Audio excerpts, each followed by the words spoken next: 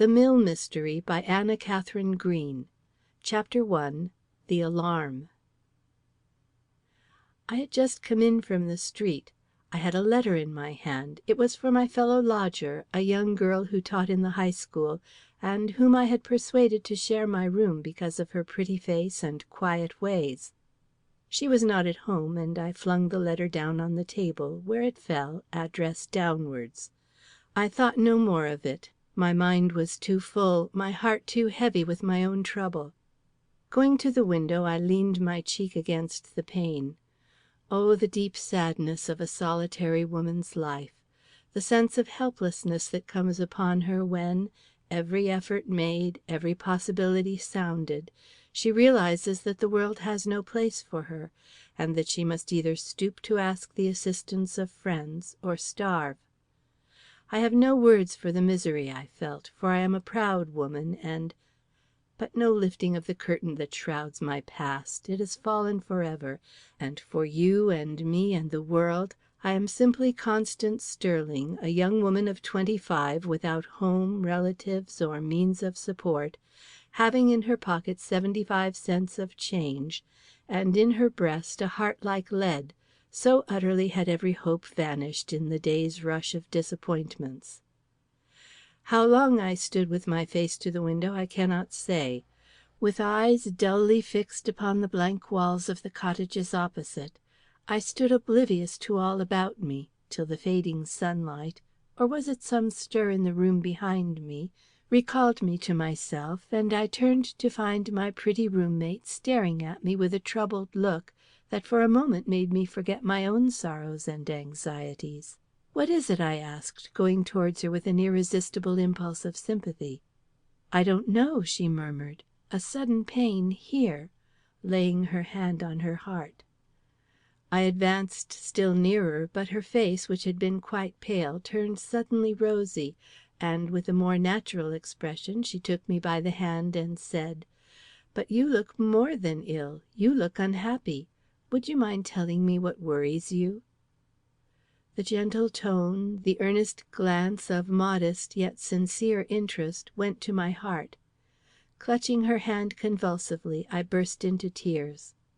"It is nothing," said I, "only my last resource has failed, and I don't know where to get a meal for to-morrow. Not that this is anything in itself," I hastened to add, my natural pride reasserting itself. "But the future, the future! What am I to do with my future?" She did not answer at first. A gleam, I can scarcely call it a glow, passed over her face, and her eyes took a far-away look that made them very sweet. Then a little flush stole into her cheek, and, pressing my hand, she said, "Will you trust it to me for a while?" I must have looked my astonishment, for she hastened to add, "Your future I have little concern for. With such capabilities as yours, you must find work. Why, look at your face!" And she drew me playfully before the glass. "See the forehead, the mouth, and tell me you read failure there. But your present is what is doubtful, and that I can certainly take care of." "But," I protested, with a sensation of warmth in my cheeks. The loveliest smile stopped me before I could utter a word more. "As you would take care of mine," she completed, "if our positions were reversed." Then, without waiting for a further demur on my part, she kissed me, and, as if the sweet embrace had made us sisters at once, drew me to a chair and sat down at my feet. "You know," she naively murmured, "I am almost rich. I have $500 laid up in the bank, and—" I put my hand over her lips. I could not help it. She was such a frail little thing, so white and so ethereal, and her poor 500 had been earned by such weary, weary work. "But that is nothing, nothing," I said. "You have a future to provide for, too, and you are not as strong as I am, if you have been more successful." She laughed, then blushed, then laughed again, and impulsively cried, "It is, however, more than I need to buy a wedding dress with, don't you think?" And as I looked up surprised, she flashed out, "Oh, it's my secret, but I'm going to be married in a month, and then I won't need to count my pennies any more. And so I say, if you will stay here with me without a care until that day comes, You will make me very happy, and put me at the same time under a real obligation, for I shall want a great many things done, as you can readily conceive." What did I say, what could I say, with her sweet blue eyes looking so truthfully into mine, but, "Oh, you darling girl!" while my heart filled with tears, which only escaped from overflowing my eyes because I would not lessen her innocent joy by a hint of my own secret trouble. "And who is the happy man?" I asked at last, rising to pull down the curtain across a too inquisitive ray of afternoon sunshine. "Ah, the noblest, best man in town," she breathed, with a burst of gentle pride. "Mr. B—" She went no further, or if she did, I did not hear her, for just then a hubbub arose in the street, and lifting the window, I looked out. "What is it?" she cried, coming hastily towards me. "I don't know," I returned. "The people are all rushing in one direction, but I cannot see what attracts them." "Come away, then," she murmured, and I saw her hand go to her heart in the way that it did when she first entered the room a half hour before. But just then a sudden voice exclaimed below, "The clergyman! It is the clergyman!" And giving a smothered shriek, she grasped me by the arm, crying, "What do they say? The clergyman? Do they say the clergyman?" "Yes," I answered, turning upon her with alarm, but she was already at the door. Can it be, I asked myself as I hurriedly followed, that it is Mr. Barrows she is going to marry? For in the small town of S—, Mr. Barrows was the only man who could properly be meant by the clergyman. For though Mr. Kingston of the Baptist Church was a worthy man in his way, and the Congregational minister had an influence with his flock that was not to be despised, Mr. Barrows, alone of all his fraternity, had so won upon the affections and confidence of the people as to merit the appellation of the clergyman. If I am right, thought I, God grant that no harm has come to him. And I dashed down the stairs just in time to see the frail form of my roommate flying out of the front door. I overtook her at last, but where? Far out of town on that dark and dismal road where the gaunt chimneys of the deserted mill rise from a growth of pine trees.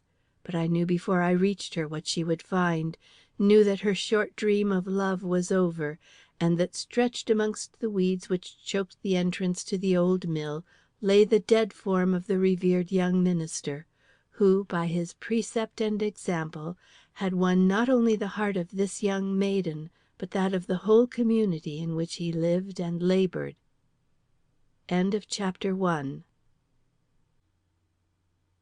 Chapter II. A fearful question. My roommate was, as I have intimated, exceedingly frail and unobtrusive in appearance, yet when we came upon this scene, the group of men about the inanimate form of her lover parted involuntarily, as if a spirit had come upon them, though I do not think one of them, until that moment, had any suspicion of the relations between her and their young pastor. Being close behind her, I pressed forward too, and so it happened that I stood by her side when her gaze first fell upon her dead lover. Never shall I forget the cry she uttered, or the solemn silence that fell over all as her hand, rigid and white as that of a ghost's, slowly rose and pointed with awful question at the pallid brow upturned before her. It seemed as if a spell had fallen, enchaining the roughest there from answering, for the truth was terrible, and we knew it.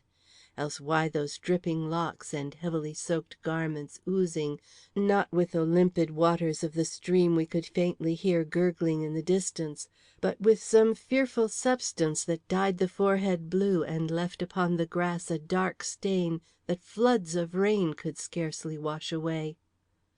"What is it? Oh, what does it mean?" she faintly gasped, shuddering backward with wondering dread as one of those tiny streams of strange blue moisture found its way to her feet. Still that ominous silence. "Oh, I must know," she whispered. "I was his betrothed." And her eyes wandered for a moment with a wild appeal upon those about her. Whereupon a kindly voice spoke up. "He has been drowned, miss. The blue—" and there he hesitated. "The blue is from the remains of some old dye that must have been in the bottom of the vat out of which we drew him," another voice went on. "The vat?" she repeated. "The vat? Was he found "In the vat? Yes, miss." And there the silence fell again. It was no wonder. For a man like him, alert, busy, with no time nor inclination for foolish explorations, to have been found drowned in the disused vat of a half tumbled down old mill on a lonesome and neglected road meant But what did it mean? What could it mean? The lowered eyes of those around seemed to decline to express even a conjecture. My poor friend, so delicate, so tender, reeled in my arms. "In the vat," she reiterated again and again, as if her mind refused to take in a fact so astounding and unaccountable. "Yes, miss, and he might never have been discovered," volunteered a voice at last over my shoulder, "if a parcel of school children hadn't strayed into the mill this afternoon. It is a dreadful lonesome spot, you see, and "Hush," I whispered, "hush!" And I pointed to her face, which at these words had changed as if the breath of death had blown across it. And winding my arms still closer about her, I endeavored to lead her away. But I did not know my room mate. Pushing me gently aside, she turned to a stalwart man near by, whose face seemed to invite confidence, and said, "Take me in and show me the vat." He looked at her amazed. So did we. "I must see it," she said simply. And she herself took the first step towards the mill. There was no alternative but to follow. This we did in terror and pity, for the look with which she led the way was not the look of any common determination, and the power which seemed to force her feeble body on upon its fearful errand was of that strained and unnatural order which might at any moment desert her and lay her a weak and helpless burden at our feet. "It must be dark by this time down there," objected the man she had appealed to, as he stepped doubtfully forward. But she did not seem to heed. Her eyes were fixed upon the ruined walls before her, rising drear and blank against the pale green evening sky. "He could have had no errand here," I heard her murmur. "How then be drowned here? How?" Alas, that was the mystery, dear heart, with which every mind was busy. The door of the mill had fallen down and rotted away years before, so we had no difficulty in entering. But upon crossing the threshold and making for the steps that led below, we found that the growing twilight was anything but favourable to a speedy or even safe advance. For the flooring was badly broken in places, and the stairs down which we had to go were not only uneven, but strangely rickety and tottering. But the sprite that led us paused for nothing, and long before I had passed the first step she had reached the bottom one, and was groping her way towards the single gleam of light that infused itself through the otherwise pitchy darkness. "Be careful, miss, you may fall into the vat yourself," exclaimed more than one voice behind her. But she hurried on, her slight form showing like a spectre against the dim gleam towards which she bent her way, till suddenly she paused, and we saw her standing with clasped hands and bent head, looking down into what? We could readily conjecture. "She will throw herself in," whispered a voice.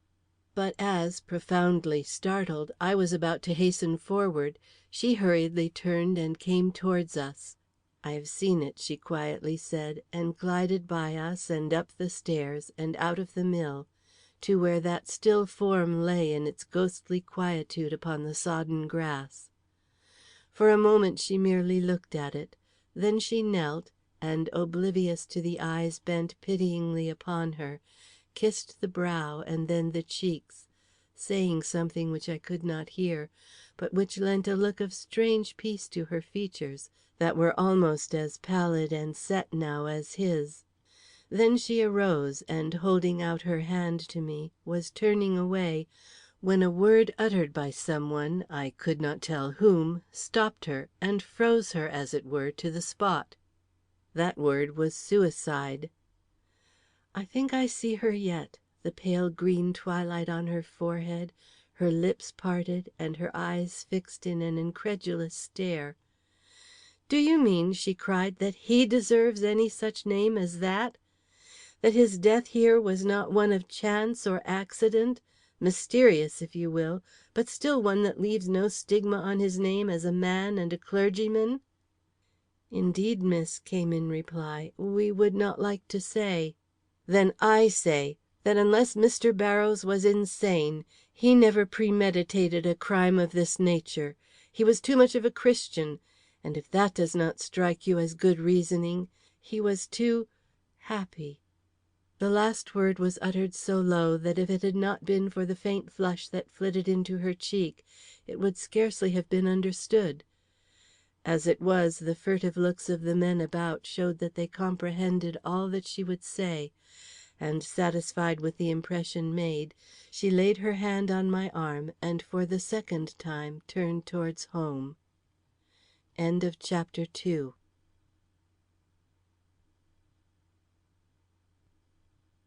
Chapter 3. Ada. There was death in her face. I saw it the moment we reached the refuge of our room.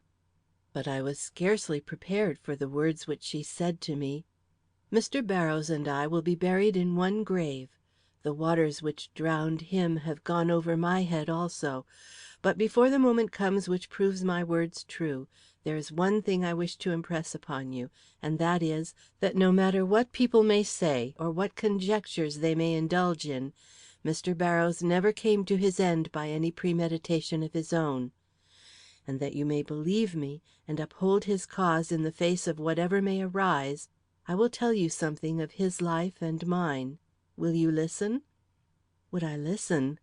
I could not speak, but I drew up the lounge, and sitting down by her side, pressed my cheek close to hers.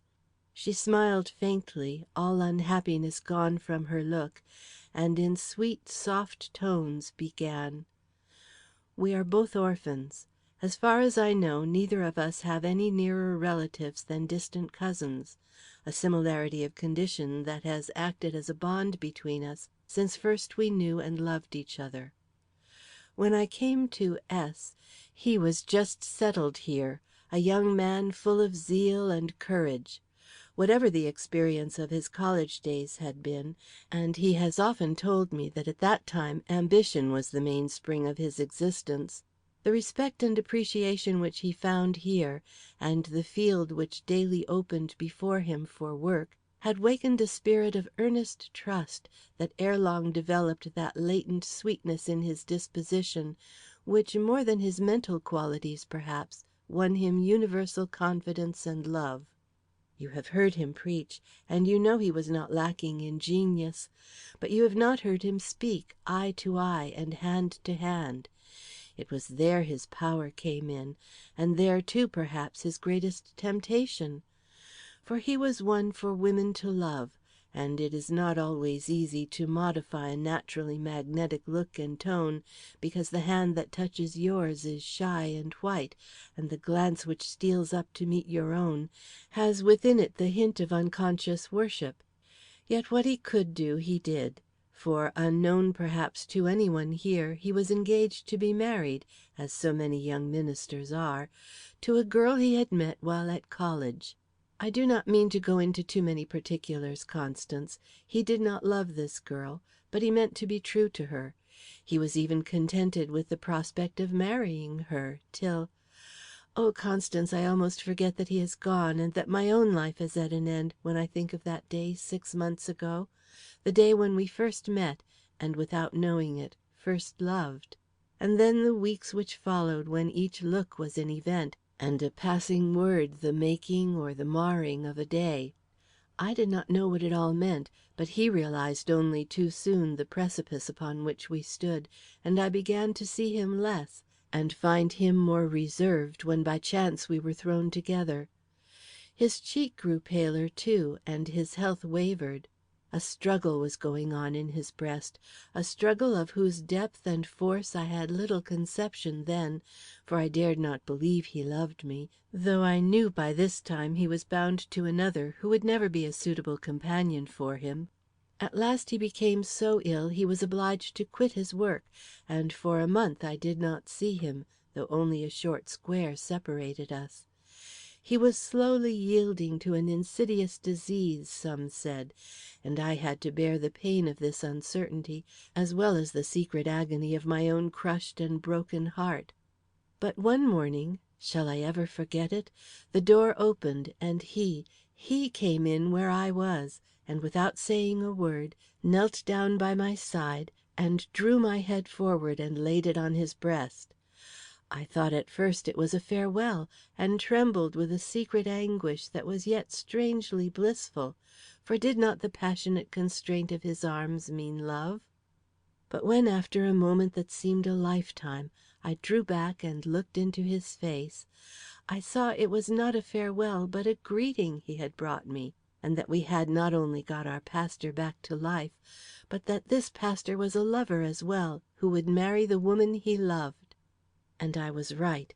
In 10 minutes I knew that a sudden freak on the part of the girl he was engaged to had released him without fault of his own, and that with this release new life had entered his veins, for the conflict was over, and love and duty were now in harmony. Constance, I would not have you think he was an absolutely perfect man. He was too sensitively organized for that. A touch, a look that was not in harmony with his thoughts would make him turn pale at times, and I have seen him put to such suffering by petty physical causes, that I have sometimes wondered where his great soul got its strength to carry him through the exigencies of his somewhat trying calling. But whatever his weaknesses, and they were very few, he was conscientious in the extreme, and suffered agony where other men would be affected but slightly. You can imagine his joy, then, over this unexpected end to his long pain, and remembering that it is only a month previous to the day set apart by us for our marriage, ask yourself whether he would be likely to seek any means of death, let alone such a horrible and lonesome one as that which has robbed us of him to-day. "No," I burst out, for she waited for my reply. "1,000 times, no, no, no!" He has not been so well lately, and I have not seen as much of him as usual, but that is because he had some literary work he wished to finish before the wedding day. Ah, it will never be finished now, and our wedding day is to-day, and the bride is almost ready.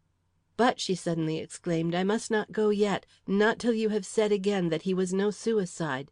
Tell me," she vehemently continued, "tell me from your soul that you believe he is not answerable for his death."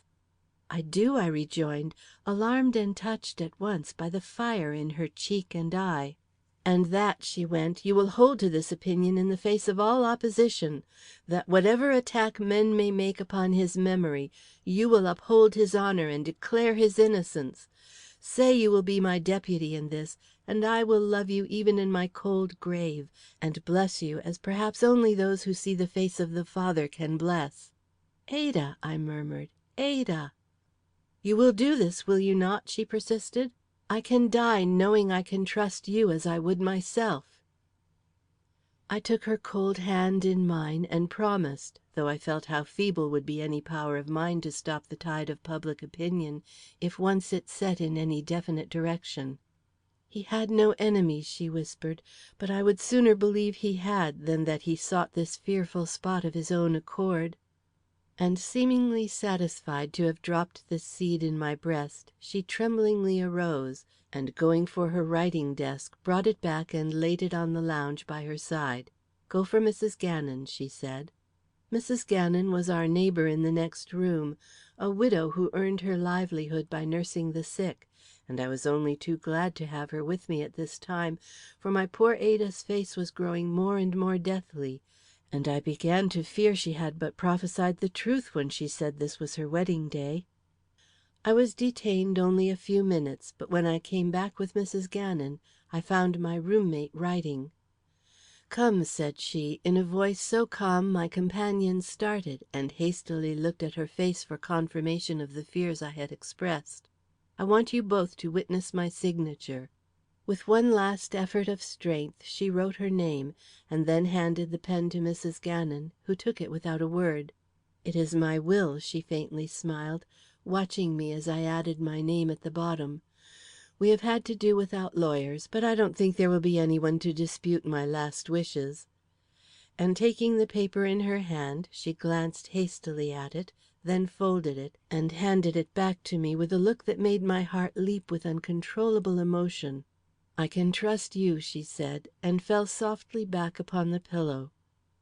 "You had better go for Dr. Farnham," whispered Mrs. Gannon in my ear with an ominous shake of her head, and though I felt it to be futile, I hastened to comply. But Dr. Farnham was out, attending to a very urgent case, I was told, and so, to my growing astonishment and dismay, were Dr. Spaulding and Dr. Perry. I was therefore obliged to come back alone, which I did with what speed I could, for I begrudged every moment spent away from the side of one I had so lately learned to love and must so soon lose.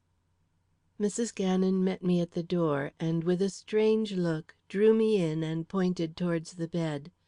There lay Ada, white as the driven snow, with closed eyes, whose faintly trembling lids alone betokened that she was not yet fled to the land of quiet shadows.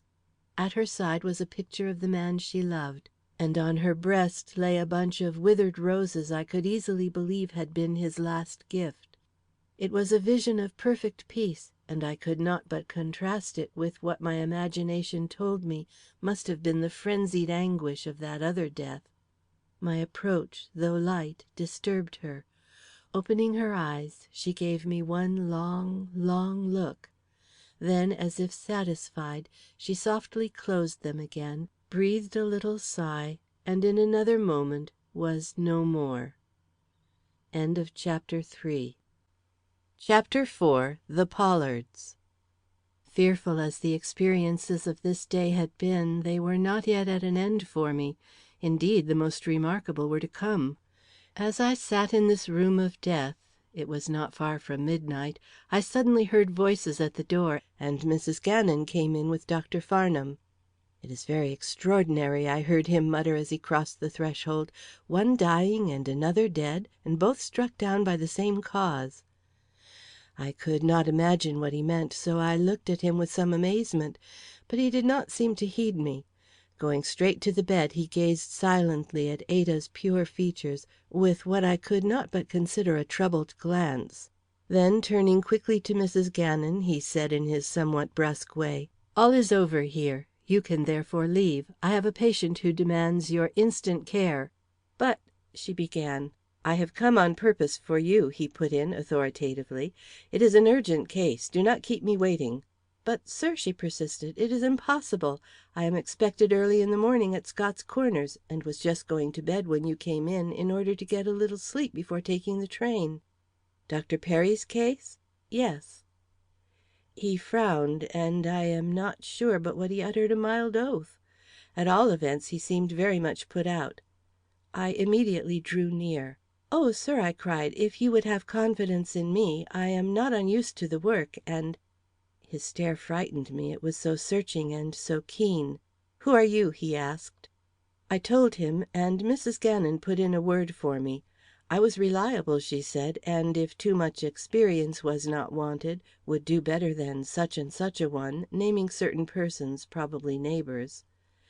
But the doctor's steady look told me he relied more on his own judgment than on anything she or I could say. "Can you hold your tongue?" he asked.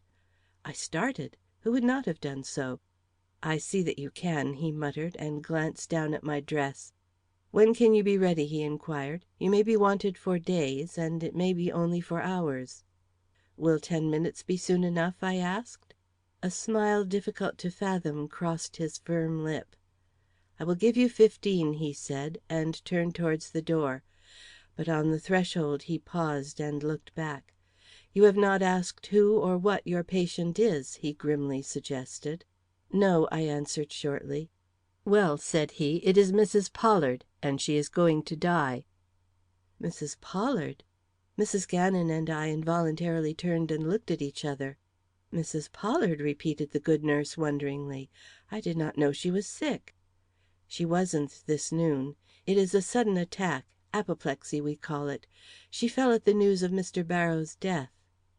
And with this parting shot he went out and closed the door behind him. I sank, just a little bit weakened, on the lounge, then rose with renewed vigor. The work has fallen into the right hands, thought I. Ada would wish me to leave her for such a task as this. And yet I was troubled, for though this sudden prostration of Mrs. Pollard, on the hearing of her young pastor's sorrowful death, seemed to betoken a nature of more than ordinary sensibility, I had always heard that she was a hard woman, with an eye of steel and a heart that could only be reached through selfish interests. But then she was the magnate of the place, the beginning and end of the aristocracy of S, and when is not such a one open to calumny? I was determined to reserve my judgment.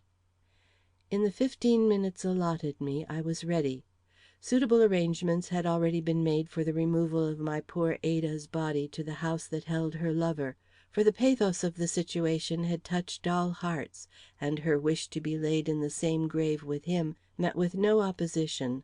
I could therefore leave with a clear conscience, Mrs. Gannon promising to do all that was necessary, even if she were obliged to take a later train than she had expected to. Dr. Farnham was in the parlor waiting for me, and uttered a grunt of satisfaction as he saw me entered, fully equipped. "Come, this is business," he said, and led the way at once to his carriage. We did not speak for the first block. He seemed meditating, and I was summoning up courage for the ordeal before me. For now that we were started, I began to feel a certain inward trembling, not to be entirely accounted for by the fact that I was going into a strange house to nurse a woman of whom report did not speak any too kindly. Nor did the lateness of the hour and the desolate aspect of the unlighted streets tend greatly to reassure me. Indeed, something of the weird and uncanny seemed to mingle with the whole situation, and I found myself dreading our approach to the house, which from its old-time air and secluded position had always worn for me an aspect of gloomy reserve that made it even in the daylight a spot of somewhat fearful interest. Dr. Farnham, who may have suspected my agitation, though he gave no token of doing so, suddenly spoke up. "It is only right to tell you," he said, "that I should never have accepted the service of an inexperienced girl like you, if anything was necessary but watchfulness and discretion. Mrs. Pollard lies unconscious, and all you will have to do is sit at her side and wait for the first dawning of returning reason. It may come at any moment, and it may never come at all. She is a very sick woman." "I understand," I murmured, plucking up heart at what did not seem so very difficult a task. "Her sons will be within call, so will I. By daybreak we hope to have her daughter from Newport with her. You do not know Mrs. Harrington?" I shook my head. Who was I that I should know these grand folks? And yet but I promised I would say nothing about days now so completely obliterated. "She will not be much of an assistance," he muttered, "but it is right she should come, quite right." I remembered that I had heard that Mrs. Pollard's daughter was a beauty, and that she had made a fine match, which, said of Mrs. Pollard's daughter, must have meant a great deal. I, however, said nothing, only listened in a vague hope of hearing more, for my curiosity was aroused in a strange way about these people, and nothing which the good doctor could have said about them would have come amiss at this time. But our drive had been too rapid, and we were too near the house for him to think of anything but turning into the gateway with the necessary caution, for the night was unusually dark, and it was difficult to tell just where the gate posts were. We, however, entered without accident, and in another moment a gleam of light greeted us from the distant porch. "They are expecting us," he said, and touched up his horse. We flew up the gravelled road, and before I could still the sudden heartbeat that attacked me at the sight of the grim row of cedars which surrounded the house, we were hurrying up between the two huge lions rampant that flanked the steps, to where a servant stood holding open the door. A sense of gloom and chill at once overwhelmed me.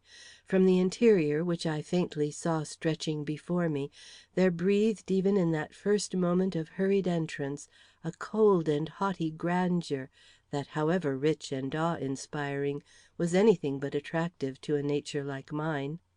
Drawing back, I let Dr. Farnham take the lead, which he did in his own brusque way. And then I saw what the dim light had not revealed before, a young man's form standing by the newel post of the wide staircase that rose at our left. He at once came forward, and as the light from the lamp above us fell fully upon him, I saw his face, and started. Why? I could not tell. Not because his handsome features struck me pleasantly, for they did not.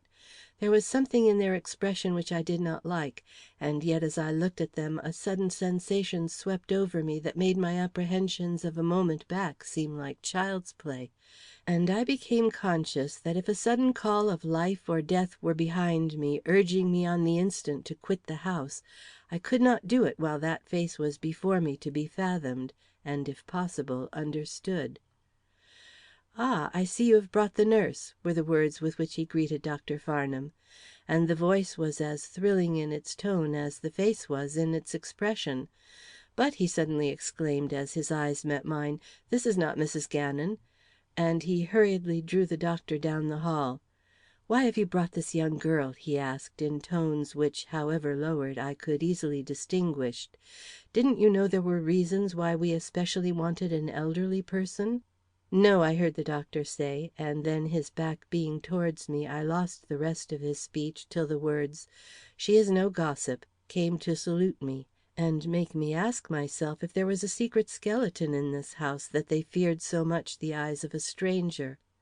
"But," the young man went hurriedly on, "she is not at all the kind of person to have over my mother. How could we—" and there his voice fell so as to become unintelligible. But the doctor's sudden exclamation helped me out. "What?" he wonderingly cried. "Do you intend to sit up, too?" "I or my brother," was the calm response. "Would you expect us to leave her alone with a stranger?" The doctor made no answer, and the young man, taking a step sideways, threw me a glance full of anxiety and trouble. "I don't like it," he murmured, "but there must be a woman of some kind in the room, and a stranger—" He did not finish his words, but it seemed as if he were going to say, "and a stranger may after all be preferable to a neighbor." But I cannot be sure of this, for he was not a man easy to sound.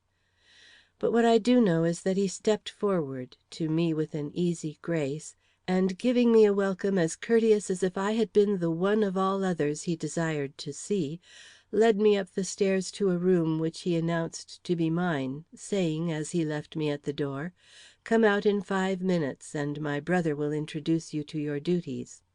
So far I had seen no woman in the house, and I was beginning to wonder if Mrs. Pollard had preferred to surround herself with males, when the door was suddenly opened and a rosy cheeked girl stepped in. "Ah, excuse me," she said with a stare. "I thought it was the nurse as was here." "And it is the nurse," I returned, smiling in spite of myself at her look of indignant surprise. "Do you want anything of me?" I hastened to ask, for her eyes were like saucers and her head was tossing airily. "No," she said, almost with spite. "I came to see if you wanted anything." I shook my head with what good nature I could, for I did not wish to make an enemy in this house, even of a chambermaid.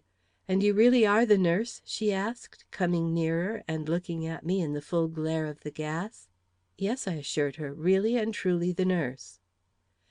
"Well, I don't understand it," she cried. "I was always Mrs. Pollard's favorite maid, and I was with her when she was took, and would be with her now, but they won't let me set a foot inside the door. And when I asked why they keep me out, who was always attentive and good to her, they say I am too young. And here you be younger than I, and a stranger, too. I don't like it," she cried, tossing her head again and again. "I haven't deserved it, and I think it is mighty mean."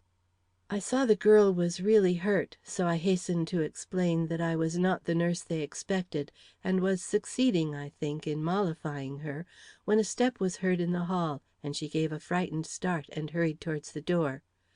"So you're sure you don't want anything?" she cried, and was out of my sight before I could answer. There was nothing to detain me, and I hastened to follow. As I crossed the sill, I almost started too, at the sight of the tall, slim, truly sinister figure that awaited me, leaning against the opposite wall. He was younger than his brother, and had similar features, but there was no charm here to make you forget that the eye was darkly glittering, and the lip formidable in its subtlety and power.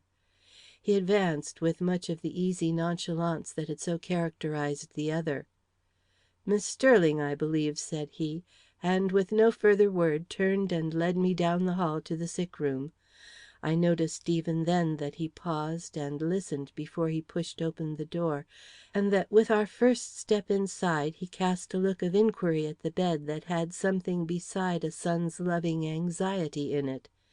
And I hated the man as I would a serpent, though he bowed as he set me a chair, and was careful to move a light he thought shone a little too directly in my eyes.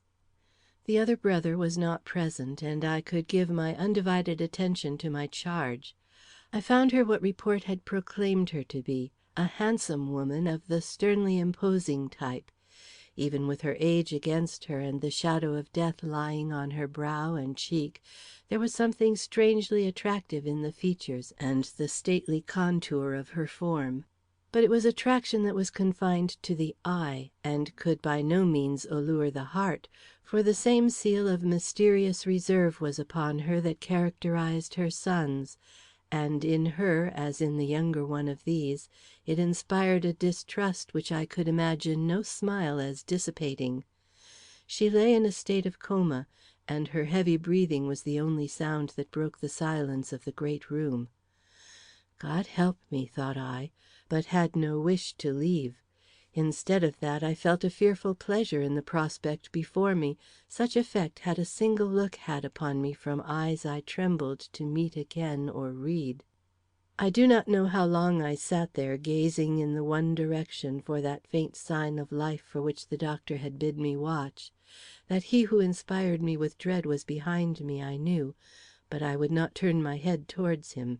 I was determined to resist the power of this man, even if I must succumb a trifle to that of the other. I was therefore surprised when a hand was thrust over my shoulder and a fan dropped into my lap. "It is warm here," was the comment which accompanied the action. I thanked him, but felt that his sole object had been to cover his change of position, for when he sat down again it was where he could see my face. I therefore felt justified in plying the fan he had offered me in such a way as to shut off his somewhat basilisk gaze. And so a dreary hour went by.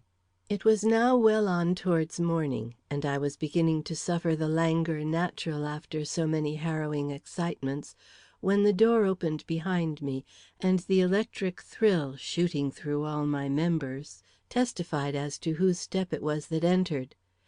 At the same moment the young man at my side arose, and with what I felt to be a last sharp look in my direction, hastened to where his brother stood, and entered into a whispered conversation with him. Then I heard the door close again, and almost at the same instant Mr. Pollard the elder advanced, and without seeking an excuse for his action, sat down close by my side. The fan at once dropped. I had no wish to avoid this man's scrutiny. And yet when, with a secret bracing of my nerves, I looked up and met his eyes, fixed with that baffling expression upon mine, I own that I felt an inward alarm, as if something vaguely dangerous had reared itself in my path, which by its very charm instinctively bade me beware. I, however, subdued my apprehensions, thinking, with a certain haughty pride which I fear will never be eliminated from my nature, of the dangers I had already met with and overcome in my brief but troubled life, and meeting his look with a smile which I knew to contain a spice of audacity, I calmly waited for the words I felt to be hovering upon his lips. They were scarcely the ones I expected. "Miss Sterling," said he, "you have seen Anice, my mother's waiting maid?" I bowed. I was too much disconcerted to speak. "And she has told you her story of my mother's illness?" he went on, pitilessly holding me with his glance. "You need not answer," he again proceeded, as I opened my lips. "I know Anice. She has not the gift of keeping her thoughts to herself." An unfortunate thing in this house, I inwardly commented, and made a determination on the spot that whatever emotions I might experience from the mysteries surrounding me, this master of reserve should find there was one who could keep her thoughts to herself, even perhaps to his own secret disappointment and chagrin. "She told you my mother was stricken at the sudden news of Mr. Barrows' death?"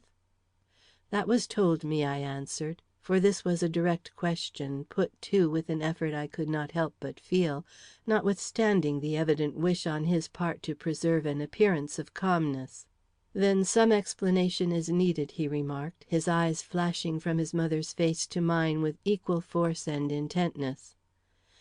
"My mother," his words were low, but it was impossible not to hear them, "has not been well since my father died 2 months ago. It needed but the slightest shock to produce the result you unhappily see before you. That shock this very girl supplied by the inconsiderate relation of Mr. Barrows' fearful fate. We have taken a prejudice against the girl in consequence. Do you blame us? This is our mother." What could I feel or say but no? What could any one under the circumstances? Why then did a sudden vision of Ada's face, as she gave me that last look, rise up before me, bidding me remember the cause to which I was pledged, and not put too much faith in this man and his plausible explanations? "I only hope death will not follow the frightful occurrence," he concluded, and do what he would, his features became drawn and his face white as his looks wandered back to his mother. A sudden impulse seized me. "Another death, you mean," said I. "One already has marked the event, though it happened only a few short hours ago." His eyes flashed to mine, and a very vivid and real horror blanched his already pallid cheek till it looked blue in the dim light. "What do you mean?" he gasped, and I saw the doctor had refrained from telling him of Ada's pitiful doom.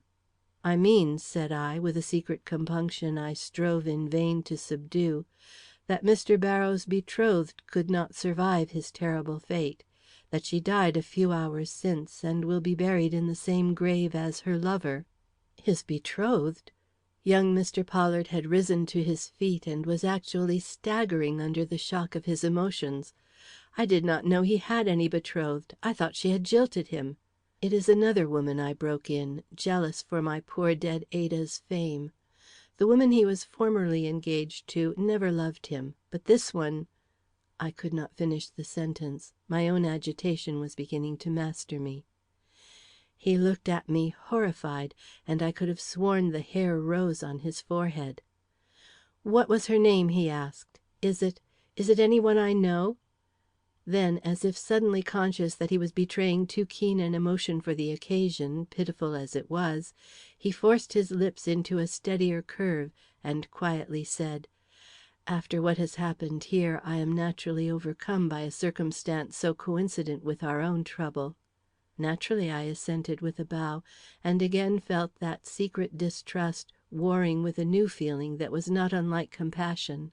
"Her name is Ada Reynolds," I continued, remembering his last question. "She lived—" "I know," he interrupted, and without another word walked away, and for a long time stood silent at the other end of the room. Then he came back and sat down, and when I summoned up courage to glance at his face, I saw that a change had passed over it that in all probability was a change for life.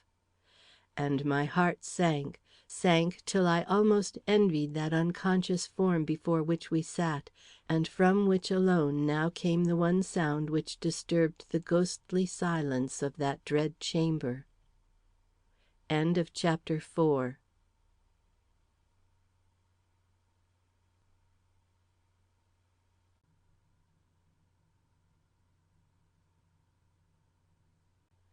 Chapter V. Doubts and Queries. At daybreak the doctor came in. Taking advantage of the occasion, I slipped away for a few minutes to my own room, anxious for any change that would relieve me from the gloom and oppression caused by this prolonged and silent tête à tête with a being that at once so interested and repelled me. Observing that my windows looked towards the east, I hastened to throw wide the blinds and lean out into the open air. A burst of rosy sunlight greeted me. Ah, thought I, if I have been indulging in visions, this will dispel them, and I quaffed deeply and long of the fresh and glowing atmosphere before allowing my thoughts to return for an instant to the strange and harrowing experiences I had just been through. A sense of rising courage and renewed power rewarded me, and blessing the Providence that had granted us a morning of sunshine after a night of so much horror, I sat down and drew from my breast the little folded paper which represented my poor Ada's will. opening it with all the reverent love which I felt for her memory, I set myself to decipher the few trembling lines which she had written, in the hope they would steady my thoughts and suggest, if not reveal, the way I should take in the more than difficult path I saw stretching before me. My agitation may be conceived when I read the following: "It is my last wish that all my personal effects, together with the sum of $500, now credited to my name in the First National Bank of S., should be given to my friend Constance Sterling, who I hope will not forget the promise I exacted from her." $500! And yesterday I had nothing. Ah, yes, I had a friend. The thoughts awakened by this touching memorial from the innocent dead distracted me for a few moments from further consideration of present difficulties.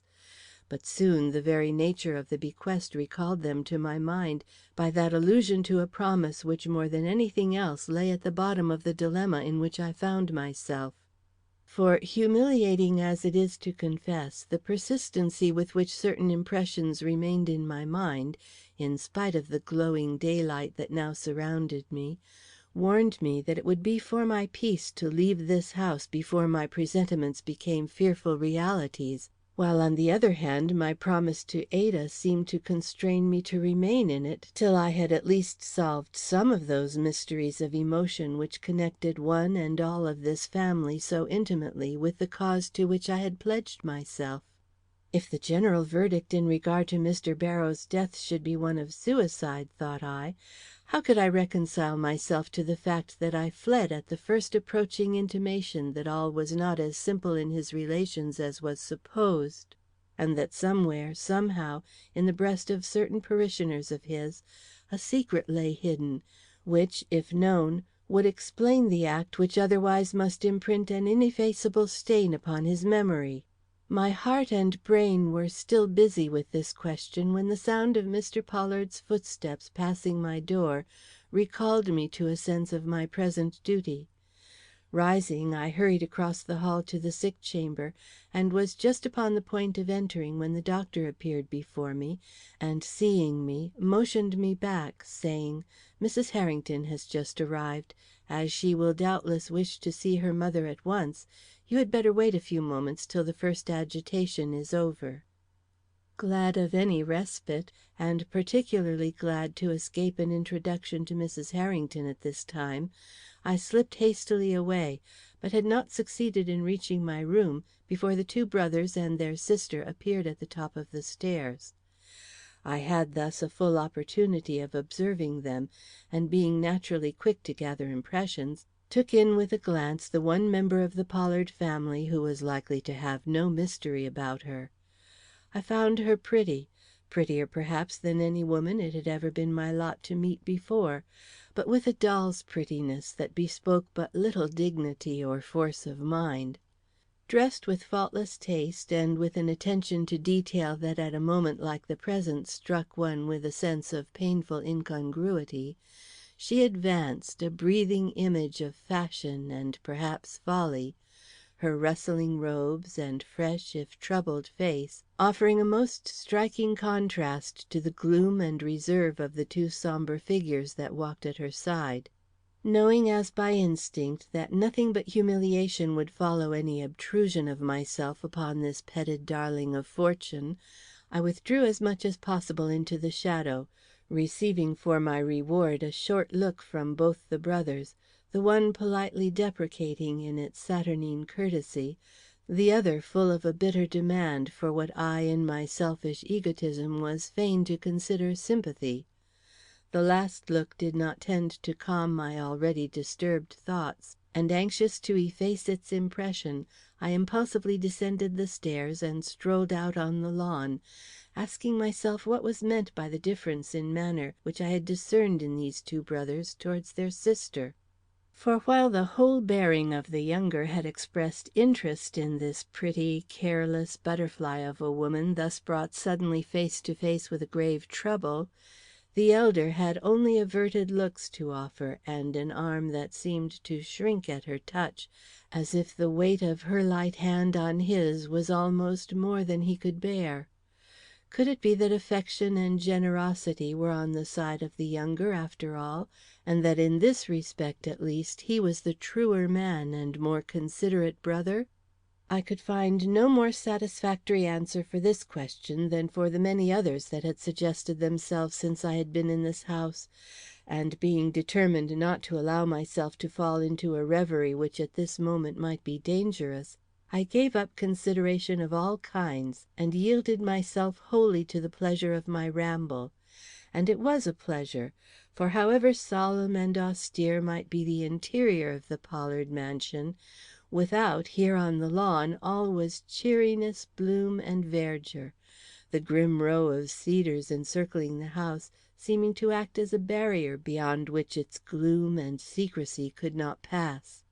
At all events, such was the impression given to my excited fancy at the time, and filled with the sense of freedom which this momentary escape from the house and its influences had caused, I hastened to enjoy the beauties of walk and parterre, stopping only when some fairer blossom than ordinary lured me from my path to inspect its loveliness or inhale its perfume. The grounds were not large, though situated as they were in the midst of a thickly populated district, they appeared so. It did not, therefore, take me long to exhaust their attractions, and I was about to return upon my course, when I espied a little summer house before me, thickly shrouded in vines. Thinking what a charming retreat it offered, I stepped forward to observe it more closely, when to my great surprise I saw it was already occupied, and by a person whose attitude and appearance were such as to at once arouse my strongest curiosity. This person was a boy, slight of build and fantastic in his dress, with a face like sculptured marble, and an eye which, if a little contracted, had a strange glitter in it that made you look and look again. He was kneeling on the floor of the summer house, and his face, seen by me in profile, was turned with the fixedness of an extreme absorption towards a small opening in the vines, through which he was intently peering. What he saw or wished to see I could not imagine, for nothing but the blank end of the house lay before him, and there could be very little which was interesting in that, for not one of its windows were open, unless you except the solitary one in my room. His expression, however, showed that he was engaged in watching something, and by the corrugation in his white brow, and the peculiar compression of his fresh red lip, that something showed itself to be of great importance to him, a fact striking enough in itself if you consider the earliness of the hour and the apparent immaturity of his age, which did not appear to be more than 14. Resolved to solve this simple mystery, I gave an admonitory cough and stepped into the summer house. He at once started to his feet and faced me with a look I am pondering upon yet. There was so much in it that was wrathful, curious, dismayed, and defiant. The next moment a veil seemed to fall over his vision, the rich red lip relaxed from its expressive curve, and from being one of the most startling visions I ever saw, he became what? It would be hard to tell, only not a fully responsible being, I am sure, however near he had just strayed to the borderland of judgment and good sense. Relieved, I scarcely knew why, and remembering almost at the same instant some passing gossip I had once heard about the pretty imbecile boy that ran the streets of S, I gave him a cheerful smile, and was about to bestow some encouraging word upon him, when he suddenly broke into a laugh, and looking at me with a meaningless stare, asked, "Who are you?" I was willing enough to answer, so I returned, "I am Constance Sterling," and almost immediately added, "And who are you?" "I am the cat that mews in the well." Then suddenly, "Do you live here?" "No," I replied, "I am only staying here. Mrs. Pollard is sick." "Do they like you?" The interruption was quick, like all his speech, and caused me a curious sensation, but I conquered it with a laugh, and cheerily replied, "As I only came last night, it would be hard to say," and was going to add more, when the curious being broke out, "She only came last night! and repeating the phrase again and again, suddenly darted from my side on to the lawn, where he stood for an instant, murmuring and laughing to himself, before speeding away through the shrubbery that led to the gate. This incident, trivial as it seemed, made a vivid impression upon me, and it was with a mind really calmed from its past agitation that I re entered the house and took up my watch in the sick room. I found everything as I had left it an hour or so before, with the exception of my companion, the younger Mr. Pollard having taken the place of his brother. Mrs. Harrington was nowhere to be seen, but as breakfast had been announced, I did not wonder at this, nor at the absence of the elder son, who was doubtless engaged in doing the honors of the house. My own call to breakfast came sooner than I anticipated, soon enough, indeed, for me to expect to find Mr. Pollard and his sisters still at the table. It therefore took some courage for me to respond to the summons, especially as I had to go alone, my companion, of course, refusing to leave his mother. But a glance in the hall mirror as I went by encouraged me, for it was no weak woman's face I encountered, and if Mrs. Harrington was as beautiful as she was haughty, and as haughty as she was beautiful, Constance Sterling at least asked no favors and showed no embarrassment.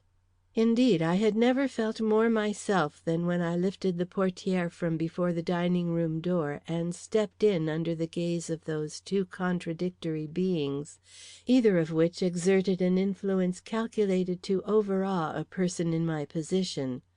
The past but what have I promised myself and you? Not the past, then, but my present will and determination, made the ordeal easy. Mr. Pollard, who is certainly a man to attract any woman's eye, rose gravely as I approached, and presented me with what struck me as a somewhat emphasized respect to his sister.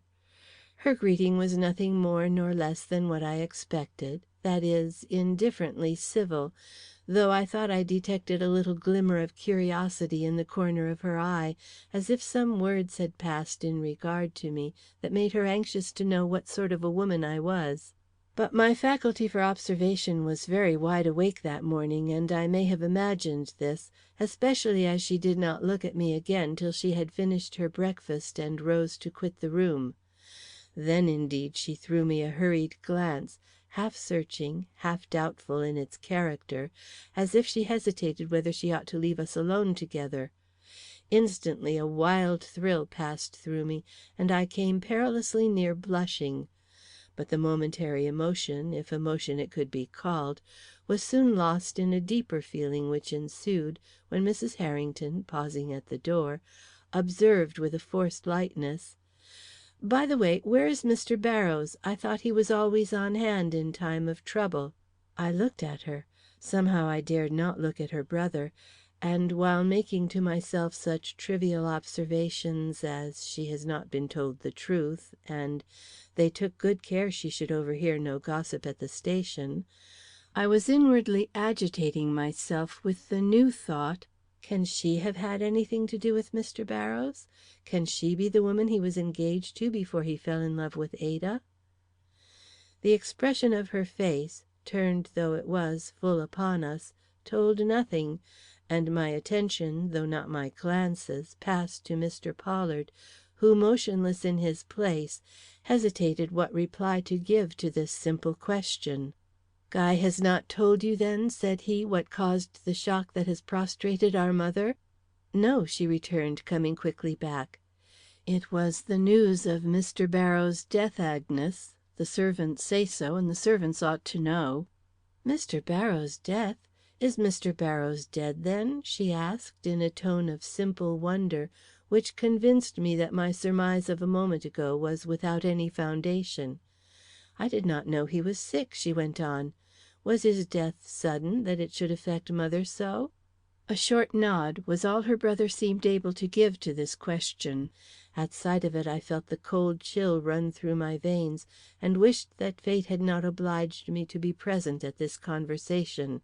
"How did Mr. Barrows die?" queried Mrs. Harrington, after waiting in manifest surprise and impatience for her brother to speak. "He was drowned." "Drowned?" "Yes." "When?" "Yesterday."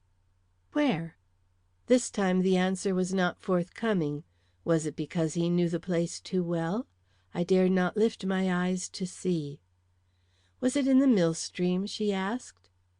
This time he uttered a hollow "No." Then, as if he felt too weak to submit to this cross questioning, he pushed back his chair, and hurriedly rising, said: "It is a very shocking affair, Agnes. Mr. Barrows was found in a vat in the cellar of the old mill. He drowned himself. No one knows his motive." "Drowned himself?" Did she speak, or I? I saw her lips move, and I heard the words uttered as I thought in her voice, but it was to me he directed his look, and to me he seemed to reply. "Yes. How else account for the circumstances? Is he a man to have enemies, or is that a place a man would be likely to seek for pleasure?" "But," the trembling little woman at my side began. "I say it is a suicide," he broke in imperiously, giving his sister one look, and then settling his eyes back again upon my face. "No other explanation fits the case, and no other explanation will ever be given. Why he should have committed such a deed," he went on in a changed voice, and after a momentary pause, "it would be impossible for me, and perhaps for any other man, to say. But that he did do it is evident, and that is all I mean to assert. The rest I leave for wiser heads than mine." And turning from me with an indescribable look that to my reason, if not to my head, seemed to belie his words, he offered his arm to his bewildered sister, and quietly led her towards the door. The breath of relief I gave as the portière closed behind them was, however, premature, for scarcely had he seen her on her way upstairs than he came back, and taking his stand directly before me, said: "You and I do not agree on this question. I see it in your eyes. Now what explanation do you give of Mr. Barrows' death?" The suddenness of the attack brought the blood to my cheeks, while the necessity of answering drove it as quickly away. He saw I was agitated, and a slight tremble, it could not be called a smile, disturbed the set contour of his lips. The sight of it gave me courage. I let my own curl as I replied: "You do me too much honor to ask my opinion. But since you wish to know what I think, I consider it only justice to say that it would be easier for an unprejudiced mind to believe that Mr. Barrows had a secret enemy, or that his death was owing to some peculiar and perhaps unexplainable accident, than that he should seek it himself, having as he did every reason for living." "He was very happy, then?" murmured my companion, looking for an instant away, as if he could not bear the intensity of my gaze. "He loved deeply a noble woman. They were to have been married in a month. Does that look like happiness?" I asked. The roving eye came back, fixed itself upon me, and turned dangerously dark and deep. "It looks like it," he emphasized, and a strange smile passed over his lips, the utter melancholy of which was all that was plain to me. "And it was," I persisted, determined not to yield an iota of my convictions to the persuasiveness of this man. "The woman who knew him best declared it to be so as she was dying, and I am forced to trust in her judgment, whatever the opinion of others may be." "But happy men," he began, "sometimes meet with accidents," I completed. "And your credulity is sufficient to allow you to consider Mr. Barrows' death as the result of accident?" Lightly as the question was put, I felt that nothing but a deep anxiety had prompted it. Else why that earnest gaze from which my own could not falter, or that white line showing about the lip he essayed in vain to steady? Recoiling inwardly, though I scarcely knew why, I forced myself to answer with the calmness of an inquisitor. "My credulity is not sufficient for me to commit myself to that belief. If investigation should show that Mr. Barrows had an enemy—" "Mr. Barrows had no enemy," flashed from Mr. Pollard's lips. "I mean," he explained with instant composure, "that he was not a man to awaken jealousy or antagonism; that according to all accounts he had the blessing, and not the cursing, of each man in the community." "Yes," I essayed. "He never came to his death through the instrumentality of another person," broke in Mr. Pollard, with a stern insistence. "He fell into the vat intentionally or unintentionally, but no man put him there. Do you believe me, Miss Sterling?" Did I believe him? Was he upon trial, then, and was he willing I should see he understood it? No, no, that could not be. Yet why asseverate so emphatically a fact of which no man could be sure unless he had been present at the scene of death, or at least known more of the circumstances attending it than was compatible with the perfect ignorance which all men professed to have of them? Did he not see that such words were calculated to awaken suspicion, and that it would be harder, after such a question, to believe he spoke from simple conviction than from a desire to lead captive the will of a woman whose intuitions, his troubled conscience told him, were to be feared? Rising, as an intimation that the conversation was fast becoming insupportable to me, I confronted him with my proudest look. "You must excuse me," said I, "if I do not linger to discuss a matter whose consequences just now are more important to us than the fact itself. While your mother lies insensible, I cannot rest comfortable away from her side. You will therefore allow me to return to her." "In a moment," he replied. "There are one or two questions it would please me to have you answer first." And his manner took on a charm that robbed his words of all peremptoriness, and made it difficult, if not impossible, for me to move. "You have spoken of Miss Reynolds," he resumed, "have told me that she declared upon her dying bed that the relations between Mr. Barrows and herself were very happy. Were you with her then? Did you know her well?" "She was my roommate," I returned. It was a blow. I saw it, though not a muscle of his face quivered. He had not expected to hear that I was upon terms of intimacy with her. "I loved her," I went on, with a sense of cruel pleasure that must have sprung from the inward necessity I felt to struggle with this strong nature. "The proof that she loved me lies in the fact that she has made me heir to all her little savings. We were friends," I added, seeing he was not yet under sufficient control to speak. "I see," he now said, moving involuntarily between me and the door. "And by friends you mean confidants, I presume?" "Perhaps," I answered coolly, dropping my eyes. His voice took a deeper tone. It was steel meeting steel, he saw. "And she told you Mr. Barrows was happy?" "That has already been discussed," said I. "Miss Sterling," I think I never heard such music in a human voice, "you think me inquisitive, presuming, ungentlemanly, persistent, perhaps.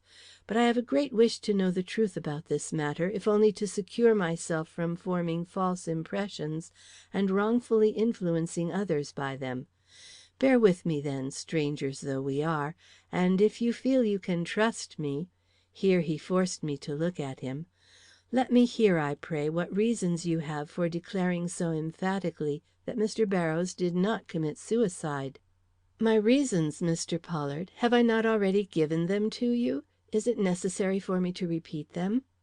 "No," he earnestly rejoined, charming me whether I would or not by the subtle homage he infused into his look. "If you will assure me that you have no others, that the ones you have given form the sole foundation for your conclusions? Will you?" he entreated, and while his eyes demanded the truth, his lip took a curve which it would have been better for me not to have seen if I wished to preserve unmoved my position as Grand Inquisitor. I was compelled, or so it seemed to me, to answer without reserve. I therefore returned a quiet affirmative, adding only in qualification of the avowal, "What other reasons were necessary?" "None, none," was the quick reply, "for you to believe as you do.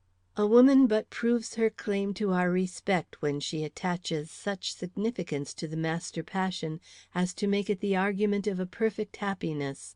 I do not think he spoke in sarcasm, though to most minds it might appear so. I think he spoke in relief, a joyous relief that was less acceptable to me at that moment than the sarcasm would have been. I therefore did not blush, but rather grew pale, as with a bow I acknowledged his words and took my first steps towards the doorway. "I have wounded you," he murmured softly, following me. "You do not know me well enough," I answered, turning with a sense of victory in the midst of my partial defeat. "It is a misfortune that can be remedied," he smiled. "Your brother waits for us," I suggested, and lifting the portière out of his hand, I passed through, steady as a dart, but quaking, oh, how fearfully quaking, within, for this interview had not only confirmed me in my belief that something dark and unknown connected the life of this household with that which had suddenly gone out in the vat at the old mill, but deepened rather than effaced the fatal charm which, contrary to every instinct in my nature, held me in a bondage that more than all things else must make any investigation into this mystery a danger and a pain from which any woman might well recoil, even though she bore in her heart memories of a past like mine. Chapter VI.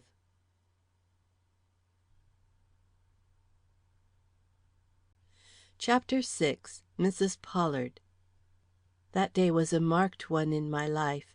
It was not only the longest I have ever known, but it was by far the dreariest, and, if I may use the word in this connection, the most unearthly.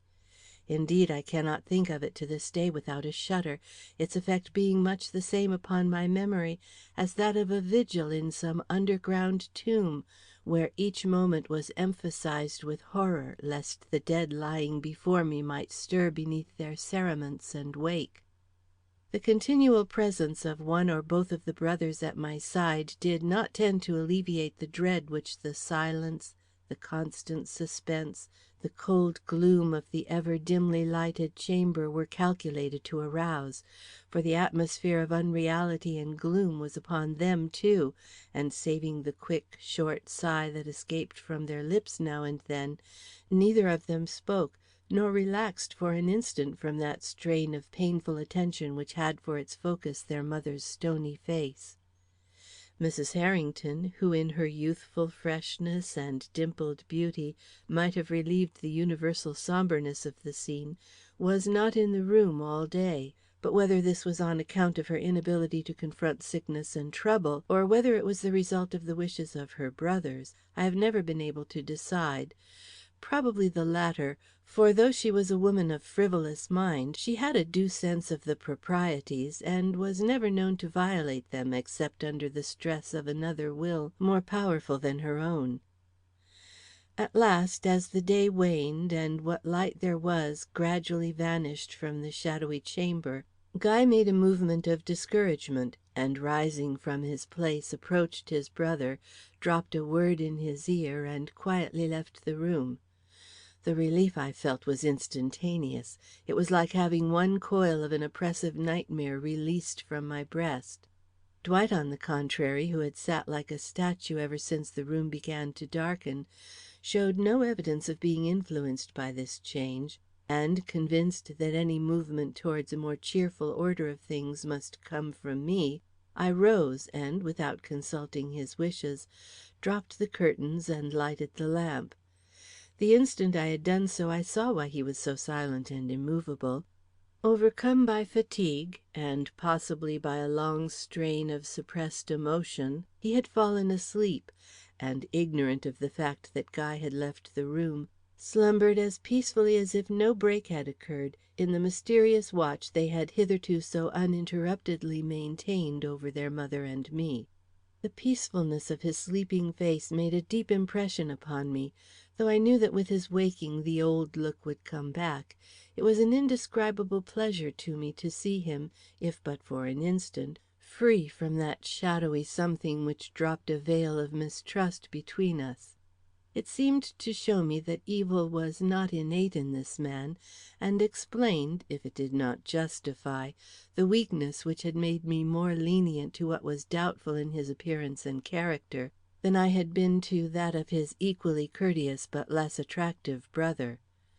The glances I allowed myself to cast in his direction were fleeting enough, however, even if womanly delicacy had not forbidden me to look too often and too long that way. The sense of the unfair advantage I was possibly taking of his weakness made the possibility of encountering his waking eye a matter of some apprehension. I knew that honor demanded I should rouse him, that he would not thank me for letting him sleep after his brother had left the room, and yet, whether from too much heart he was in sore need of rest, or from too little conscience I was in such sore need of knowledge, I let him slumber on, and never made so much as a move after my first startled discovery of his condition. And so 5 minutes, 10 minutes went by, and imperceptibly to myself, the softening influence which his sleeping countenance exerted upon me deepened and strengthened, till I began to ask if I had not given too much scope to my imagination since I had been in this house, and foolishly attributed a meaning to expressions and events that in my calmer moments would show themselves to possess no special significance.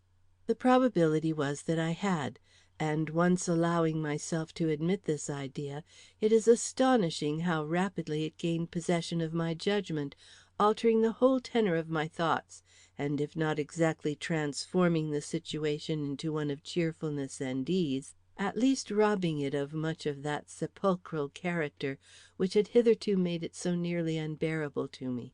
The surroundings, too, seemed to partake of the new spirit of life which had seized me. The room looked less shadowy, and lost some of that element of mystery which had made its dimly seen corners the possible abode of supernatural visitants.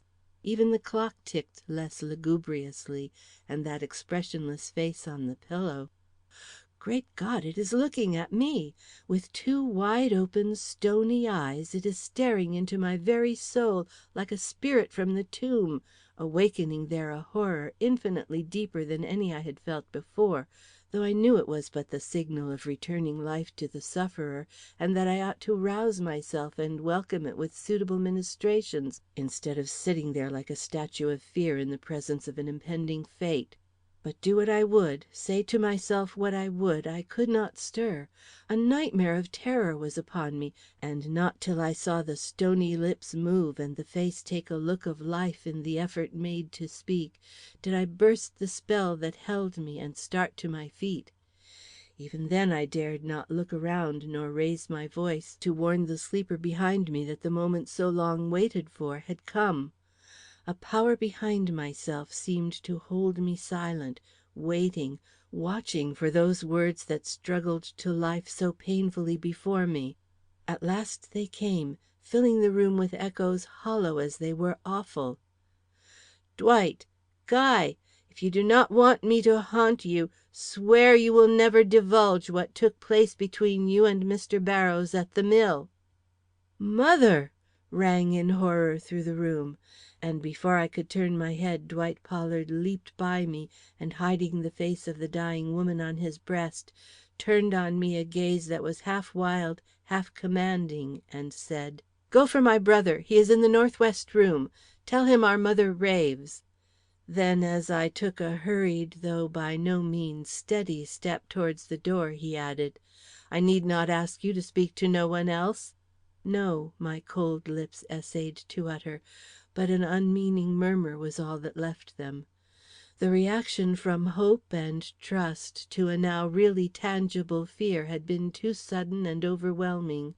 But by the time I had reached the room to which I had been directed, I had regained in a measure my self-control. Guy Pollard, at least, should not see that I could be affected by anything which could happen in this house. Yet when, in answer to my summons, he joined me in the hall, I found it difficult to preserve the air of respectful sympathy I had assumed, so searching was his look, and so direct the question with which he met his brother's message. "My mother raves, you say? Will you be kind enough to tell me what her words were?" "Yes," returned I, scorning to prevaricate in a struggle I at least meant should be an honest one. "She called upon her sons, and said that she would haunt them if ever they divulged what took place between them and Mr. Barrows at the mill." "Ah," he coldly laughed, "she does indeed rave." And while I admired his self-control, I could not prevent myself from experiencing an increased dread of this nature that was so ready for all emergencies, and so panoplied against all shock. I might have felt a more vivid apprehension still, had I known what was passing in his mind as we traversed the hall back to the sick chamber. But the instinct which had warned me of so much did not warn me of that, and it was with no other feeling than one of surprise that I noted the extreme deference with which he opened his mother's door for me, and waited even in that moment of natural agitation and suspense for me to pass over the threshold before he presumed to enter himself. Dwight Pollard, however, did not seem to be so blind, for a change passed over his face as he saw us, and he half rose from the crouching position he still held over his mother's form. He subsided back, however, as I drew to one side and let Guy pass unheeded to the bed, and it was in quite a natural tone he bade me seat myself in the alcove towards which he pointed, till his mother's condition required my services.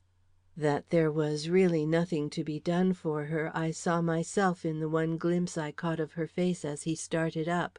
She was on the verge of death, and her last moments were certainly due to her children.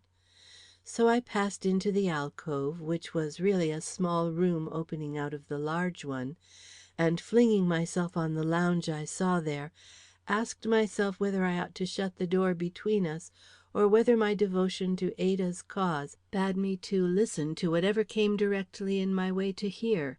The fact that I was in a measure prisoned there being no other outlet to the room than the one by which I had entered, determined me to ignore for once the natural instincts of my ladyhood, and pale and trembling to a degree I would not have wished seen by either of these two mysterious men, I sat in a dream of suspense, hearing and not hearing the low hum of their voices as they reasoned with or consoled the mother, now fast drifting away into an endless night. Suddenly, shall I ever forget the thrill it gave me? Her voice rose again in those tones whose force and commanding power I have found it impossible to describe. "The oath! The oath! Dwight! Guy, by my dying head!" "Yes, mother," I heard one voice interpose, and by the solemn murmur that followed, I gathered that Guy had thought it best to humor her wishes.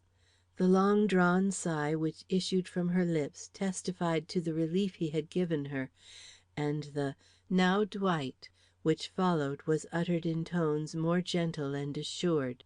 But to this appeal no solemn murmur ensued, for at that instant a scream arose from the bed, and to the sound of an opening door rang out the words: "Keep her away! What do you let her come in here for, to confound me and make me curse the day she was born?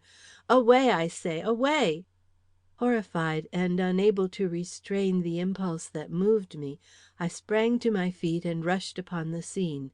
The picture that met my eyes glares at me now from the black background of the past. On the bed that roused figure, awful with the shadows of death, raised, in spite of the constraining hands of her two sons, into an attitude expressive of the most intense repulsion, terror, and dread. And at the door the fainting form of the pretty, dimpled, care-shunning daughter, who, struck to the heart by this poisoned dart from the hand that should have been lifted in blessing, stood swaying in dismay, her wide blue eyes fixed on the terrible face before her, and her hands outstretched and clutching in vague fear after some support that would sustain her and prevent her falling crushed to the floor.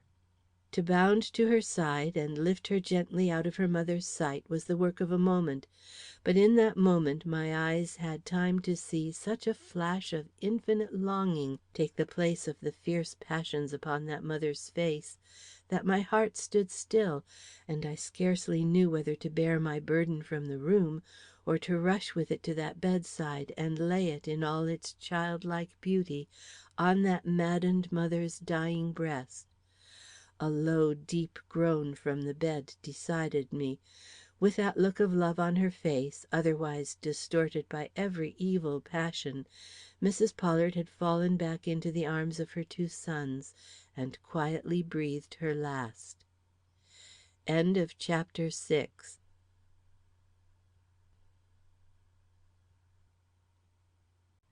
Chapter 7. Advances. "Miss Sterling, I was sitting by the side of Mrs. Harrington in her own room. By a feverish exertion of strength I had borne her thither from her mother's chamber, and was now watching the returning hues of life color her pale cheek. At the sound of my name, uttered behind me, I arose. I had expected a speedy visit from one of the brothers, but I had been in hopes that it would be Dwight and not Guy who would make it. "I must speak to you at once. Will you follow me?" asked that gentleman, bowing respectfully as I turned. I glanced at Mrs. Harrington, but he impatiently shook his head. "Anice is at the door," he remarked. "She is accustomed to Mrs. Harrington, and will see that she is properly looked after." And leading the way, he ushered me out, pausing only to cast one hurried glance back at his sister, as if to assure himself she was not yet sufficiently recovered to note his action. In the hall he offered me his arm. "The gas has not yet been lighted," he explained, "and I wish you to go with me to the parlor." This sounded formidable, but I did not hesitate. I felt able to confront this man. "I am at your service," I declared, with a comfortable sensation that my tone conveyed something of the uncompromising spirit I felt. The room to which he conducted me was on the first floor, and was darkness itself when we entered. It was musty, too, and chill, as with the memory of a past funeral and the premonition of a new one. Even the light which he soon made did not seem to be at home in the spot, but wavered and flickered with faint gasps, as if it longed to efface itself and leave the grand and solitary apartment to its wonted atmosphere of cold reserve. By its feeble flame I noted but two details. One was the portrait of Mrs. Pollard in her youth, and the other was my own reflection in some distant mirror. The first filled me with strange thoughts. The face was so wickedly powerful, if I may so speak. Handsome, but with that will beneath its beauty which, when allied to its selfishness, has produced the Lucretia Borgias and Catherine de Medicis of the world. The reflection of which I speak, dimly seen as it was, had, on the contrary, a calming effect upon my mind. Weary as I undoubtedly was, and pale if not haggard with the emotions I had experienced, there was still something natural and alive in my image that recalled happier scenes to my eyes and gave me the necessary strength to confront the possibilities of the present interview. Mr. Pollard, who in his taciturn gloom seemed like the natural genius of the spot, appeared to be struck by this same sensation also, for his eyes wandered more than once to the mirror before he summoned up courage, or perhaps I should say, before he took the determination to look me in the face and open the conversation. When he did, it was curious to note the strife of expression between his eye and lip, the one hard, cold, and unyielding, the other deprecating in its half smile, and falsely gentle, as if the mind that controlled it was even then divided between its wish to subdue and the necessity it felt to win. "Miss Sterling," so he began, "it would be only folly for me to speak as if nothing had occurred but an ordinary and natural death. It would be doing your good sense and womanly judgment but little honor, and putting myself, or rather ourselves, for we children are but one in this matter, in a position which would make any after explanations exceedingly difficult. For explanations can be given, and, in a word, for what has doubtless struck you as strange and terrible in my mother's last hours, explanations which I am sure you will be glad to accept, as it is not natural for one so blooming in her womanliness to wish to hamper her youth with dark thoughts, or to nurse suspicions contrary to her own candid and noble nature." He paused, but meeting with no response beyond a rather cool bow, the strife between his eye and lip became more marked. He went on, however, as if perfectly satisfied, his voice retaining its confident tone, whatever the disturbance communicated to his inward nature. "The explanation to which I allude is this," said he. "My mother for the past 3 months has been the victim of many unwholesome delusions. The sickness of my father, which was somewhat prolonged, made great inroads upon her strength, and his death, followed by the necessity of parting with Mrs. Harrington, whom you perhaps know was for family reasons married immediately upon my father's decease, sowed the seed of a mental weakness which culminated on her deathbed into a positive delirium. She had a notion, and has had it for weeks, unknown to every one but my brother and myself, that Mrs. Harrington had been the occasion of some great misfortune to us, whereas the innocent girl had done nothing but follow out her mother's wishes, both in her marriage and in her settlement in a distant town. But the love my mother had felt for her was always the ruling passion of her life, and when she came to find herself robbed of a presence that was actually necessary to her well-being, her mind, by some strange subtlety of disease I do not profess to understand, confounded the source of her grief with its cause, attributing to this well-beloved daughter's will the suffering, which only sprang out of the circumstances of the case. As to her wild remarks in regard to Mr. Barrows," he added, with studied indifference, "and the oath she wished us to take, that was but an outgrowth of the shock she had received in hearing of the clergyman's death. For of course I need not assure you, Miss Sterling, that for all our readiness to take the oath she demanded, neither my brother nor myself ever were at the mill, or knew any more of the manner or cause of Mr. Barrows' death than you do." This distinct denial, made in quiet but emphatic tones, caused me to look up at him with what was perhaps something of an expressive glance, for at its utterance the longing cry had risen in my heart, "Oh, that it were Dwight who had said that!" and the realization which it immediately brought of the glad credence which it would have received from me had it only fallen from his lips, caused an inward tremble of self-consciousness, which doubtless communicated itself to my glance. For Guy Pollard, without waiting for any words I might have to say, leaned towards me with a gratified air, and with what I would like to call a smile, exclaimed: "You have been in the house scarce 24 hours, but I feel as if I could already give you the title of friend. Will you accept it from me, Miss Sterling, and with it my most cordial appreciation and esteem?" Ah, this is mere bait, I thought, and was tempted to indignantly repel the hand he held out, but something restrained me which I am proud to call fear, and which in reality I do not think was fear, so much as it was wonder, and a desire to understand the full motive of a condescension I could not but feel was unprecedented in this arrogant nature. I therefore gave him my hand, but in a steady, mechanical way that I flattered myself committed me to nothing, though the slight but unmistakable pressure he returned seemed to show he took it for a sign of amity, if not absolute surrender. "You relieve me of a great weight," he acknowledged. "Had you been of the commonplace type of woman, you might have made it very uncomfortable for us." "And what have I said and done?" I could not help remarking, though neither so bitterly nor with so much irony as I might have done, had that desire of which I have spoken been less keen than it was, to lead you to think I shall not yet do so. "Your glance is your surety," was the response he made. "That and your honest hand, which does not lightly fall in that of a stranger." And with a real smile now, though it was by no means the reassuring and perhaps attractive one he doubtless meant it to be, he fixed me with his subtle glance, in which I began to read a meaning, if not a purpose, that made the blood leap indignantly to my heart, and caused me to feel as if I had somehow stumbled into a snare from which it would take more than ordinary skill and patience to escape. A look down the shadowy room restored my equanimity, however.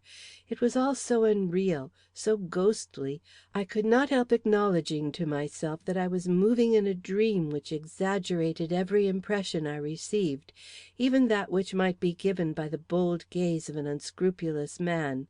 So I determined not to believe in it, or in anything else I should see that night, unless it were in the stern soul of the woman who had just died, a qualification which my mind could not help making to itself as my eyes fell again upon her portrait with its cruel, unrelenting expression.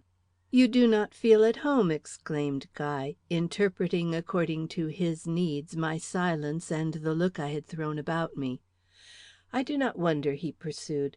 "Dreariness like this has little to do with youth and beauty. But I hope" here he took a step nearer, while that meaning look oh, my God, was I deceiving myself? Deepened in his eyes.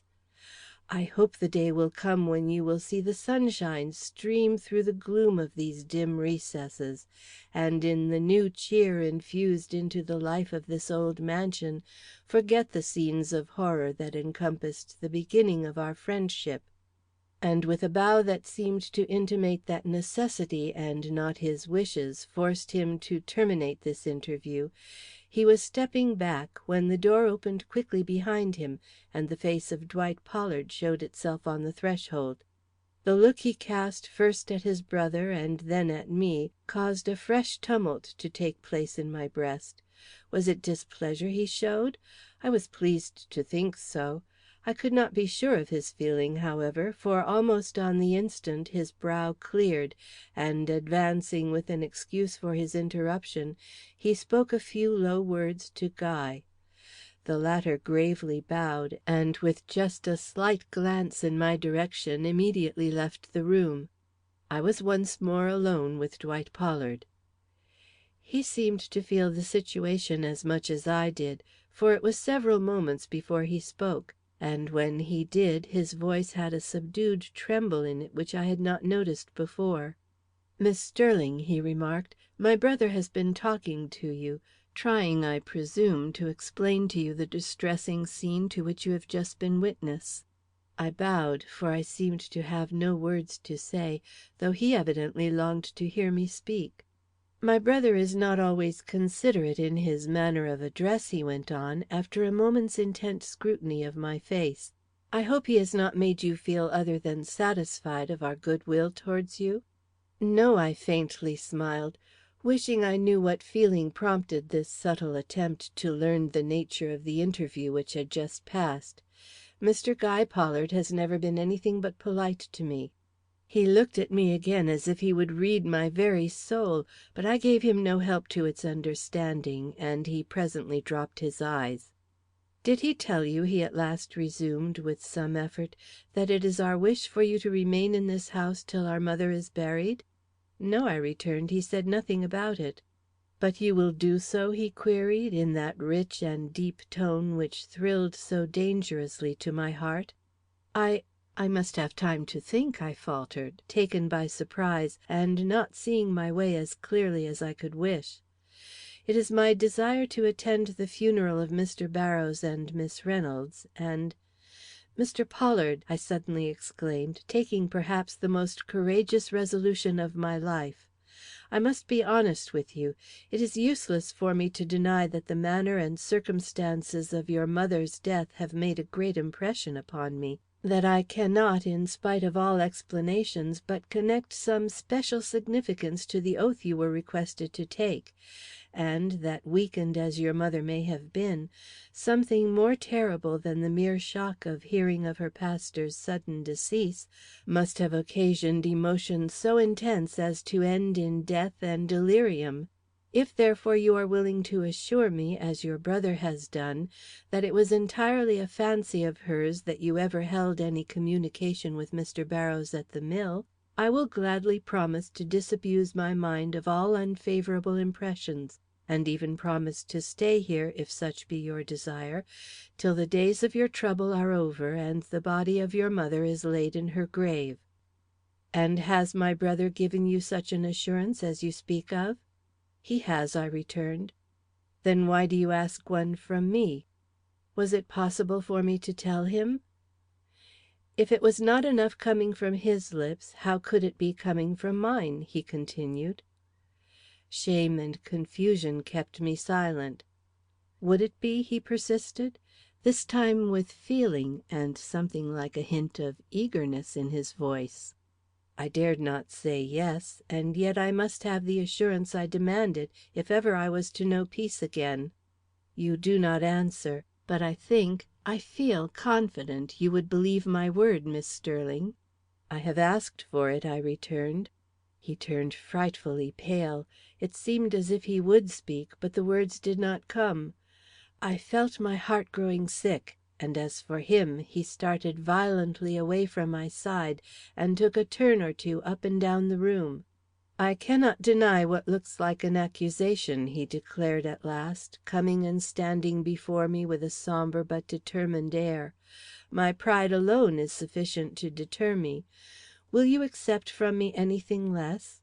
I am not such a man as my brother." "I will accept your assurance that as the true friend to Ada Reynolds I may remain in this house without stain to her memory or love." "Then you think " "No," said I, with a burst I could not control. "I do not think, I do not want to think. Do not make me, I entreat."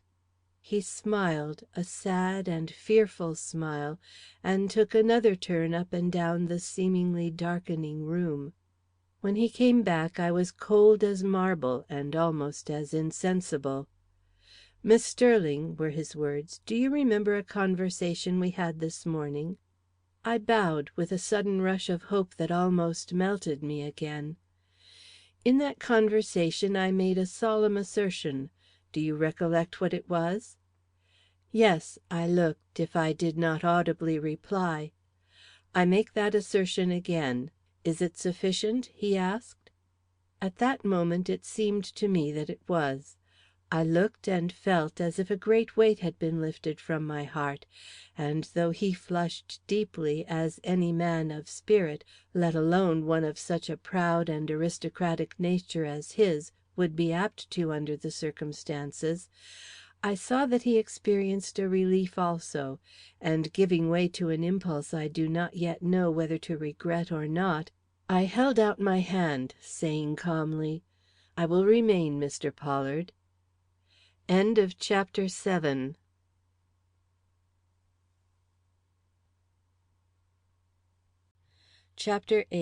A Flower from the Pollard Conservatory.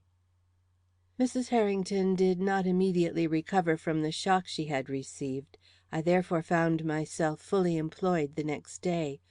Towards evening, however, a respite came, and I took the opportunity for a stroll up street, as much for the sake of hearing the gossip of the town as to escape from the atmosphere of sorrow and perplexity by which I was surrounded.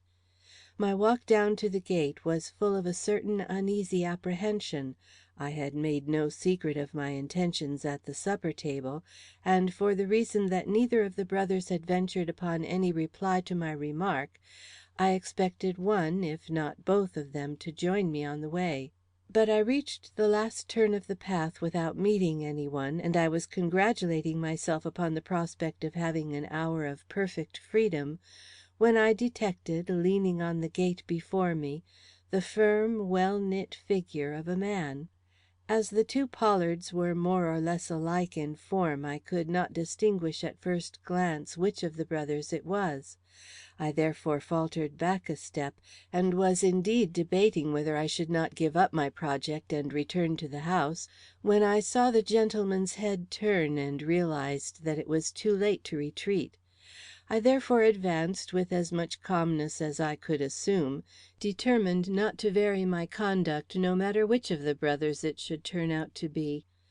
But to my great surprise, the gentleman before me gave me no opportunity to test my resolution. No sooner did he perceive me than he made a hurried gesture that I did not at that moment understand, and just lifting his hat in courteous farewell, vanished from my sight in the thick bushes which at that place encumbered the grounds.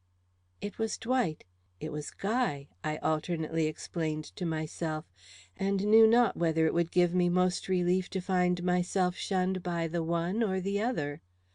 My final conclusion, that I wished to have nothing further to do with either of them, received, notwithstanding, a rude shock when I arrived at the gate post. For there, on its broad top, lay a magnificent blossom, the choicest fruit of the hothouse, and it was to beg my acceptance of this that the gentleman had made the peculiar gesture I had noticed, an act which, if it came from Dwight, certainly possessed a significance which I was not yet ready to ignore, while if it proceeded from his cold and crafty brother but I would not allow myself to dwell upon that possibility. The flower must be mine, and if afterwards I found that it was to Guy I owed its possession, it would be time enough then for me to determine what to do. So I took the gorgeous blossom off the post, and was speeding away down the street, when I was suddenly stopped by the thought that only Guy would have the egotism to bestow a gift upon me in this way; that Dwight, if he had wished to present it at all, would have done so with his own hand, and not left it lying on a gate post with the assurance it would be gathered up by the fortunate recipient of his favour.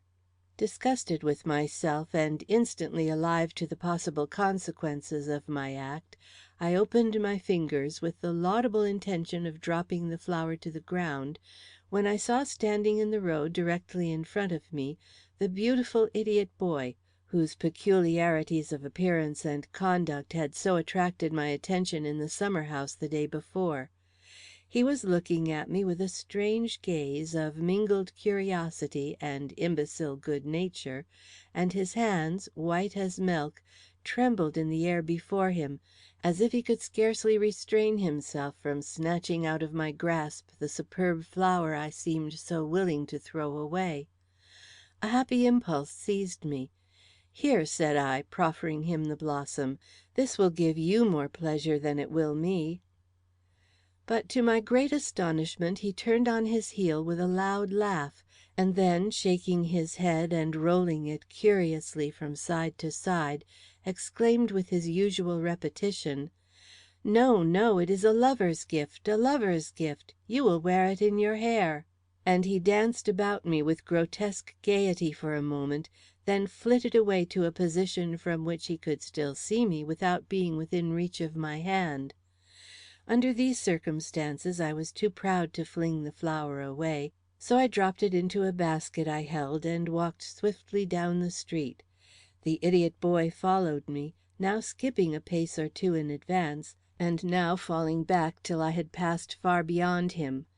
As he flashed back and forth, I saw that his eyes were always on my face, and once, as I confronted him with mine, he broke out into a series of chuckles, and cried, "Do they like you now? Do they like you now?" and laughed and danced and laughed again, till I began to find the situation somewhat embarrassing, and was glad enough when at the corner of a street he disappeared from my view with the final cry of "One day, 2 days. Wait till you have been there 10. Wait till you have been there 20." Hot and trembling with apprehension lest his foolish speeches had been heard by some passer by, I hurried on my way to the house where I lived. I reached it in a few minutes, and being so fortunate as to find my landlady in, succeeded before another half hour had passed in learning all that was generally known about the serious occurrences in which I was just then so profoundly interested. I heard first that the vat in the old mill had been examined for the purpose of ascertaining how it came to be full enough of water to drown a man, and it was found that owing to a heavy storm which had lately devastated the country, a portion of the wall above the vat had been broken in by a falling tree, allowing the rain to enter in floods from a jutting portion of the roof. Next, that although an inquest had been held over Mr. Barrows' remains, and a verdict been given of accidental death, the common judgment of the community ascribed his end to suicide. This was mainly owing to the fact that the woman in whose house he had lived had testified to having observed a great change in his appearance during the last few weeks, a change which many were now ready to allow they had themselves perceived, though from the fact of its having escaped the attention of Ada, I cannot but think they were greatly helped to this conclusion by their own imagination. The last thing I made sure of was that the 2 deaths which had followed his so tragically had awakened on all sides the deepest interest and pity, but nothing more; that although the general features of Mrs. Pollard's end were well enough known, no whisper of suspicion had been breathed against her or hers that showed in the faintest way that any doubt mingled with the general feeling of commiseration. And yet it was too evident she was no favorite with the world at large, and that the respect with which she was universally mentioned was rather the result of the pride felt in her commanding manners and position than from any personal liking for the woman herself. As for the sons, they were fine young men in their way, and had the sympathy of everybody in their bereavement; but gossip, if it busied itself with their names at all, was much more interested in wondering what disposition they would make of the property now coming to them, than in inquiring whether or not they could have had any secret relations with the man now dead which were calculated to explain in any way his mysterious end. Finally, I learned that Ada and Mr. Barrows were to be buried the next day. Satisfied with the information obtained, I started immediately for the Pollard mansion. It was my wish to re enter it before dark, but the twilight fell fast, and by the time I reached the gate I could barely discern that a masculine figure was again leaning there, waiting, as it appeared, for my return. The discovery caused me a sensation of relief. Now I should at least learn which of the two brothers showed this interest in my movements, for this time the gentleman betrayed no disposition to leave at my approach. On the contrary, he advanced, and in the mellow accents I had learned in so short a time to listen for, observed: "I knew you wished to go alone, Miss Sterling, or I should have offered you my protection in your dismal walk. I am glad to see you return before it is quite dark." "Thank you," I responded, with almost a degree of joyousness in my tone, I was so glad to be rid of the perplexity that had weighed down my spirits for the last half hour. It is not pleasant to walk the streets at dusk alone, but necessity has accustomed me to it, and I scarcely think of its dangers now. "You utter that in a proud tone," he declared, reaching out and taking the basket that hung on my arm. "I have reason to," I replied, glad it was so dark he could not see the blush which his action had caused. It was no slight struggle for me to overcome certain prejudices in which I have been reared. That I have been able to do so gives me wholesome satisfaction. I am no longer ashamed to own that I stand by myself, and work for every benefit I obtain. "Nor need you be," he murmured. "In this age and in this country, a woman like you forfeits nothing by maintaining her own independence. On the contrary, she gains something, and that is the respect of every true hearted man that knows her." And his step lagged more and more, in spite of my conscientious efforts to maintain the brisk pace in which I had indulged before I had encountered him at the gate. "This is a grand old place," I remarked, vaguely anxious to change the drift of the conversation. "Yes," he answered moodily, "but it is shadowed." And with a sudden relapse into his most sombre self, he walked at my side in silence, till the sight of the high porch showing itself through the trees warned him that if he had anything further to say to me, it must be said soon. He therefore paused, forcing me by the action to pause too, and earnestly observed: "I know, however you may address me, Miss Sterling, you cherish a doubt of me in your heart. I cannot resent this, much as my natural pride might prompt me to do so. During the short time in which I have known you, you have won so deeply upon my esteem that the utmost I feel able to ask of you under the circumstances is that, in the 2 or 3 days you will yet remain with us, you will allow yourself but one thought concerning me, and that is, that I aspire to be an honest man, and to do not only what the world thinks right, but even what such a conscientious soul as yours must consider so. Are you willing to regard me in this light, and will my mere word be sufficient to cause you to do so?" It was a searching question after his proffer and my acceptance of the flower I held concealed, and I hesitated a moment before replying to it. I am so intensely proud, and then I could not but acknowledge to myself that, whatever my excuse, I was certainly running a risk of no ordinary nature in listening to the addresses of a man who could inspire me, or ever had inspired me, with the faintest element of distrust. He noted my silence and drew back, uttering a sigh that was half impatient and half sorrowful. I felt this sigh, nondescript as it was, re echo painfully in my heart, and hung my head in remorse, but not before I had caught a glimpse of his face and been struck by its expression of deep melancholy. "You have no favor to show me, then?" he asked.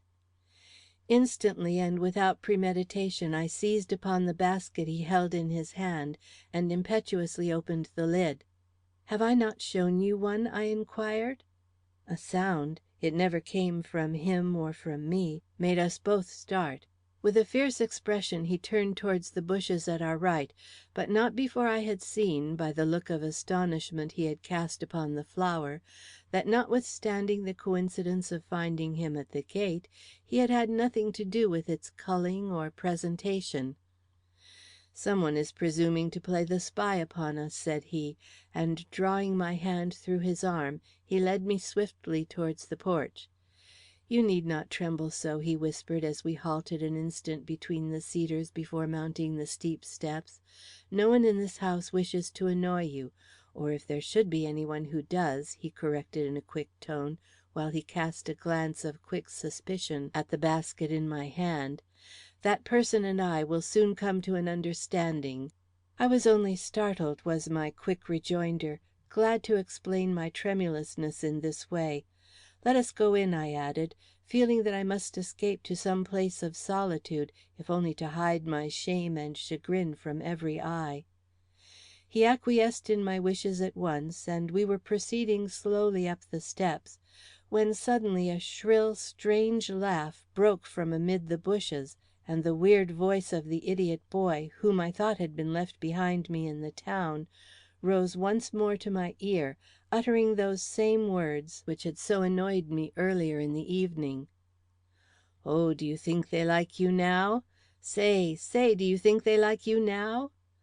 But the tone with which he addressed me this time had a ring of menace in it, and I was not surprised to see Dwight Pollard start, though I was somewhat affected by the deep agitation he showed as I tried to explain. "Oh, it is only the little idiot boy whom you must have seen running about the streets. He seems to have taken a fancy to me, for he followed me nearly all the while I was gone with something of the same senseless remarks as now." "The idiot boy," repeated Mr. Pollard. "Well, we will leave the idiot boy outside," and he held the door open till I had hurried in, when he vehemently closed it, looking at the same time as if he had shut the door on a threatening evil, or at the most, on a bitter and haunting memory. That night I did an unworthy thing. I listened to conversation which was not intended for my ears. It happened in this wise. I had been downstairs on an errand for Mrs. Harrington, and was coming back through the dimly lighted hall, when I saw Dwight Pollard step out of a room in front of me and accost a man that was locking and bolting the front door. "Simon," I heard him say, "you remember that beautiful flower I noticed yesterday in the conservatory?" "Yes, sir," the man replied, with some embarrassment in his voice. "Well, I want it picked to morrow for my mother's funeral. You will bring it to my room." "Oh, sir," I heard the man hurriedly interpose, "I'm sure I'm very sorry, sir, but it has already been picked, and there won't be another out before next week." I knew I ought not to stay there and listen, especially as I could easily have gone on my way without attracting attention, but having heard thus much, I found it impossible to go on till I had at least learned if Mr. Pollard had the motive I suspected in these inquiries of his. His next words satisfied me on this point. "And who was the fortunate one to obtain this flower?" he asked, in an accent indifferent enough to deceive a merely casual listener. "Mr. Guy, sir." "Ah, so he noticed it too," was the remark with which Mr. Pollard dropped the subject, and hurried away from the gardener's side. The next instant I perceived him pass into Guy's room, and I saw that an explanation of some kind was about to take place between the brothers. CHAPter IX.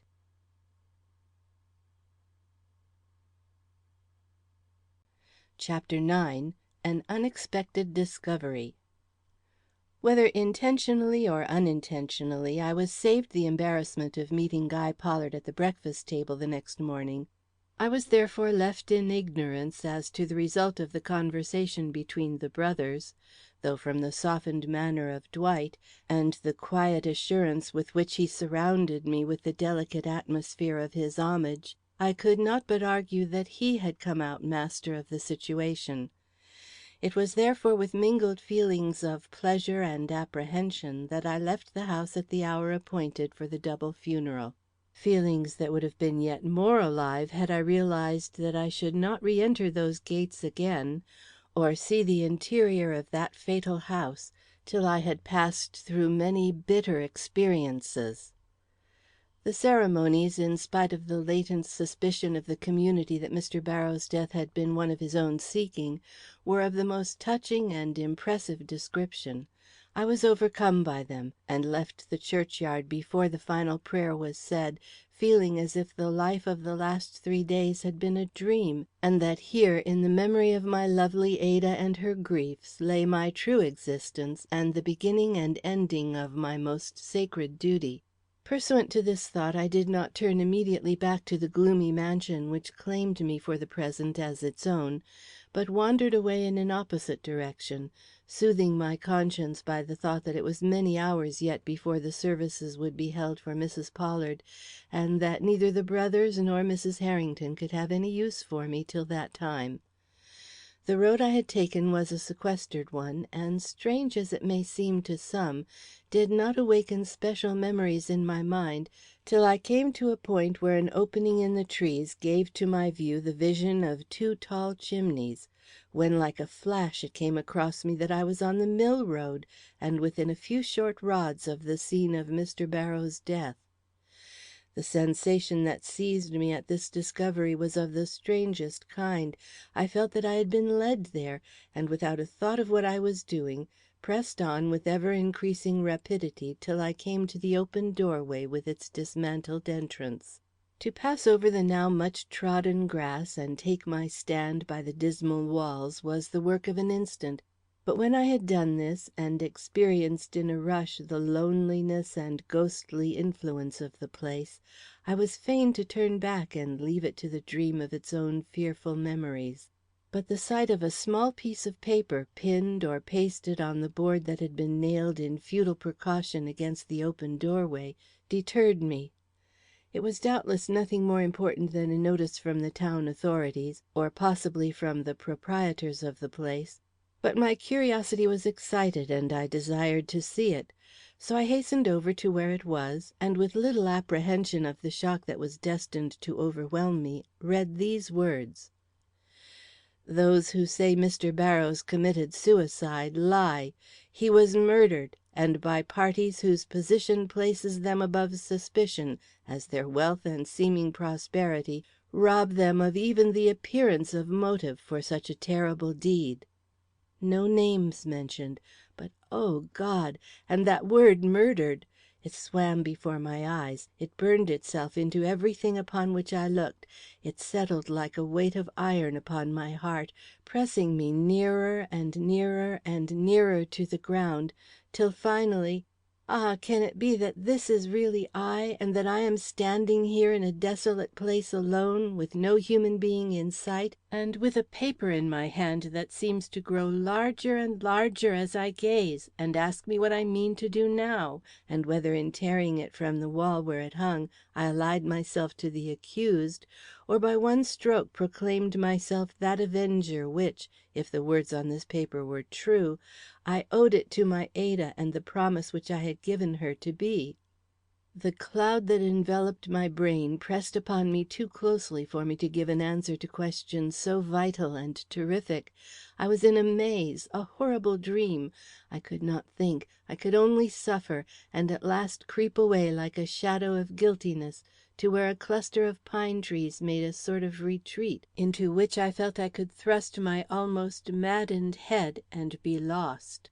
For great shocks reveal deep secrets, and in the light of this pitiless accusation, this fact had revealed itself without disguise to my eyes, that it was love I felt for Dwight Pollard, not admiration, not curiosity, not even the natural desire to understand one so seemingly impenetrable, but love, real, true, yearning, and despotic love, which, if well founded, might have made my bliss for a lifetime, and which now I thrust the paper between my lips to keep down the cry that rose there, and hiding my face deep down in the turf, mourned the weakness that made me so ready a victim, while at the same time I prepared to sustain the struggle which I knew must there and then be waged and decided, if I was ever to face the world again with the strength and calmness which my nature demanded, and the extraordinary circumstances of my position imposed.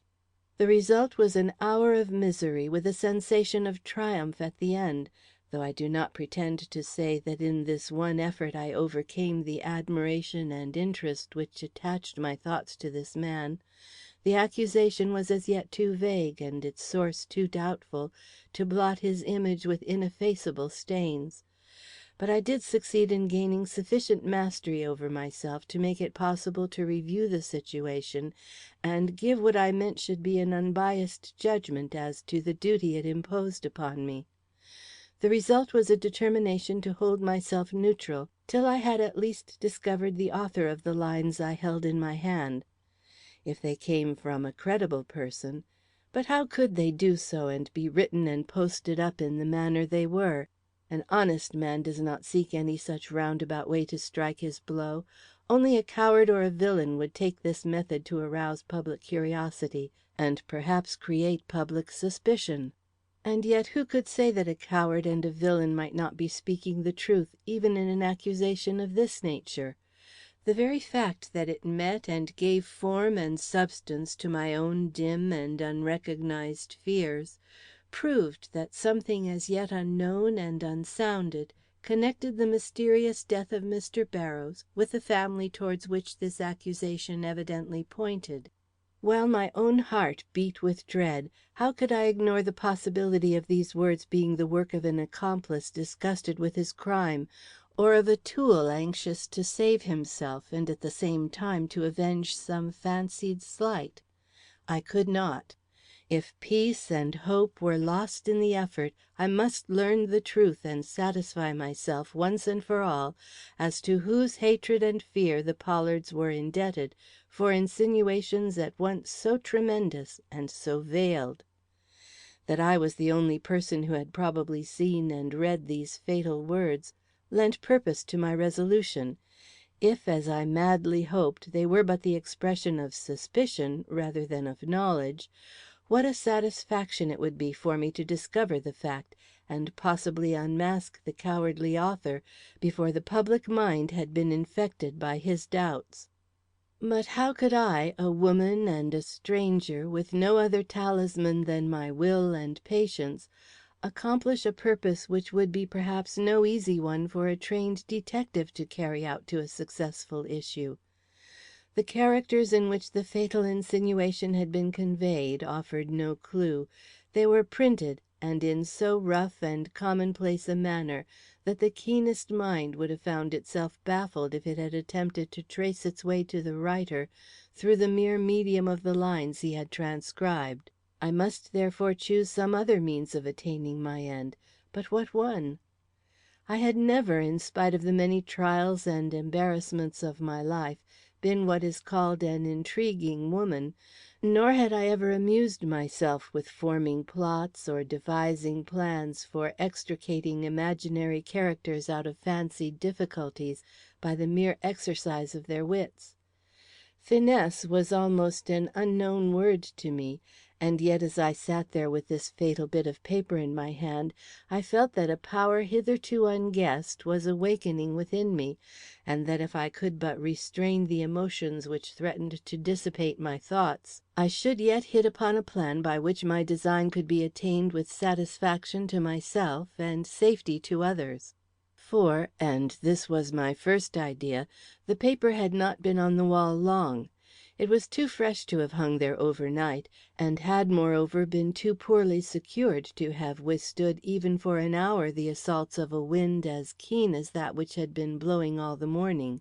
It had therefore been put up a few moments before I came, or in other words while the funeral services were being held, a fact which to my mind argued a deep calculation on the part of the writer, for the hour was one to attract all wanderers to the other end of the town, while the following one would, on the contrary, see this quarter overflow with human beings, anxious to complete the impression made by the funeral services by a visit to the scene of the tragedy. That the sky had clouded over very much in the last half hour, and that the first drops of a heavy thunder shower were even now sifting through the branches over my head, was doubtless the reason why no one besides myself had yet arrived upon the scene; and should the storm continue, this evil might yet be averted, and the one person I was most anxious to see have an opportunity to show himself at the place without being confounded with a mass of disinterested people. For I felt he would return, and soon, to note the result of his daring action. In the crowd, if a crowd assembled, or alone, if it so chanced that no one came to the spot, he would draw near the mill, and if he found the notice gone, would betray, must betray, an interest or an alarm that would reveal him to my watchful eye. For I intended to take up my stand within the doorway, using, if necessary, the storm as my excuse for desiring its shelter, while as a precaution against suspicions that might be dangerous to me, as well as a preventive against any one else ever reading these accusatory lines, I determined to dip the paper in the stream, and then drop it near the place where it had been tacked, that it might seem as if it had been beaten off by the rain, now happily falling faster and faster. All this I did, not without some apprehension of being observed by a watchful eye, for what surety had I that the writer of these words was not even now in hiding, or had not been looking at me from some secret retreat at the very moment I tore the paper off the wall and fled with it into the bushes? But this fear, if fear it was gradually dispelled as the moments sped by, and nothing beyond the wind and the fast driving rain penetrated to where I stood. Nor did it look as if any break in what seemed likely to become a somewhat dread monotony would ever occur. The fierce dash of the storm was like a barrier shutting me off from the rest of the world, and had my purpose been less serious, my will less nerved, I might have succumbed to the dreariness of the outlook, and taken myself away while yet the gruesome influences that lay crouched in the darkness at my back remained in abeyance, and neither the ghost's step nor man's step had come to shake the foundations of my courage and make of my silent watch a struggle and a fear. But an intent like mine was not to be relinquished at the first call of impatience or dread. Honour, love, and duty were at stake, and I held to my resolution, though each passing moment made it more difficult to maintain my hope, as well as to sustain my composure. At last oh, why did that hollow of darkness behind me reverberate so continually in my fancy? There was a movement in the bushes by the road, and a form crept gradually into sight that, when half seen, made the blood cease coursing through my veins, and when fully in view, sent it in torrents to heart and brain, so deep, so vivid, so peculiar was the relief I felt. For realize the effect upon me if you can. The figure that now stole towards me through the dank grass, looking and peering for the notice I had torn from the wall, was no other than my friend, or was it my enemy, the idiot boy. He was soaked with rain, but he seemed oblivious of the fact. For him the wind had evidently no fierceness, the wet no chill. All his energies, and he seemed, as in that first moment when I saw him in the summer house, to be alive with them, were concentrated in the gaze of his large eyes, as, coming nearer and nearer, he searched the wall, then the ground, and finally, with a leap, picked up the soaked and useless paper which I had dropped there. His expression as he raised himself and looked fiercely about almost made me reveal myself. This an idiot, this trembling, wrathful, denunciatory figure, with its rings of hair clinging to a forehead pale with passion and corrugated with thought? Were these gestures, sudden, determined, and full of subdued threatening, the offspring of an erratic brain or the expression of a fool's hatred?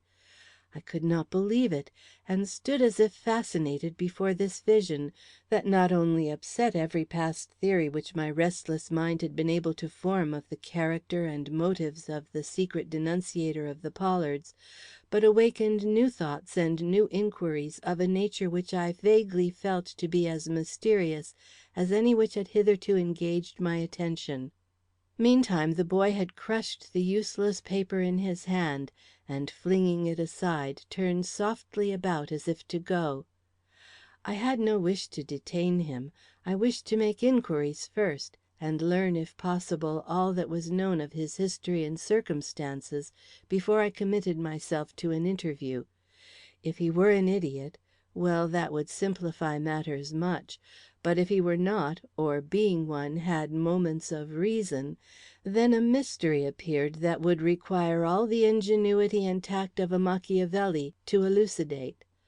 The laugh which had risen from the shrubbery the night before, and the look which Dwight Pollard had given when he heard it, proved that a mystery did exist, and gave me strength to let the boy vanish from my sight with his secret unsolved and his purposes unguessed. End of chapter 9.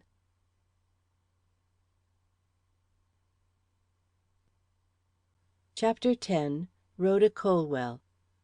It was not long after this that the storm began to abate. Sunshine took the place of clouds, and I was enabled to make my way back to the town at the risk of nothing worse than wet feet. I went at once to my boarding house. Though I was expected back at the Pollards, though my presence seemed almost necessary there, I felt that it would be impossible for me to enter their door till something of the shadow that now enveloped their name had fallen away. I therefore sent them word that unlooked-for circumstances compelled me to remain at home for the present, and having thus dismissed one anxiety from my mind, set myself to the task of gleaning what knowledge I could of the idiot boy. The result was startling. He was, it seemed, a real idiot, or so had always been regarded by those who had known him from his birth.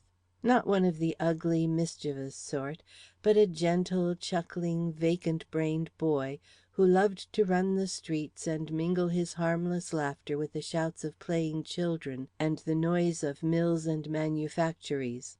He was an orphan, but was neither poor nor dependent, for, and here was where the fact came in that astonished me, he had for protector a twin sister whose wits were as acute as his were dull.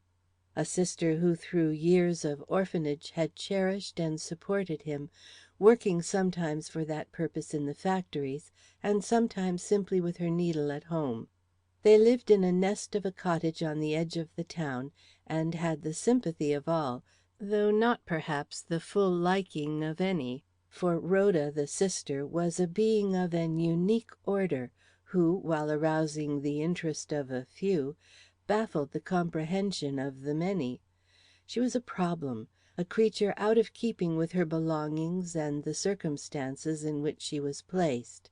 An airy, lissom, subtle specimen of woman, whose very beauty was of an unknown order, causing as much inquiry as admiration. A perfect blonde like her brother, she had none of the sweetness and fragility that usually accompanies this complexion. On the contrary, there was something bizarre in her whole appearance, and especially in the peculiar expression of her eye, that awakened the strangest feelings, and produced, even in the minds of those who saw her engaged in the most ordinary occupations of life, an impression of remoteness that almost amounted to the uncanny. The fact that she affected brilliant colours and clothed both herself and brother in garments of a well-nigh fantastic make added to this impression, and gave perhaps some excuse to those persons who regarded her as being as abnormally constituted as her brother, finding it impossible, I suppose, to reconcile waywardness with industry, and a taste for the rich and beautiful with a poverty so respectable it scarcely made itself known for the reality it was. A blonde gypsy, some called her, a dangerous woman, some others, and the latter would undoubtedly have been correct had the girl possessed less pride of independence or been unhampered, as she was untrammelled, by the sense of responsibility towards her imbecile brother. As it was, more than one mother had had reason to ask why her son wore such a moody brow after returning from a certain quarter of the town, and at one time gossip had not hesitated to declare that Dwight Pollard, the haughty Dwight Pollard, had not been ashamed to be seen entering her door, though every one knew that no one stepped under its wreath of vines, except their intentions were as honourable as the beauty, if not the poverty, of its owner demanded. When I heard this, and heard also that he visited her no more, I seemed to have gained some enlightenment as to the odd and contradictory actions of my famous idiot boy. He loved his sister, and was in some way imbued with a sense that she had been wronged. He was, therefore, jealous of any one who had, or seemed to have, gained the attention of the man who had possibly forsaken her.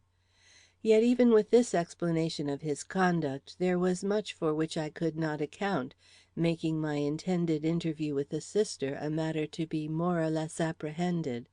It was therefore with a composure altogether outward and superficial that I started for the quaint and tiny cottage which had been pointed out to me as the abode of these remarkable twins.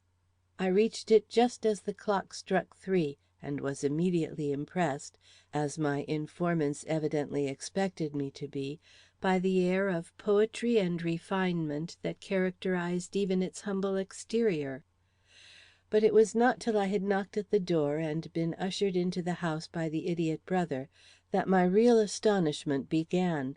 For though the room in which I found myself did not, as I was afterwards assured, contain a single rich article, it certainly had the effect of luxuriousness upon the eye, and had it not been for my inward agitation and suspense, would have produced a sense of languid pleasure scarcely to be looked for in the abode of a simple working girl.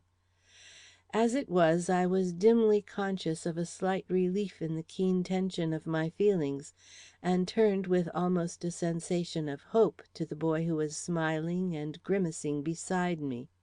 But here another shock awaited me, for this boy was not the one I had seen at the mill barely 2 hours ago, or rather, if it were the same, and the identity of his features, figure, and dress with those I knew so well seemed to proclaim him to be, he was in such a different mood now as to appear like another being. Laughing, merry, and inane, he bore on his brow no sign nor suggestion of the fierce passion I had seen there.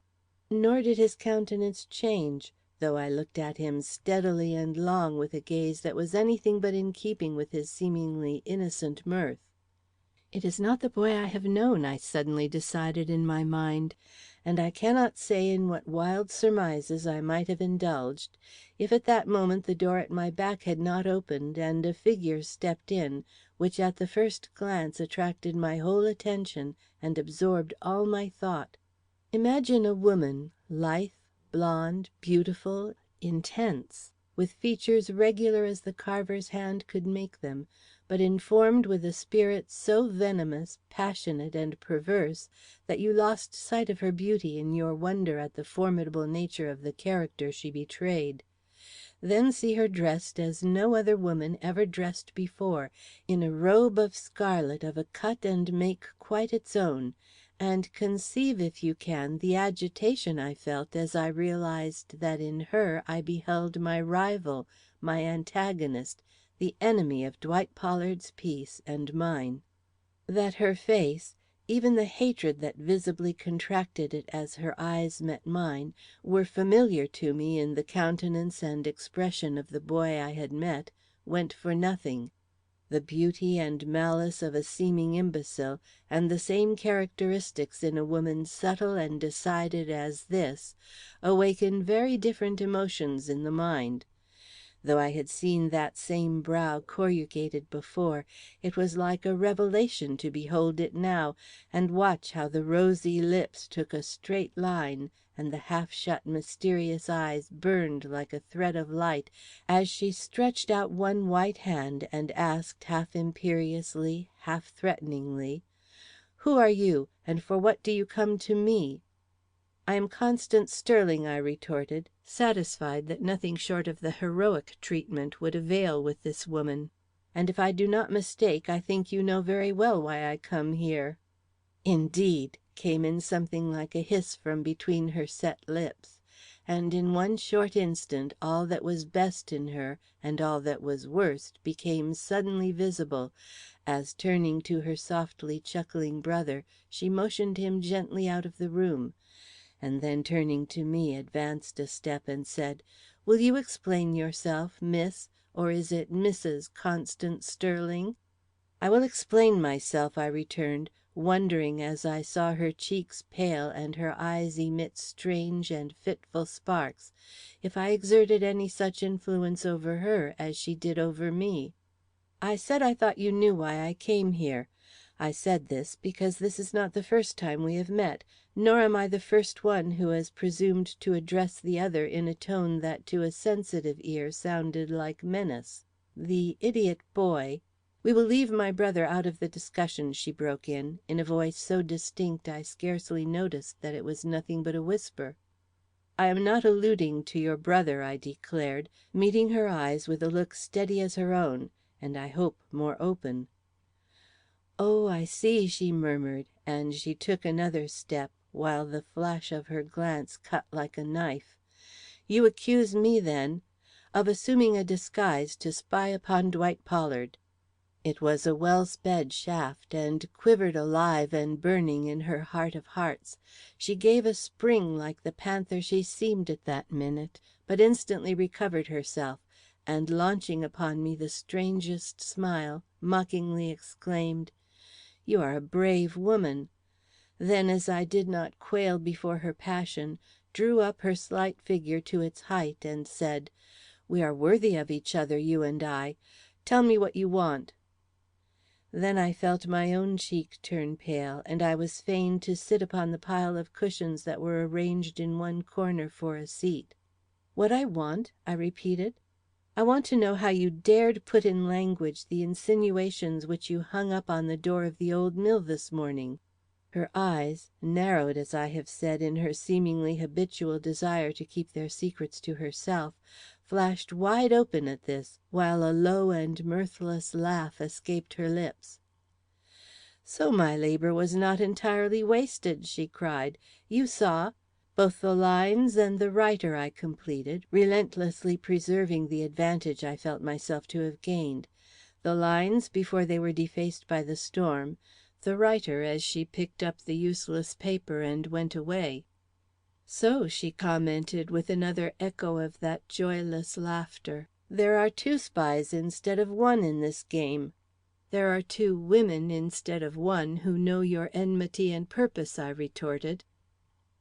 "How came you at the mill?" she suddenly asked, after a moment of silent communion with her own repressed soul. "By accident," was all my reply. "Were you alone?" "I was." "Then no one but yourself saw the paper?" "No one but myself." She gave me a look I made no sign of understanding. "Have you told any one of what you saw and read?" she inquired at last, as she perceived I meant to volunteer nothing. "That I am not called upon to state," I returned. "Oh, you would play the lawyer," was her icy and quiet remark. "I would play nothing," was the answer that came from my lips. She drew back, and a change passed over her. Slowly as a fire is kindled, the passion grew and grew on her face. When it was at its height, she leaned her two hands on a table that stood between us, and bending forward, whispered, "Do you love him? Are you going to fight to keep his name free from stain and his position unassailed before the world?" Believe me if you can, but I could not answer, possibly because I had as yet no answer to the question in my soul. She took advantage of my hesitation. "Perhaps you think it is not worth while to fight me, that I have no real weapons at my command." And her eyes shot forth a flame that devoured my rising hopes and seared my heart as with a fiery steel. "I think you are a cruel woman," I declared, "anxious to destroy what no longer gives you pleasure." "You know my story, then?" she whispered. "He has talked about me, and to you?" "No," I replied in quiet disdain. "I know nothing save what your own eyes and your conduct tell me." "Then you shall," she murmured, after a moment's scrutiny of my face. "You shall hear how I have been loved, and how I have been forsaken. Perhaps it will help you to appreciate the man who is likely to wreck both our lives." I must have lifted my head at this, for she paused and gave me a curious look. "You don't love him?" she cried. "I shall not let him wreck my life," I responded. Her lip curled and her two hands closed violently at her sides. "You have not known him long," she declared. "You have not seen him at your feet, or heard his voice as day by day he pleaded more and more passionately for a word or smile. You have not known his touch." "No," I impetuously cried, fascinated by her glance and tone. I thought she looked relieved, and realized that her words might have been as much an inquiry as an assertion. "Then do not boast," she said. The blood that was in my cheeks went out of them. I felt my eyes close spasmodically, and hurriedly turned away my head. She watched me curiously. "Do you think I succumbed without a struggle?" she vehemently asked, after a moment or two of this silent torture. "Look at me. Am I a woman to listen to the passionate avowals of the first man that happens to glance my way and imagine he would like to have me for his wife? Is a handsome face and honeyed tongue sufficient to gain my good graces, even when it is backed by the wealth I love and the position to which I feel myself equal? I tell you, you do not know Rhoda Colwell if you think she could be won easily." Days and days he haunted this room before I let his words creep much beyond my ears. I had a brother who needed all my care and all my affection, and I did not mean to marry, much less to love. But slowly and by degrees he got a hold upon my heart, and then, like the wretch who trusts himself to the maelstrom, I was swept round and round into the whirlpool of passion, till not earth nor heaven could save me or make me again the free and light-hearted girl I was. This was 2 years ago, and to day—" She stopped, choked. I had never seen greater passion, as I had never seen a more fiery nature. "It is his persistency I complain of," she murmured at last. "He forced me to love him.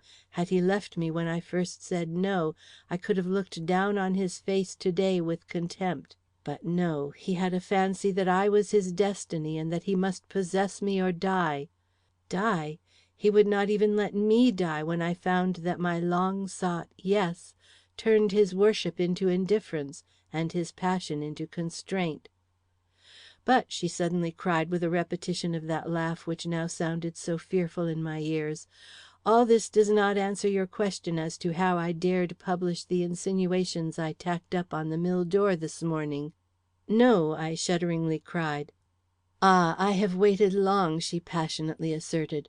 "Wrongs like mine are very patient and are very still, but the time comes at last when even a woman weak and frail as I am can lift her hand in power, and when she does lift it—" "Hush!" I exclaimed, bounding from my seat and seizing her upraised arm, for her vivid figure seemed to emit a flame like death. "Hush! We want no tirades, you nor I. Only let me hear what Dwight Pollard has done, and whether you knew what you were saying when you called him and his family murderers," she completed. I shook, but bowed my head. She loosed her arm from my grasp and stood for one moment contemplating me. "You are a powerful rival," she murmured. "He will love you just 6 months longer than he did me." I summoned up at once my pride and my composure. "And that would be just 6 months too long," I averred, "if he is what you declare him to be." "What?" came from between her set teeth, and she gave a spring that brought her close to my side. You would hate him if I proved to you that he and his brother and his mother were the planners, if not the executors, of Mr. Barrows' death?" "Hate him!" I repeated, recoiling, all my womanhood up in arms before the fearful joy expressed in her voice and attitude. "I should try and forget that such a man ever existed.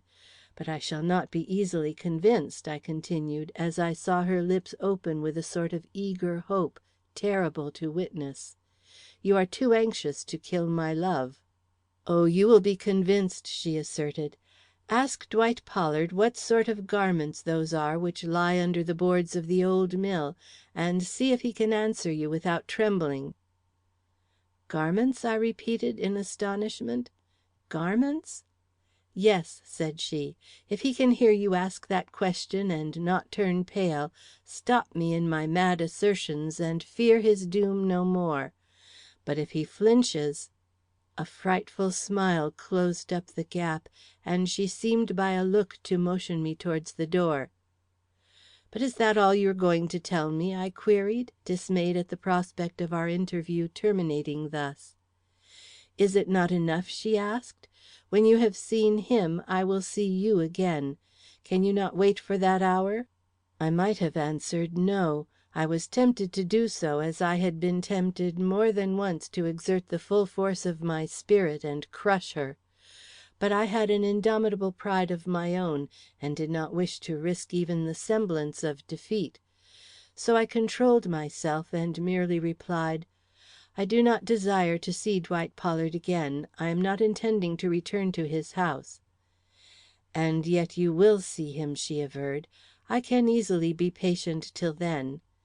And she cast another look of dismissal towards the door. "You are a demon," I felt tempted to respond, but my own dignity restrained me, as well as her beauty, which was something absolutely dazzling in its intensity and fire.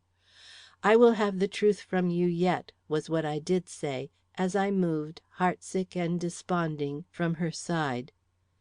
And her slow "No doubt" seemed to fill up the silence like a knell, and give to my homeward journey a terror and a pang which proved that however I had deceived myself, hope had not quite given up its secret hold upon my heart. And I dreamed of her that night, and in my dream her evil beauty shone so triumphantly that my greatest wonder was not that Dwight Pollard had succumbed to her fascinations, but that having once seen the glint of that subtle soul shine from between those half shut lids, he could ever have found strength to turn aside and let the fire he had roused burn itself away. End of Chapter 10.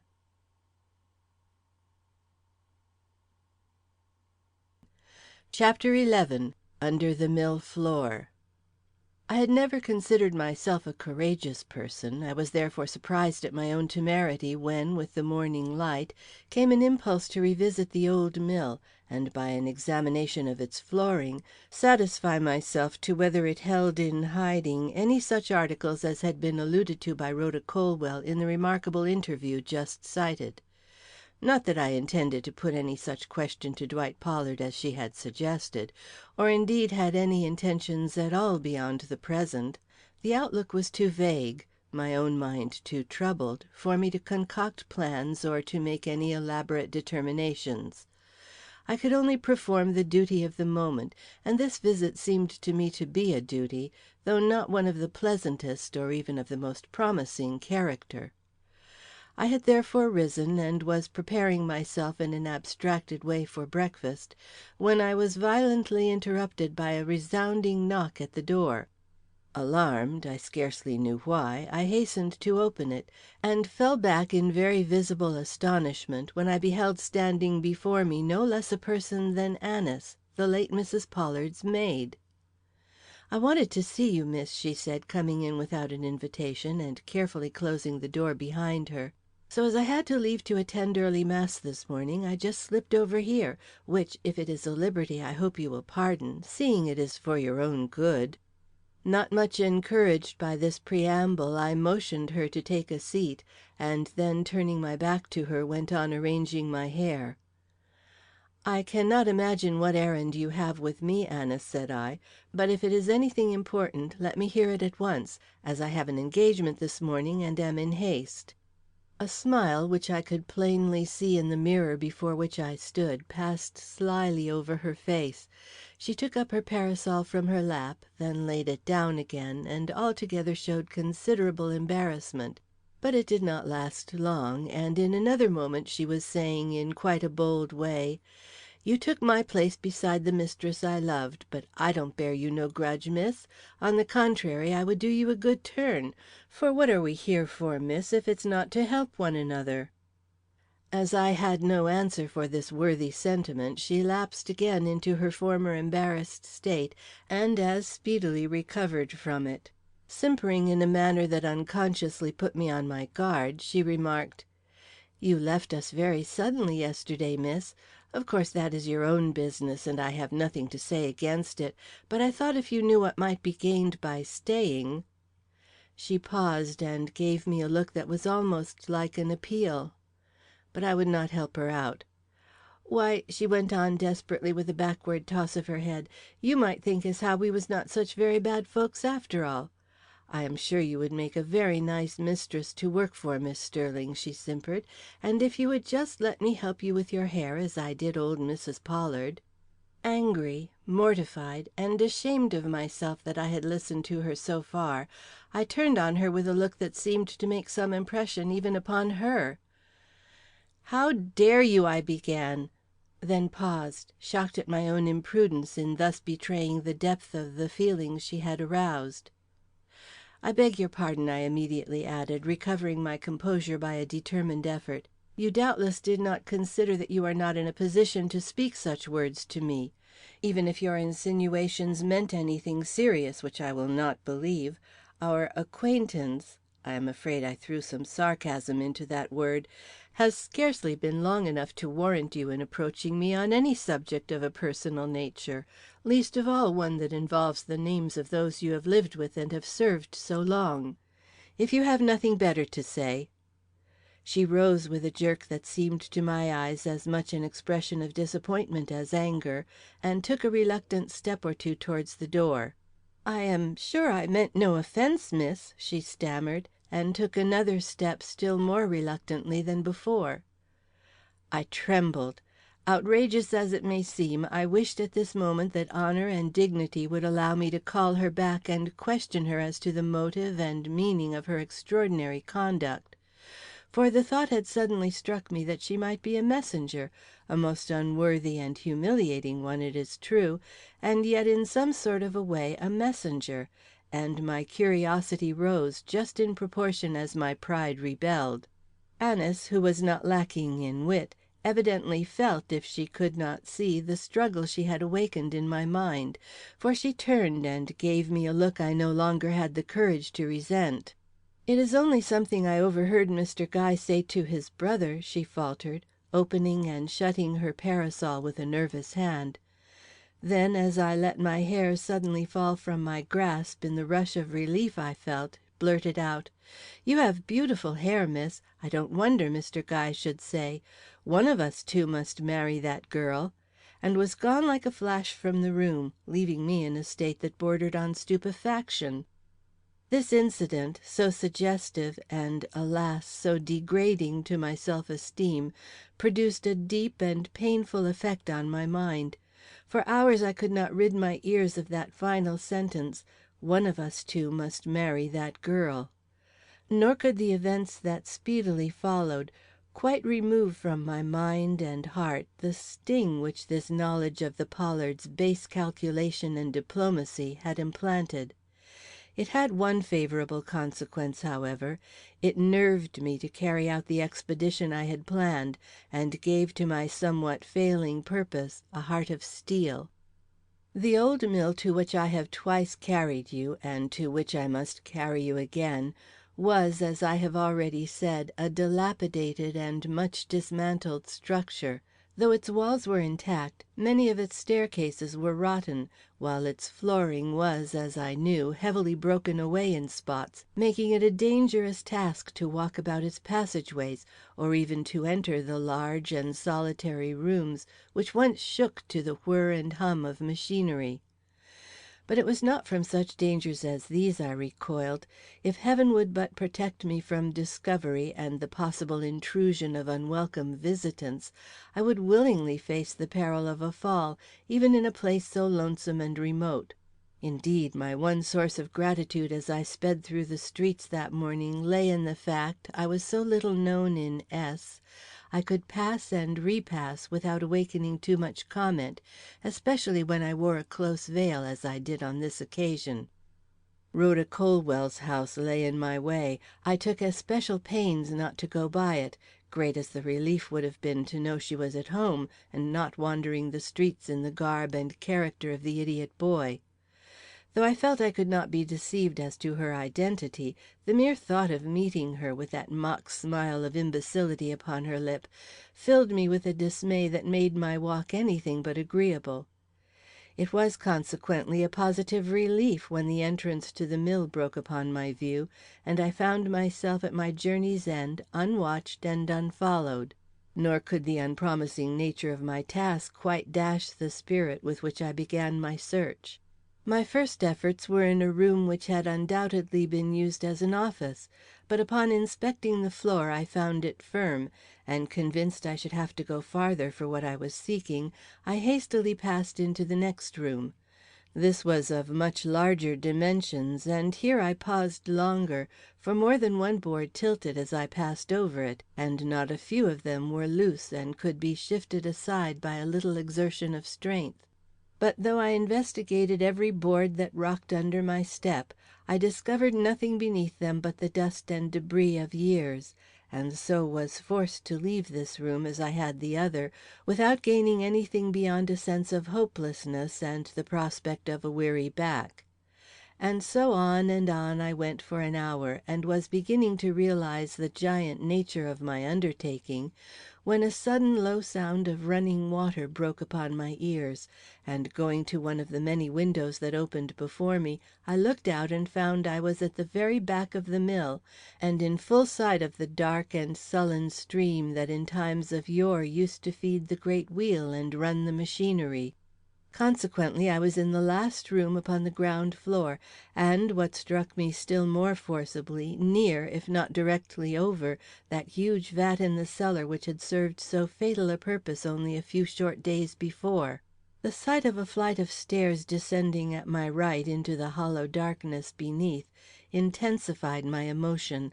I seemed to be in direct communication with that scene of death, and the thought struck me that here, if anywhere in the whole building, must be found the mysterious hiding place for which I was in search. It was therefore with extra care that I directed my glances along the uneven flooring, and I was scarcely surprised when, after a short examination of the various loose boards that rattled beneath me, I discovered one that could be shifted without difficulty. But scarcely had I stooped to raise it when an emotion of fear seized me, and I started back, alert and listening, though I was unconscious of having heard anything more than the ordinary swash of the water beneath the windows and the beating of my own overtaxed heart. An instant's hearkening gave me the reassurance I needed, and convinced that I had alarmed myself unnecessarily, I bent again over the board, and this time succeeded in moving it aside. A long black garment, smoothly spread out to its full extent, instantly met my eye. The words of Rhoda Colwell were true. The mill did contain certain articles of clothing concealed within it. I do not know what I expected when, a few minutes later, I pulled the garment out of the hole in which it lay buried and spread it out before me. Not what I discovered, I am sure, for when I had given it a glance and found it was nothing more nor less than a domino such as is worn by masqueraders, I experienced a shock that the mask, which fell out of its folds, scarcely served to allay.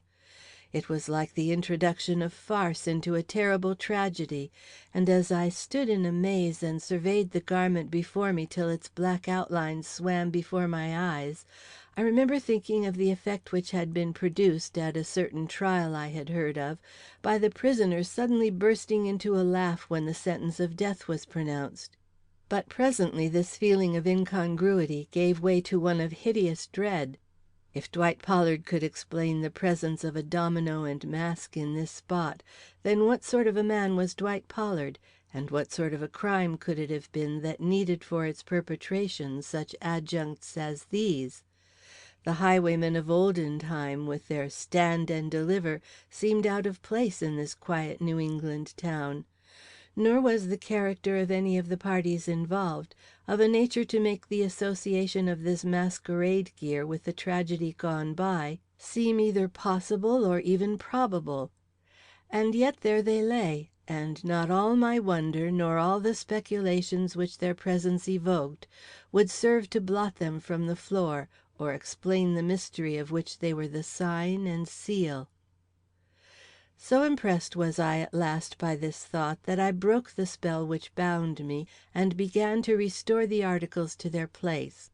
I was just engaged in throwing the mask into the hole, when the low but unmistakable sound of an approaching footfall broke upon my ears, startling me more than a thunderclap would have done, and filling me with a fear that almost paralyzed my movements.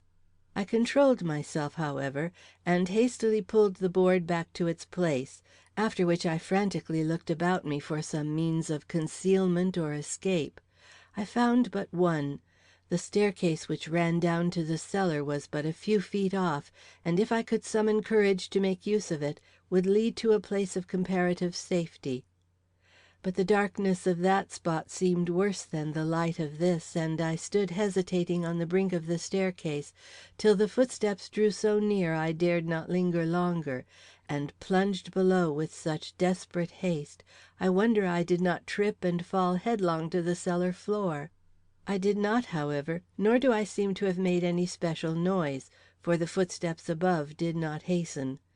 I had therefore the satisfaction of feeling myself saved from what might have been a very special danger, and was moving slowly away, when the fascination which all horrible objects exert upon the human soul seized me with a power I could not resist, and I turned slowly but irresistibly towards the corner where I knew the fatal vat to be. One glimpse, and I would have fled, but just as the instant I turned, I heard a sound overhead that sent the current of my thoughts in a fresh direction, and lent to my failing courage a renewed strength which made flight at that moment seem nothing more nor less than an impulse of cowardice. This was nothing more nor less than a faint creaking, such as had followed my own lifting of the board which hid the domino and mask. A noise that was speedily followed by yet one more distinct, and of a nature to convince me beyond a doubt that my own action was being repeated by some unknown hand. Whose? Curiosity, love, honor, every impulse of my being impelled me to find out. I moved like a spirit towards the stairs. I placed my foot on one step and then on another, mounting in silence and without a fear, so intent was I upon the discovery which now absorbed me. But just as I reached the top, just when another movement would lift my head above the level of the floor, I paused, realizing as in a flash what the consequences would be if the intruder should prove to be another than Rhoda Colwell, and should have not his back but his face turned towards the place where I stood. The sounds I heard, feeble as they were, did not seem to indicate the presence of a woman, and in another instant a low exclamation, smothered in the throat almost before it was uttered, assured me that it was a man who stood not 6 feet from me, handling the objects which I had been told were in some way connected with a murder which I was by every instinct of honor bound to discover, if not avenge. A man! And he was so quiet, so careful. I could not even guess what he was doing, much less determine his identity, by listening. I had a conviction that he was taking the articles out of their place of concealment, but I could not be sure, and in a matter like this certainty was indispensable. I resolved to risk all, and took another step, clinging dizzily to the first support that offered. It was well I had the presence of mind to do this, or I might have had a serious fall, for no sooner had I raised my head above the level of the floor than my eyes fell upon the well known form of him I desired least of all men to see in this place, my lover, if you may call him so, Dwight Pollard. End of chapter 11.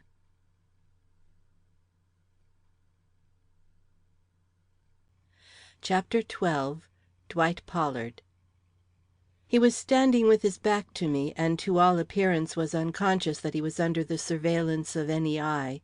I had thus a moment in which to collect my energies and subdue my emotions, and I availed myself of it to such good purpose that by the time he had put the board back into its place I was ready to face him. He did not turn round, however, so after a moment of silent suspense I mounted the last stair, and thinking of nothing, hoping for nothing, wishing for nothing, stood waiting with my eyes fixed on the domino he was now rapidly folding into smaller compass.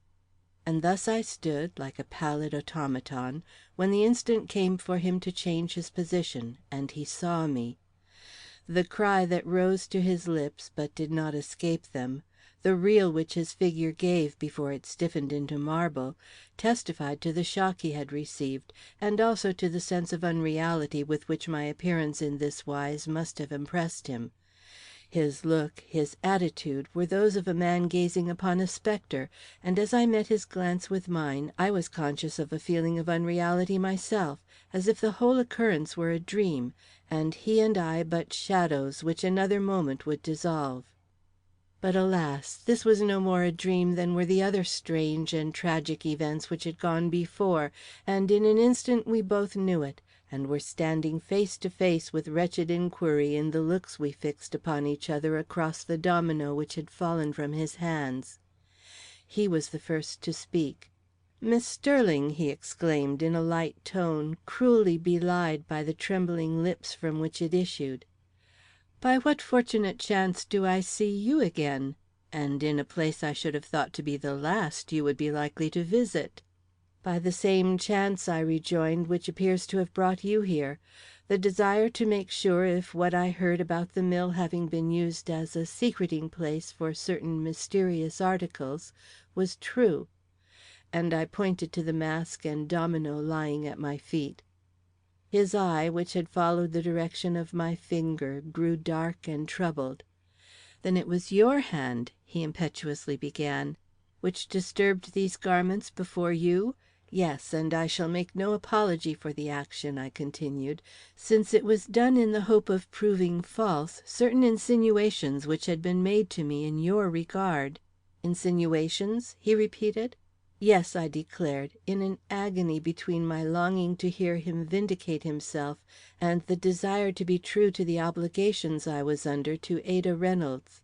"Insinuations of the worst, the most terrible character." Then, as I saw him fall back, stricken in something more than his pride, I hastened to inquire, "Have you an enemy in town, Mr. Pollard?" He composed himself with a start, looked at me fixedly, and replied in what struck me as a strange tone, even for such an occasion as this: "Perhaps." "One who, out of revenge," I proceeded, "might be induced to attach your name to suspicions calculated to rob you of honor, if not life?" "Perhaps," he again returned, but this time with a fierceness that almost made me recoil, though I knew it was directed against some one besides myself. "Then it may be," I said, "that you have but to speak to relieve my mind of the heaviest weight which has ever fallen upon it. These articles," I pursued, "have they or have they not any connection with the tragedy which makes the place in which we stand memorable?" "I cannot answer you, Miss Sterling." "Cannot answer me?" "Cannot answer you," he reiterated, turning haggard about the eyes and lips. "Then," I brokenly rejoined, "I had better leave this place. I do not see what more I have to do or say here." "O God!" he cried, detaining me with a gesture full of agony and doubt, "do not leave me so. Let me think. Let me weigh the situation and see where I stand, in your eyes at least. Tell me what my enemy has said," he demanded, his face, his very form, flashing with a terrible rage that seemed to have as much indignation as fear in it. "Your enemy," I replied, in the steady voice of despair, "accuses you, in so many words, of murder." I expected to see him recoil, burst forth into cursing or frenzied declamation, by which men betray their inward consternation and remorse. But he did none of these things.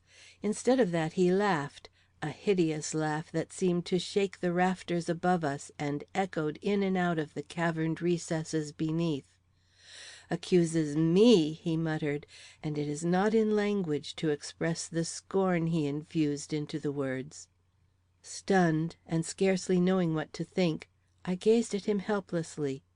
He seemed to feel my glance, for, after a moment's contemplation of my face, his manner suddenly changed, and bowing with a grim politeness full of sarcasm, he asked: "And when did you see my enemy and hold this precious conversation in which I was accused of murder?" "Yesterday afternoon," I answered. "During the time of your mother's funeral," I subjoined, startled by the look of stupefaction which crossed his face at my words. "I don't understand you," he murmured, sweeping his hand in a dazed way over his brow. "You saw him then? Spoke to him? Impossible!" "It is not a man to whom I allude," I returned, almost as much agitated as himself. "It is a woman who is your accuser, a woman who seems to feel she has a right to make you suffer, possibly because she has suffered so much herself." "A woman!" was all he said. "A woman!" turning pale enough now, God knows. "Have you no enemies among the women?" I asked, wearied to the soul with the position in which my cruel fate had forced me. "I begin to think I have," he answered, giving me a look that somehow broke down the barriers of ice between us and made my next words come in a faltering tone. "And could you stop to bestow a thought upon a man while a woman held your secret? Did you think our sex was so long suffering, or this special woman so generous?" I did not go on, for he had leaped the gap which separated us and held me gently but firmly by the arm. "Of whom are you speaking?" he demanded. "What woman has my secret, if secret I have? Let me hear her name, now, at once." "Is it possible," I murmured, "that you do not know?" The name!" he reiterated, his eyes ablaze, his hand shaking where it grasped my arm. "Rhoda Colwell," I returned, looking him steadily in the eye. "Impossible!" his lips seemed to breathe, and his clasp slowly unloosed from my arm like a ring of ice which melts away. "Rhoda Colwell! Good God!" he exclaimed, and staggered back with ever growing wonder and alarm till half the room lay between us. "I am not surprised at your emotion," I said. "She is a dangerous woman." He looked at me with dull eyes. He did not seem to hear what I said. "How can it be?" he muttered, and his glance took a furtive aspect as it travelled slowly round the room and finally settled upon the mask and domino at my feet. "Was it she who told you where to look for those?" he suddenly queried in an almost violent tone. I bowed. I had no wish to speak. "She is an imp, a witch, an emissary of the Evil One," he vehemently declared, and turned away, murmuring, as it seemed to me, those sacred words of Scripture: "Be sure your sin find you out." I felt the sobs rise in my throat. I could bear but little more. To recover myself, I looked away from him, even passed to a window and gazed out. Anything but the sight of this humiliation in one who could easily have been my idol. I was therefore standing with my back to him when he finally approached, and touching me with the tip of his finger, calmly remarked: "I did not know you were acquainted with Miss Colwell." "Nor was I till yesterday," I rejoined. "Fate made us know each other at one interview, if could be said ever to know such a woman as she is." Fate is to blame for much. Is it also to blame for the fact that you sought her, or did she seek you?" "I sought her," I said, and not seeing any better road to a proper explanation of my conduct than the truth, I told him in a few words of the notice I had seen posted upon the mill, and of how I had afterwards surprised Rhoda Colwell there, and what the conclusions were which I had thereby drawn, though from some motive of delicacy I do not yet understand, I refrained from saying anything about her disguise, and left him to infer that it was in her own proper person I had seen her. He seemed to be both wonder stricken and moved by the recital, and did not rest till he had won from me the double fact that Rhoda Colwell evidently knew much more than she revealed, while I, on the contrary, knew much less. The latter discovery seemed to greatly gratify him, and while his brow lost none of the look of heavy anxiety which had settled upon it with the introduction of this woman's name into our colloquy, I noticed that his voice was lighter, and that he surveyed me with less distrust, and possibly with less fear. His next words showed the direction his thoughts were taking. "You have shown an interest in my fate, Miss Sterling, in spite of the many reasons you had for thinking it a degraded one, and for this I thank you with all my heart.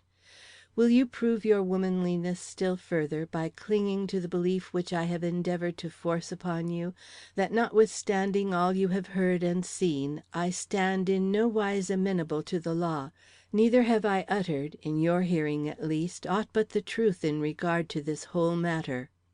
"And you can swear this to me?" I uttered joyfully. "By my father's grave, if you desire it," he returned. A flood of hope rushed through my heart. I was but a weak woman, and his voice and look at that moment would have affected the coldest nature. "I'm bound to believe you," I said, "though there is much I do not understand, much which you ought to explain if you wish to disabuse my mind of all doubt in your regard. I would be laying claim to a cynicism I do not possess, if I did not trust your words just so far as you will allow me. But," and I must have assumed an air of severity, for I saw his head droop lower and lower as I gazed at him, and forbore to finish my sentence. "But you believe I am a villain," he stammered. "I would fain believe you to be the best and noblest of men," I answered pointedly. He lifted his head, and the flush of a new emotion swept over his face. "Why did I not meet you 2 years ago?" he cried. The tone was so bitter, the regret expressed so unutterable, I could not help my heart sinking again with the weight of fresh doubt which it brought. "Would it have been better for me if you had?" I inquired. "Is the integrity which is dependent upon one's happiness or the sympathy of friends one that a woman can trust to under all circumstances of temptation or trial?" "I do not know," he muttered. "I think it would stand firm, with you for its safeguard and shield." Then, as he saw me draw back with an assumption of coldness I was far from feeling, added gently, "But it was not you, but Rhoda Colwell I met 2 years ago, and I know you too well, appreciate you too well, to lay aught but my sincerest homage at your feet, in the hope that, whatever I may have been in the past, the future shall prove me to be not unworthy of your sympathy, and possibly of your regard." And as if he felt the stress of the interview becoming almost too great for even his strength, he turned away from me and began gathering up the toggery that lay upon the floor. "These must not remain here," he observed bitterly. But I, drawn this way and that by the most contradictory emotions, felt that all had not been said which should be in this important and possibly final interview. Accordingly, smothering personal feeling and steeling myself to look only at my duty, I advanced to his side, and indicating with a gesture the garments he was now rolling up into a compact mass, remarked: "This may or may not involve you in some unpleasantness. Rhoda Colwell, who evidently attaches much importance to her discoveries, is not the woman to keep silent in their regard. If she speaks and forces me to speak, I must own the truth, Mr. Pollard. Neither sympathy nor regard could hold me back, for my honor is pledged to the cause of Mr. Barrows, and not even the wreck of my own happiness could deter me from revealing anything that would explain his death or exonerate his memory. I wish you to understand this. God grant I may never be called upon to speak." It was a threat, a warning, or a danger, for which he was wholly unprepared. He stared at me for a moment from his lowly position on the floor, then slowly rose and mechanically put his hand to his throat as if he felt himself choking. "I thank you for your frankness," he murmured in almost inaudible tones. "It is no more than I ought to have expected, and yet " He turned abruptly away. "I am evidently in a worse situation than I imagined," he continued, after a momentary pacing of the floor. "I thought only my position in your eyes was assailed. I see now that I may have to defend myself before the world." And with a sudden change that was almost alarming, he asked if Rhoda Colwell had intimated in any way the source of whatever information she professed to have. I told him no, and felt my heart grow cold with new and undefined fears as he turned his face toward the front of the building and cried in a suppressed tone full of ire and menace, "It could have come but in one way. I am to be made a victim if—" He turned upon me with a wild look in which there was something personal. "Are you worth the penalty which my good name must suffer?" he violently cried. "For I swear that to you and you only I owe the position in which I now stand." "God help me, then," I murmured, dazed and confounded by this unexpected reproach. "Had you been less beautiful, less alluring in your dignity and grace, my brother—" He paused and bit his lip. "Enough!" he cried. "I had well nigh forgotten that generosity and forbearance are to actuate my movements in the future.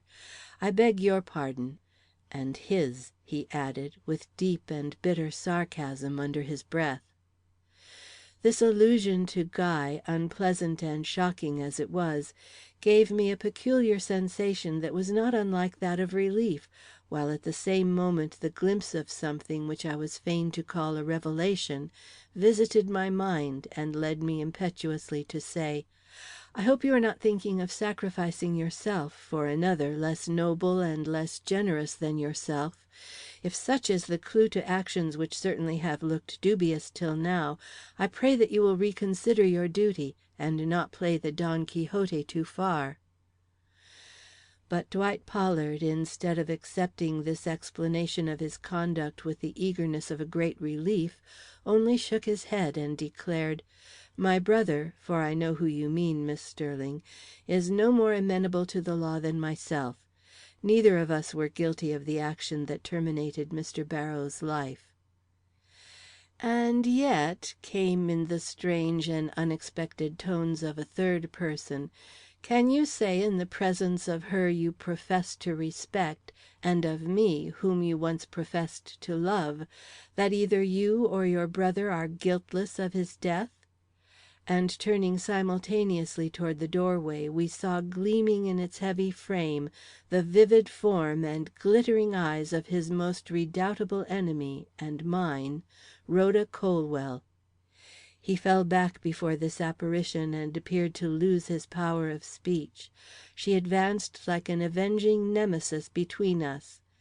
"Speak!" she vehemently exclaimed.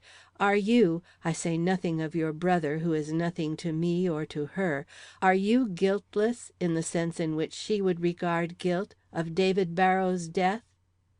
And her fierce eyes, shining through her half closed lashes like lurid fires, partly veiled, burned upon his face, which, turning paler and paler, drooped before her gaze till his chin settled upon his breast, and we could barely hear the words that fell from his lips. "God knows I would not dare to say I am." End of chapter 12.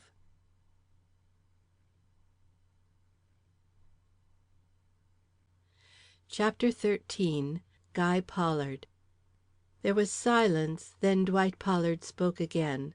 I have made a confession which I never expected to hear pass my lips. She who has forced it from me doubtless knows how much and how little it means. Let her explain herself, then. I have no further business in this place." And without lifting his head or meeting the eye of either of us, he strode past us towards the door. But there he paused, for Rhoda Colwell's voice had risen in words that must be answered. "And where then have you business, if not here? Do you not know I hold your good name, if not your life, in my hands?" "My good name," he slowly rejoined, without turning his head, "is already lost in the eyes I most valued.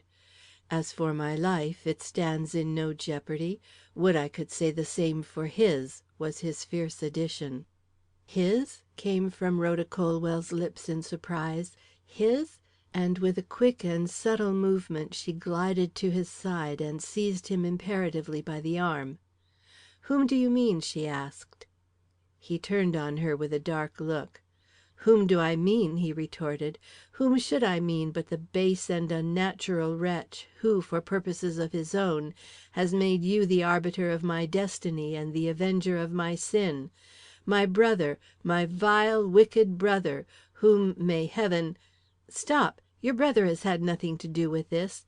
Do you suppose I would stoop to take information from him?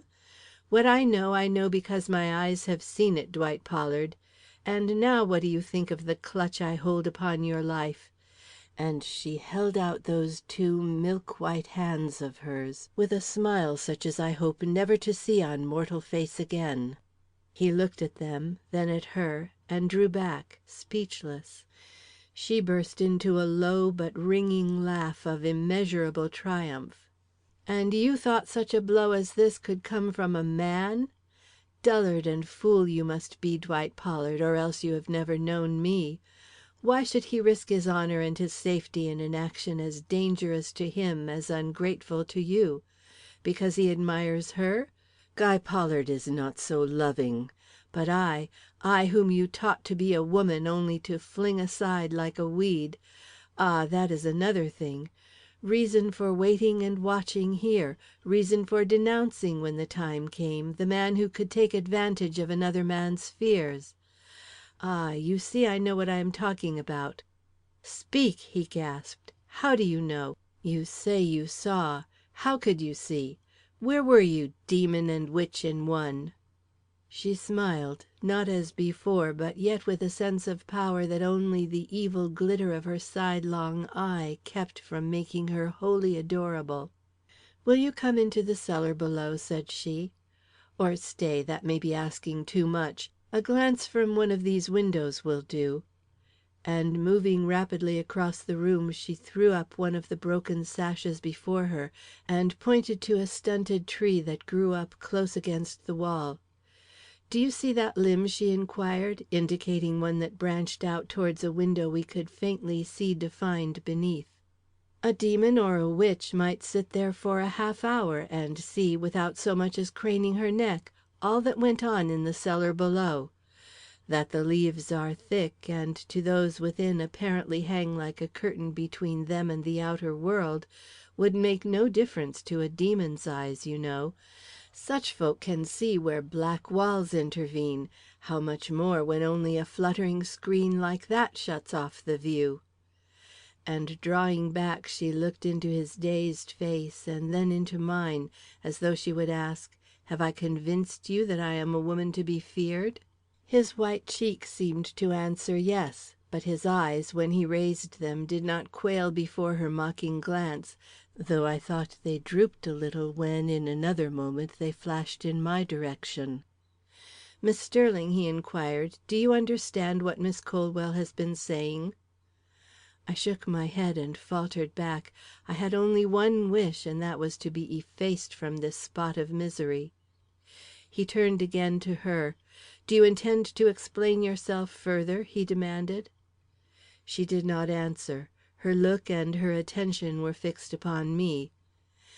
"You are not quite convinced he is all that I have declared him to be," she said, moving towards me. "You want to know what I saw, and whether there is not some loophole by which you can escape from utterly condemning him. Well, you shall have my story. I ask nothing more of you than that." And with a quiet ignoring of his presence that was full of contempt, she drew up to my side and calmly began, "You have seen me in the streets in the garb of my brother?" "Your brother?" cried a startled voice. It was Dwight Pollard who spoke. He had sprung to her side and grasped her fiercely by the wrist. It was a picture, all the more that neither of them said anything further, but stood so, surveying each other, till he thought fit to drop her arm and draw back, when she quietly went on as though no interruption had occurred. It was a convenient disguise, enabling me to do and learn many things. It also made it possible for me to be out in the evening alone, and allowed me to visit certain places where otherwise I should have been anything but welcome. It also satisfied a spirit of adventure which I possess, and led to the experience which I am now about to relate. Miss Sterling, my brother has one peculiarity. He can be entrusted to carry a message, and forget it 10 minutes after it is delivered. This being generally known in town, I was not at all surprised when one evening, as I was traversing a very dark street, I was met and accosted by a muffled figure, who asked me if I would run to Mr. Barrows' house for him. I was about to say no, when something in his general air and manner deterred me, and I changed it into the half laughing, half eager assent which my brother uses on such occasions. The man immediately stooped to my ear and whispered, "Tell Mr. Barrows to come with all speed to the old mill. A man has been thrown from his carriage and is dying there. He wants Mr. Barrows' prayers and consolation. Can you remember?" I nodded my head and ran off. I was fearful if I stayed I would betray myself, for the voice, with all its attempted disguise, was that of Guy Pollard, and the man injured might for all I knew be his brother. Before I reached Mr. Barrows' door, however, I began to have my doubts. Something in the man's manner betrayed mystery, and as Guy Pollard had never been a favorite of mine, I naturally gave to this anything but a favorable interpretation. I did not stop, though, because I doubted. On the contrary, I pushed forward, for if there was a secret I must know it. And how could I learn it so readily or so well as by following Mr. Barrows on his errand of mercy? The person who came to the door in answer to my summons was fortunately Mr. Barrows himself. Fortunately for me, that is. I cannot say it was altogether fortunately for him.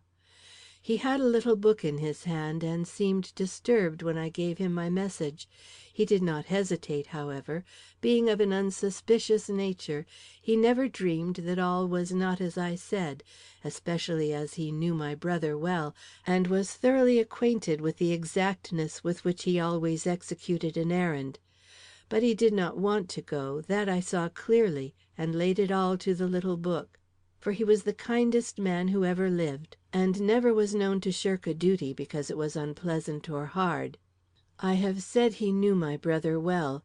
Remembering this, when he came downstairs again, ready to accompany me, I assumed the wildest manner in which my brother ever indulged, that I might have some excuse for not remaining at his side while still accompanying him in his walk. The consequence was that not a dozen words passed between us, and I had the satisfaction of seeing him draw near the old mill in almost complete forgetfulness of my proximity. This was what I wanted, for in the few minutes I had to think, many curious surmises had risen in my mind, and I wished to perform my little part in this adventure without hindrance from his watchfulness or care.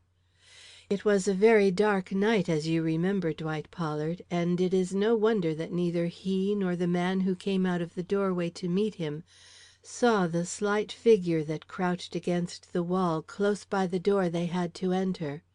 And if they had seen it, what would they have thought? That the idiot boy was only more freakish than usual, or was waiting about for the dime which was the usual pay for his services?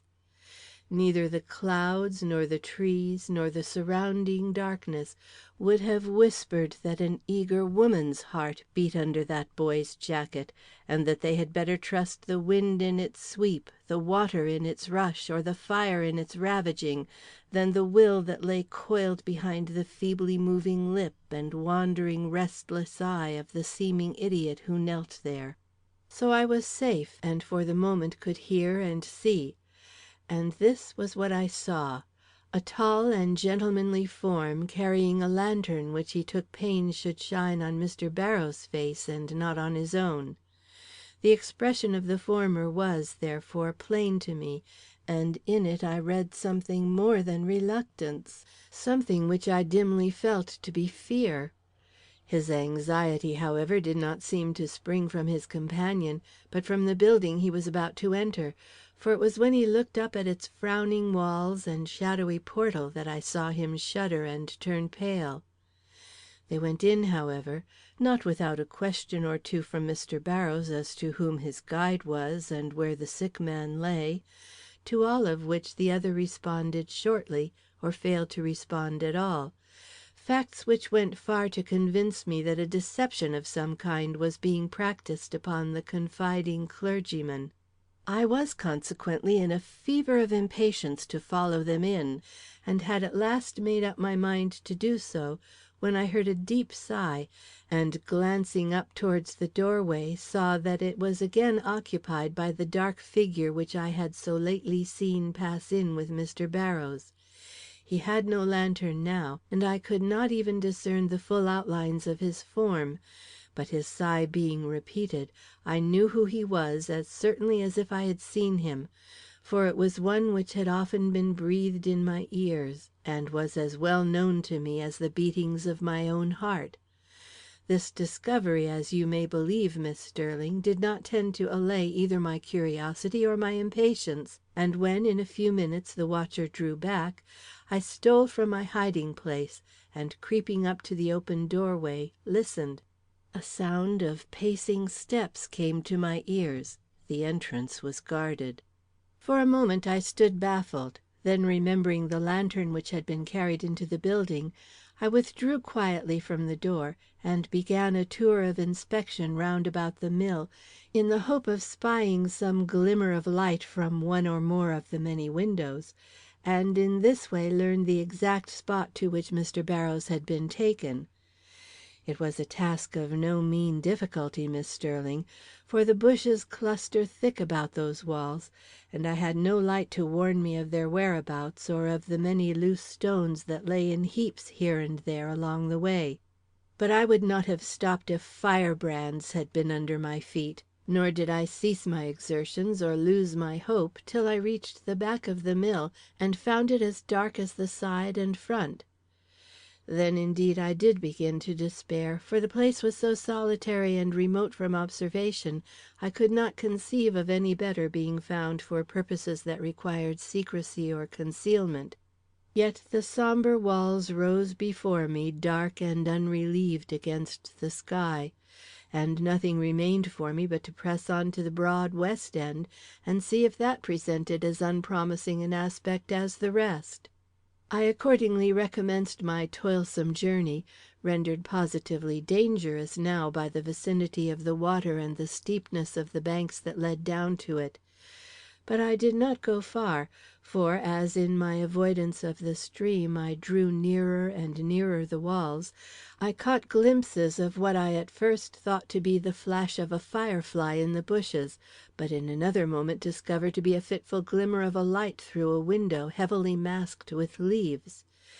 You can imagine what followed from what I told you, how I climbed the tree and seated myself on the limb that ran along by the window, and pushing aside the leaves, looked in upon the scene believed by those engaged in it to be as absolutely unwitnessed as if it had taken place in the bowels of the earth.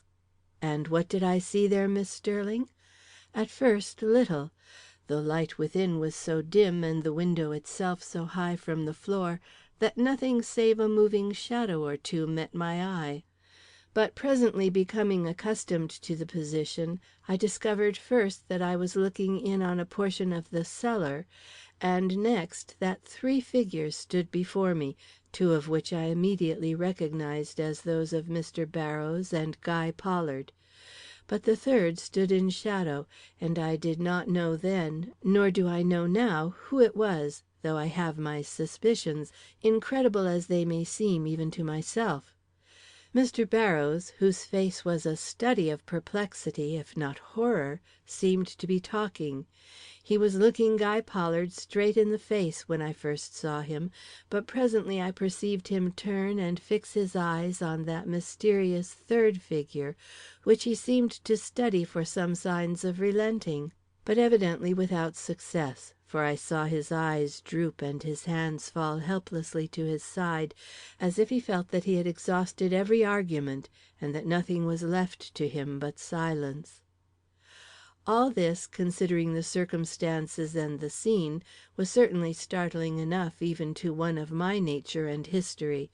But when, in a few minutes later, I saw Guy Pollard step forward, and seizing Mr. Barrows by the hand, draw him forward to what seemed to be the verge of a pit, I own that I felt as if I were seized by some deadly nightmare, and had to turn myself away and look at the skies and trees for a moment to make sure I was not the victim of a hallucination. When I looked back, they were still standing there, but a change had come over Mr. Barrows' face. From being pale, it had become ghastly, and his eyes, fixed and fascinated, were gazing into those horrid depths, as if he saw there the horrible fate which afterwards befell him. Suddenly he drew back, covering his face with his hands, and I saw a look pass from Guy Pollard to that watchful third figure, which if it had not been on the face of a gentleman I should certainly call demoniacal. The next instant the third figure stepped forward, and before I could move or utter the scream that rose to my lips, Mr. Barrows had disappeared from view in the horrid recesses of that black hole, and only Guy Pollard and that other mysterious one, who I now saw wore a heavy black domino and mask, remained standing on its dark verge. A cry, so smothered that it scarcely came to my ears, rose for an instant from the pit. Then I saw Guy Pollard stoop forward and put what seemed to be a question to the victim below. From the nature of the smile that crossed his lip as he drew back, I judged it had not been answered satisfactorily, and was made yet more sure of this when the third person, stooping, took up the light, and beckoning to Guy Pollard, began to walk away. Yes, Miss Sterling, I am telling no goblin tale, as you can see if you will cast your eyes on your companion over there. They walked away, and the light grew dimmer and dimmer, and the sense of horror deeper and deeper, till a sudden cry, rising shrill enough now from that deadly hole, drew the two conspirators slowly back to stand again upon its fatal brink, and, as it seemed to me, propound again that question, for answer to which they appeared ready to barter their honor, if not their souls. And this time they got it. The decisive gesture of the masked figure, and the speed with which Guy Pollard disappeared from the spot, testified that the knowledge they wanted was theirs, and that only some sort of action remained to be performed. What that action was I could not imagine, for though Mr. Pollard carried away the lantern, the masked figure had remained. Meantime darkness was ours, a terrible darkness, as you may imagine, Miss Sterling, in which it was impossible not to wait for a repetition of that smothered cry from the depths of this unknown horror. But it did not come, and amid a silence awful as the grave, the minutes went by till at last, to my great relief, the light appeared once more in the far recesses of the cellar, and came twinkling on till it reached the masked figure, which to all appearance had not moved hand or foot since it went away. Miss Sterling, you have doubtless consoled yourself during this narration with the thought that the evil which I had seen done had been the work of Guy and a person who need not necessarily have been our friend here. But I must shatter whatever satisfaction you may have derived from the possible absence of Dwight Pollard from this scene, by saying that when the lantern paused and I had the opportunity to see who carried it, I found that it was no longer in the hand of the younger brother, but had been transferred to that of Dwight, and that he, not Guy, now stood in the cellar before me. As I realize that we are not alone, I will not dilate upon his appearance, much as it struck me at the time. I will merely say he offered a contrast to Guy, who, if I may speak so plainly in this presence, had seemed much at home in the task he had set himself, uncongenial as one might consider it to the usual instincts and habits of a gentleman.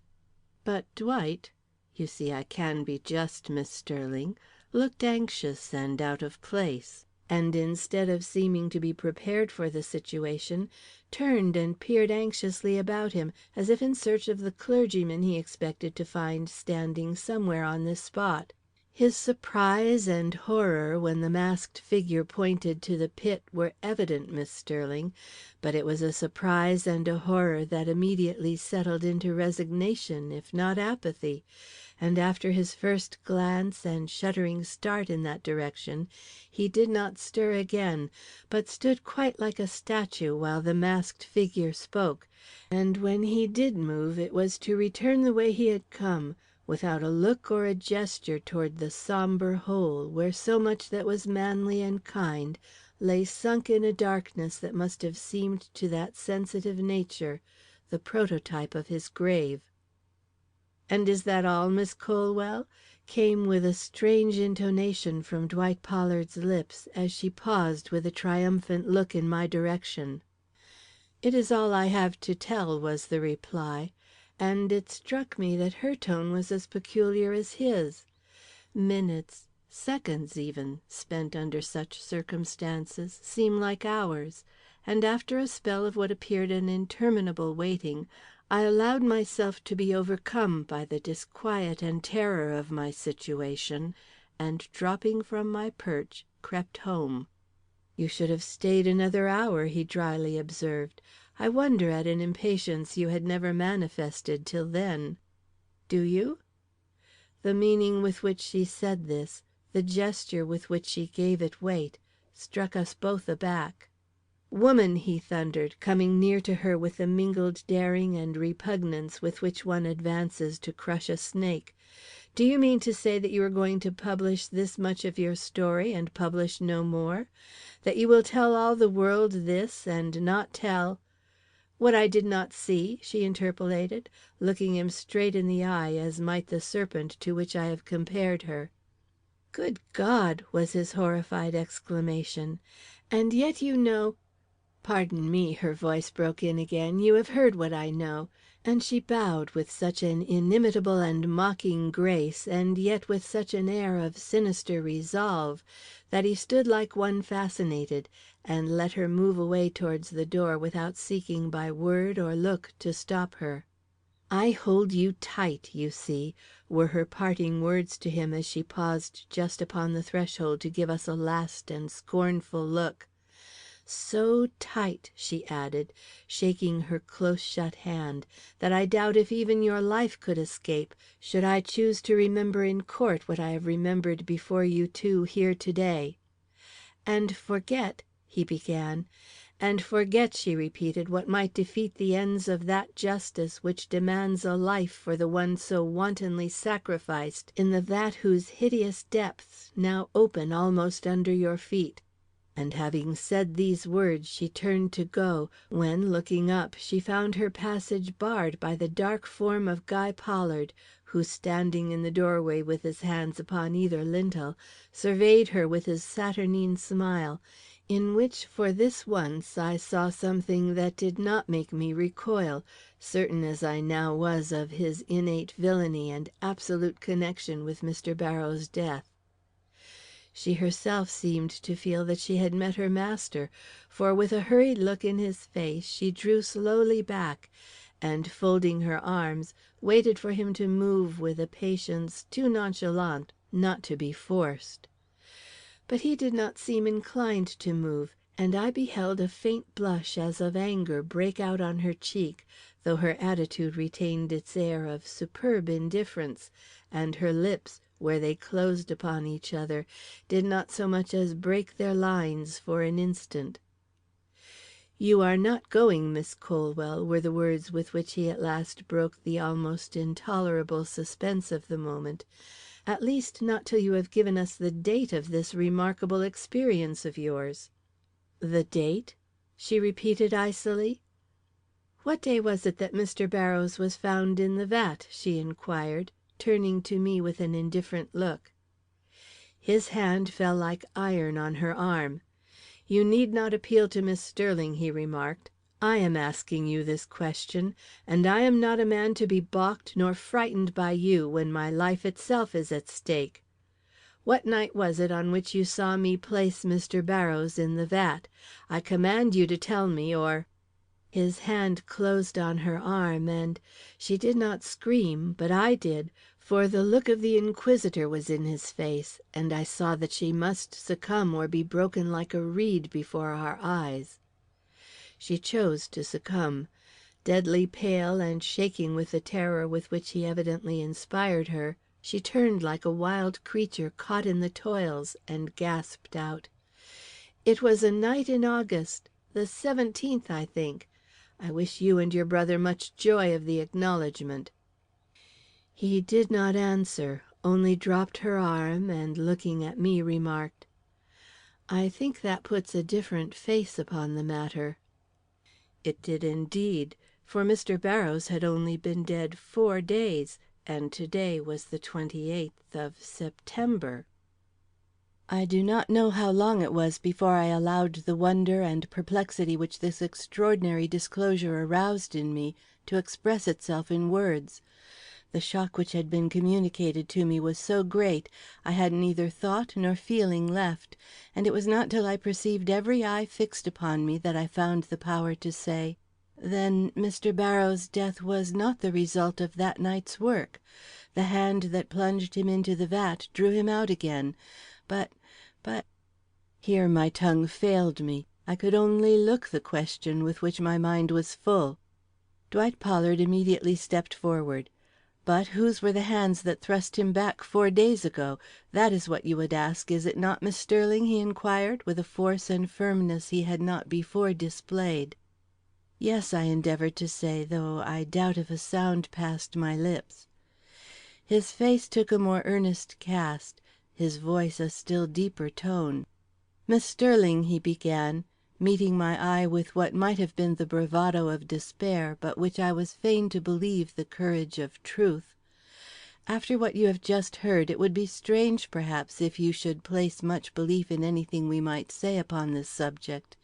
And yet it is my business to declare, and that with all the force and assurance of which I am capable, that we know no more than you how Mr. Barrows came to find himself again in that place, that we had nothing to do with it, and that his death, occurring in the manner and at the spot it did, was a surprise to us which cost my mother her life, and me, well, almost my reason," he added, in a lower tone, turning away his face. Can this be true, I asked myself, unconsciously taking on an air of determination, as I remembered I was prejudiced in his favor and wished to believe him innocent of this crime. This movement on my part, slight as it was evidently seen and misinterpreted by them all, for a look of disappointment came into Dwight Pollard's face, while from his brother's eye flashed a dangerous gleam that almost made me oblivious to the fact that Rhoda Colwell was speaking words full of meaning and venom. "A specious declaration!" she exclaimed. "A jury would believe such assertions, of course. So would the world at large. It is so easy to credit that this simple and ordinary method of disposing of a valuable life should enter the mind of another person." "It is as easy to credit that," answered Dwight Pollard, with an emphasis that showed that he, if not I, felt the force of this sarcasm, "as it would be to believe that Mr. Barrows would return to a spot so fraught with hideous memories, except under the influence of a purpose which made him blind to all but its accomplishment. The fact that he died there proves to my mind that no other will than his own plunged him anew into that dreadful vat." "Ah, and so you are going to ascribe his death to suicide?" she inquired, with a curl of her lip that was full of disdain. "Yes," he sternly responded, with no signs of wavering now, though her looks might well have stung the stoutest soul into some show of weakness. "It is a wise stroke," she laughed, with indescribable emphasis. "It has so much in Mr. Barrows' life and character to back it. And may I ask," she went on, with a look that included Guy Pollard's silent and contemptuous figure in its scope, "whether you have anything but words wherewith to impress your belief upon the public? I have heard that judge and jury like facts, or at least circumstantial proof that a man's denial is a true one." "And proofs we have." It was Guy Pollard who spoke this time, and with an icy self possession that made her shiver in spite of herself. "Proofs?" she repeated. "That we were not near the mill the night before Mr. Barrows was found. We were both out of town, and did not return till about the time the accident was discovered." "Ah!" was her single sarcastic rejoinder. But I saw, we all saw, that the blow had told, bravely as she tried to hide it. "You can make nothing by accusing us of this crime," he continued, "and if I might play the part of a friend to you, I would advise you not to attempt it." And his cold eye rested for a moment on hers before he turned and walked away to the other end of the room. The look, the action, was full of contempt, but she did not seem to feel it. Following him with her gaze for a minute, she murmured quietly, "We will see." Then turning her look upon Dwight and myself, added slowly, "I think you are effectually separated, at all events," and was gone almost without our realizing how or where. I did not linger long behind. What I said or what they said I cannot remember. I only know that in a few minutes I too was flying along the highway, eager for the refuge which my solitary home offered me. Events had rushed upon me too thickly and too fast. I felt ill as I passed the threshold of my room, and was barely conscious when, a few hours later, the landlady came in to see why I had not made my appearance at the supper table. End of chapter 13.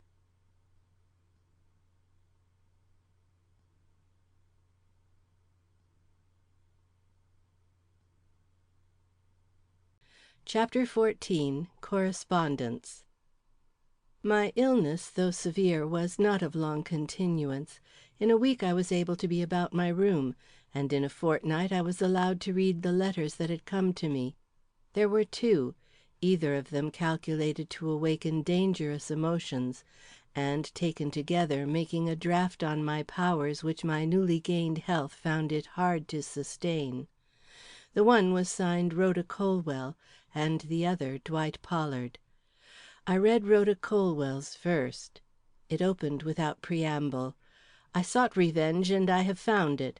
Not in the way I anticipated, perhaps, but still in a way good enough to satisfy both myself and the spirit of justice. You will never trust Dwight Pollard again. You will never come any nearer to him than you have today. You have an upright soul, and whether you believe his declarations or not, can be safely relied upon to hold yourself aloof from a man who would lend his countenance to such a cowardly deed as I saw perpetrated in the old cellar a month or so ago. Honor does not wed with dishonor, nor truth with treachery. Constance Sterling may marry whom she may, it will never be Dwight Pollard. Convinced of this, I have decided to push my vengeance no further. Not that I believe Mr. Barrows committed suicide, any more than I believe that Dwight and Guy Pollard could be saved by any mere alibi if I chose to speak.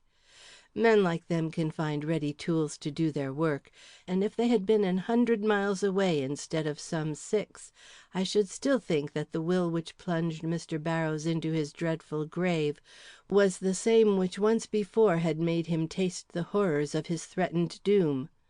But public disgrace and execration are not what I seek for my recreant lover. The inner anguish which no eye can see is what I have been forced to endure, and what he shall be made to suffer. Guilty or not, he can never escape that now, and it is a future which I gloat upon, and from which I would not have him escape, no, not at the cost of his life, if that life were mine, and I could shorten it at a stroke. And yet, since human nature is human nature, and good hearts as well as bad yield sometimes to a fatal weakness, I would add that the facts which I suppress are always facts, and that if I see in you or him any forgetfulness of the gulf that separates you, I shall not think it too late to speak, though months have been added to months, and years to years, and I am no longer anything but old Rhoda Colwell. Close upon these words I read these others: Miss Sterling, pardon me that I presume to address you. Pardon the folly, the weakness of a man who, having known you for less than a week, finds the loss of your esteem the hardest of the many miseries he is called upon to bear. I know that I can never recover this esteem, if indeed I ever possessed it. The revelation of the secret which disgraced our family has been fatal, the secret which our mother commanded us on her deathbed to preserve, foreseeing that, if it should become known that we had been guilty of the occurrence of the 17th of August, nothing could save us from the suspicion that we were guilty of the real catastrophe of the 24th of September. Alas, my mother was a keen woman, but she did not reckon upon Rhoda Colwell. She did not reckon upon you. She thought if we kept silence, hell and heaven would find no tongue. But hell and heaven have both spoken, and we stand suspected of crime, if not absolutely accused of it. Hard as this is to bear, and it is harder than you might think for one in whom the base and cowardly action into which he was betrayed a month ago has not entirely obliterated the sense of honor.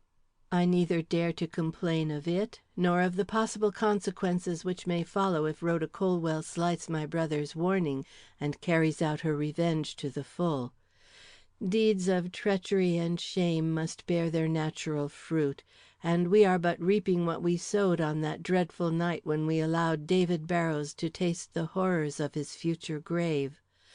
But though I do not complain, I would fain say a final word to one whose truth and candor have stood in such conspicuous relief to my own secrecy and repression. Not in a way of hope, not in a way of explanation even. What we have done, and it would little become me to assign motives and reasons for what in your eyes, and I must now allow in my own, no motive or reason can justify or even excuse. I can only place myself before you as one who abhors his own past, regarding it indeed with such remorse and detestation that I would esteem myself blessed if it had been my body, instead of that of Mr. Barrows, which had been drawn from the fatal pit. Not that any repentance can rid me of the stain which has fallen upon my manhood, or make me worthy of the honor of your faintest glance, but it may make me a less debased object in your eyes, and I would secure that much grace for myself, even at the expense of what many might consider an unnecessary humiliation. For you have made upon my mind, in the short time I have known you, a deep and, as I earnestly believe, a most lasting and salutary impression. Truth, candor, integrity, and a genuine loyalty to all that is noblest and best in human nature no longer seem to me like mere names since I have met you. The selfishness that makes dark deeds possible has revealed itself to me in all its hideous deformity since the light of your pure ideal fell upon it. And while naught on earth can restore me to happiness, or even to that equanimity of mind which my careless boyhood enjoyed, it would still afford me something like relief to know that you recognize the beginning of a new life in me, which, if not all you could desire, still has that gleam of light upon it which redeems it from being what it was before I knew you. I will therefore ask not a word from you, but a look. If, when I pass your house to-morrow afternoon at 6 o'clock, I see you standing in the window, I shall know you grant me the encouragement of your sympathy, a sympathy which will help me to endure the worst of all my thoughts, that indirectly, if not directly, Guy and myself may be guilty of Mr. Barrows' death, that our action may have given him an impetus to destroy himself, or at least have shown him the way to end his life in a seemingly secret manner, though why a man so respected and manifestly happy as he should wish to close his career so suddenly is as great a mystery to me as it can possibly be to you. One other word, and I am done. If in the mercy of your gentle and upright nature you accord me this favor, do not fear that I shall take advantage of it even in my thoughts. Nor need you think that by so doing you may hamper yourself in the performance of a future duty, since it would be as impossible for me to ask, as for you to grant, the least suppression of the truth on your part, your candor being the charm of all others which has most attracted my admiration and secured my regard. Dwight Pollard. Of the emotions produced in me by these two letters I will say nothing. I will only mention some of my thoughts. The first, naturally, was, that owing to my illness I had not received the latter letter till a week after it was written. Consequently, Dwight Pollard had failed to obtain the slight token of encouragement which he had requested. This was a source of deep regret to me, all the more that I did not know how to rectify the evil without running the risk of rousing suspicion in the breast of Rhoda Colwell; for unreasonable as it may seem, her words had roused in me a dread similar to that which one might feel of a scorpion in the dark. I did not know how near she might be to me, or when she might strike. The least stir, the least turn of my head towards the forbidden object, might reveal her to be close at my side. I neither dared trust the silence, nor the fact that all seemed well with me at present. A woman who could disguise herself as she could, and whom no difficulty deterred from gaining her purpose, was not one to brave with impunity, however clear might seem the outlook. I felt as if my very thoughts were in danger from her intuition, and scarcely dared breathe my intentions to the walls, lest the treacherous breeze should carry them to her ears and awaken that formidable antagonism which in her case was barbed with a power which might easily make the most daring quail. And yet she must be braved, for not to save his life could I let such an appeal as he had made me go unanswered. No, though I knew the possibility remained of its being simply the offspring of a keen and calculating mind driven to its last resource. It was enough that I felt him to be true, however much my reason might recognize the possibility of his falsehood. Rather than slight a noble spirit struggling with a great distress, I would incur any penalty which a possible lapse of judgment might bring, my temperament being such that I found less shame in the thought that I might be deceived, than that, out of a spirit of too great caution and self-love, I should fail an unhappy soul at the moment when my sympathy might be of inestimable benefit to its welfare. The venomous threats and extreme show of power displayed in Rhoda Colwell's letter had overreached themselves. They roused my pride. They made me question whether it was necessary for us to live under such a dominion of suspense as she had prepared for us. If Dwight Pollard's asseverations were true, it would be a cruel waste of peace and happiness for him or me to rest under such a subjection, when, by a little bravery at the outset, her hold upon us might be annihilated and her potency destroyed. The emotions which I have agreed to ignore came in to give weight to this thought. To save myself it was necessary to prove Dwight Pollard true. Not only my sense of justice, but the very life and soul of my being, demanded the settling of all suspicion and the establishment of my trust upon a sure foundation. While a single doubt remained in my mind, I was liable to shame before my best self, and shame and Constance Sterling did not mix easily or well, especially with that leaven of self-interest added, to which I have alluded only a few paragraphs back.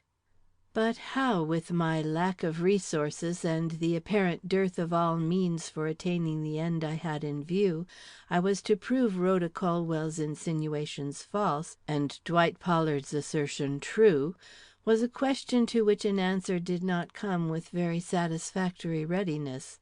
Even the simple query as to how I was to explain my late neglect to Dwight Pollard occasioned me an hour of anxious thought, and it was not till I remembered that the simplest course was always the best, and that with a snake in the grass like Rhoda Colwell the most fearless foot trod with the greatest safety, that I felt my difficulties on that score melt away.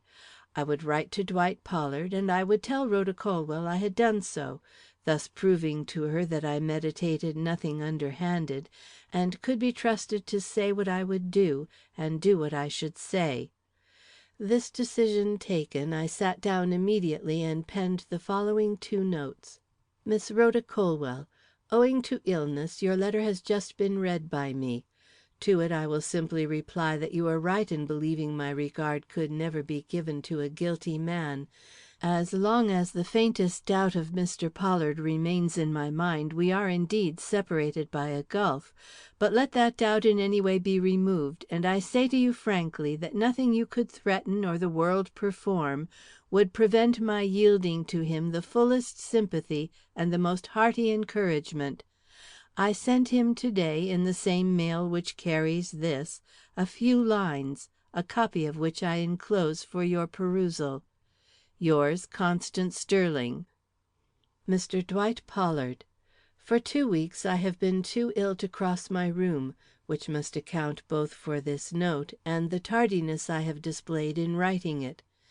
You assert that you know nothing of the causes or manner of a certain catastrophe. I believe you, and hope some day to have more than a belief, viz., a surety of its truth founded on absolute evidence.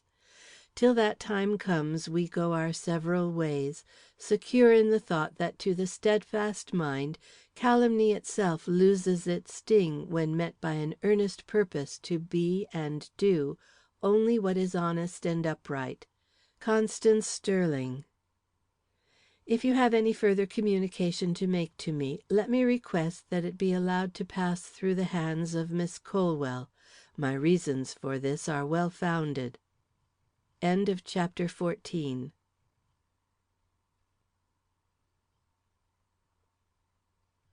Chapter 15. A Gossip. I had not taken this tone with both my correspondents without a secret hope of being able to do something myself towards the establishment of Mr. Pollard's innocence. How, I could not very plainly perceive that day or the next. But as time elapsed, and my brain cleared and my judgment returned, I at last saw the way to an effort which might not be without consequences of a satisfactory nature. What that effort was you may perhaps conjecture from the fact that the first walk that I took was in the direction of the cottage where Mr. Barrows had formerly lived. The rooms which he had occupied were for rent, and my ostensible errand was to hire them. The real motive of my visit, however, was to learn something more of the deceased clergyman's life and ways than I then knew, if happily out of some hitherto unnoticed event in his late history, I might receive a hint which should ultimately lead me to the solution of the mystery which was involving my happiness. I was not as unsuccessful in this attempt as one might anticipate. The lady of the house was a gossip, and the subject of Mr. Barrows' death was an inexhaustible topic of interest to her. I had but to mention his name, and straightway a tide of words flowed from her lips, which, if mostly words, contained here and there intimations of certain facts which I felt it was well enough for me to know, even if they did not amount to anything like an explanation of the tragedy.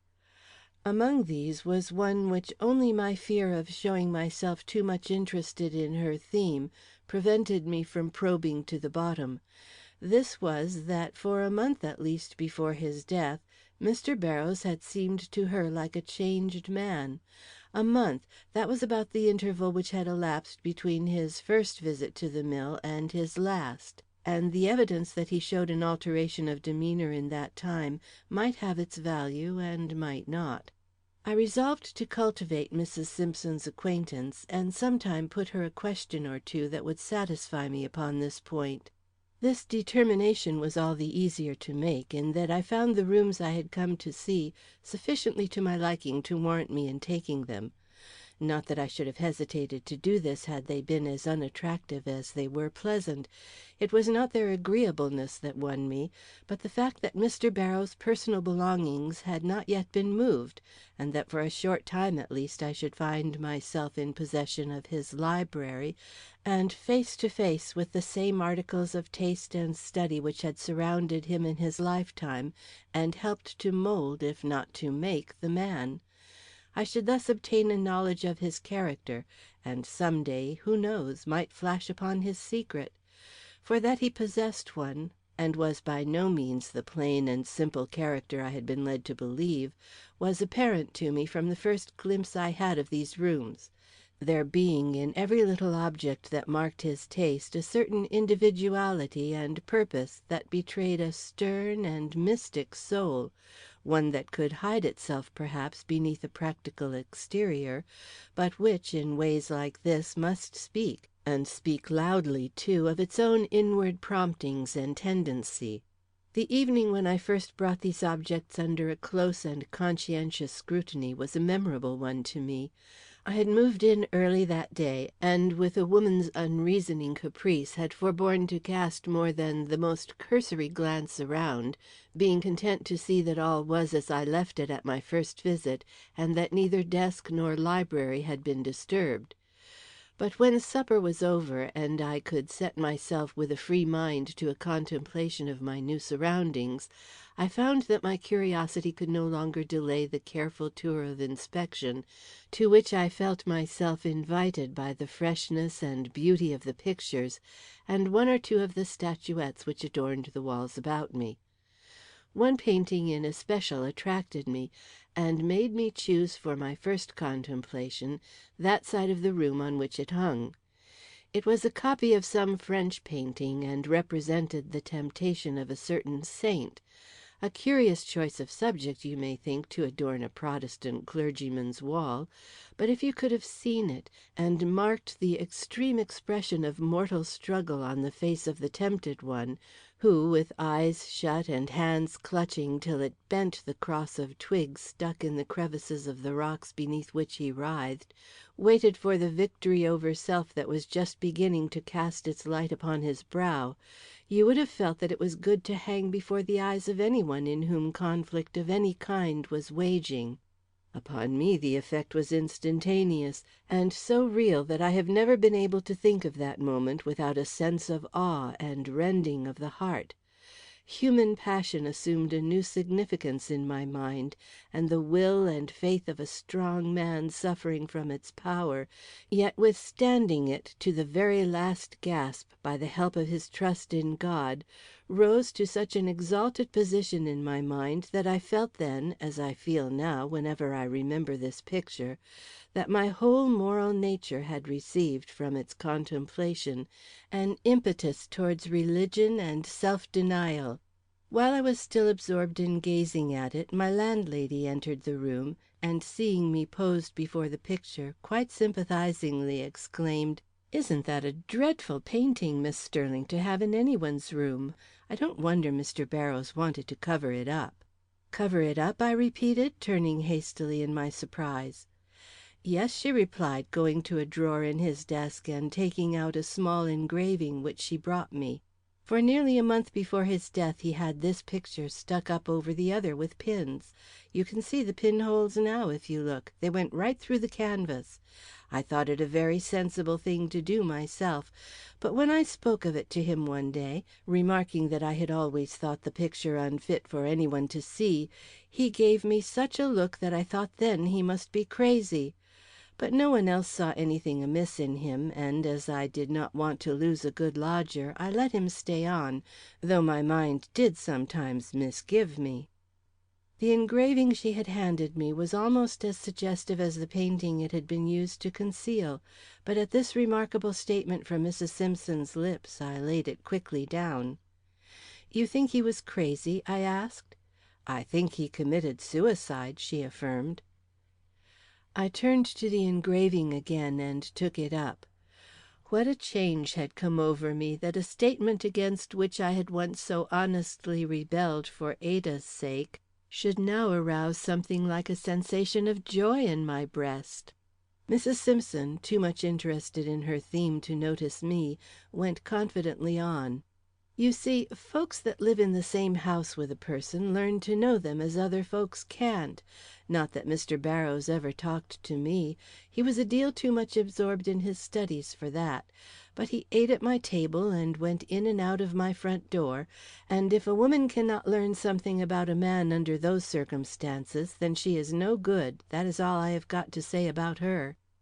I was amused and slightly smiled, but she needed no encouragement to proceed. The way he would drop into a brown study over his meat and potatoes was a caution to my mind. A minister that don't eat is an anomaly, she burst out. I have boarded them before, and I know they like the good things of life as well as anybody. But Mr. Barrows, latterly at least, never seemed to see what was on the table before him, but ate because his plate of food was there and had to be disposed of in some way. One day, I remember in particular, I had baked dumplings, for he used to be very fond of them, and would eat two without any urging. But this day he either did not put enough sauce on them, or else his whole appetite had changed, for he suddenly looked down at his plate and shuddered, almost as if he were in a chill, and getting up, was going away, when I summoned up courage to ask if the dumplings were not as good as usual. He turned at the door, I can see him now, and mechanically shaking his head, seemed to be trying to utter some apology. But he presently stopped in that attempt, and pointing quickly at the table, said in his accustomed tones, "You need not make me any more desserts, Mrs. Simpson. I shall not indulge in them in the future," and went out, without saying whether he was sick or what, and that was the end of the dumplings, and of many a good thing besides. "And is that all?" I began, but she broke in before the words were half out of my mouth. "But the strangest thing I ever see in him was this. I have not said much about it, for the people that went to his church are a high and mighty lot, and wouldn't bear a word said against his sanity, even by one as had more opportunities than they of knowing him.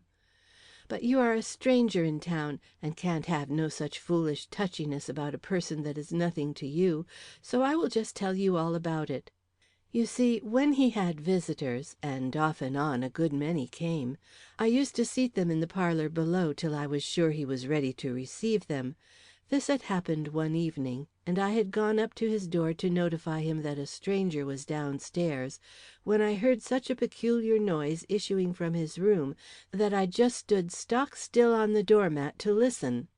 It was a swishing sound, followed by a "Miss Sterling," she suddenly broke in a half awe-struck, half frightened tone, "did you ever hear any one whipped? If you have, you will know why I stood shuddering at that door full 2 minutes before I dared lift my hand and knock." Not that I could believe Mr. Barrows was whipping anybody, but the sound was so like it, and I was so certain besides that I had heard something like a smothered cry follow it, that nothing short of the most imperative necessity would have given me the courage to call him. My imagination filling the room with all sorts of frightful images, images that did not fade away in a hurry, she went on, with a look of shrinking terror about her which I am not sure was not reflected in my own face, when, after the longest waiting I ever had at his door, he slowly came across the room and opened it, showing me a face as white as a sheet, and a hand that trembled so that he dropped the card I gave him and had to pick it up. Had there been a child there But there wasn't, I interrupted, shocked and forced to defend him in spite of myself. "No, nor anybody else. For when he went downstairs, I looked in, and there was no one there, and nothing uncommon about the room, except that I thought his bookcase looked as if it had been moved. And it had, for the next day when I swept this room it did not need sweeping, but one can't wait forever to satisfy their curiosity I just looked behind that case, and what do you think I found? A strap, a regular leather strap, just such as—" "Good God!" I interrupted. "You do not think that he had been using it when you went to the door?" "I do," she said.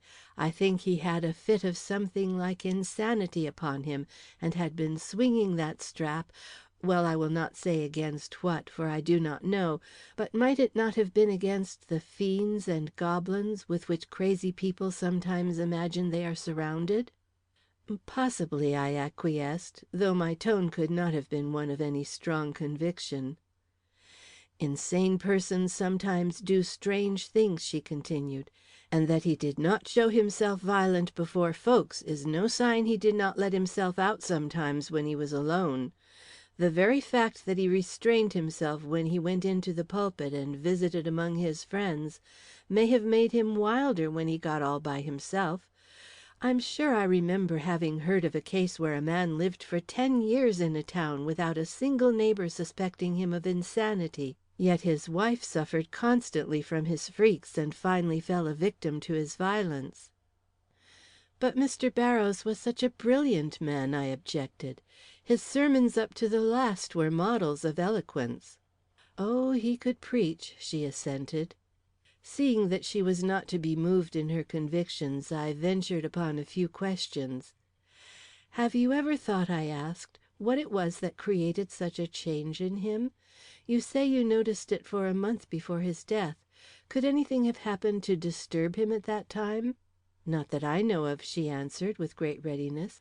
"I was away for a week in August, and it was when I first came back that I observed how different he was from what he had been before. I thought at first it was the hot weather, but heat don't make one restless and unfit to sit quiet in one's chair.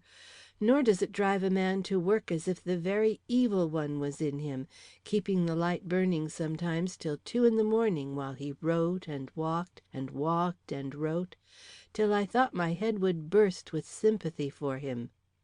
"He was finishing a book, was he not? I think I have heard he left a completed manuscript behind him?"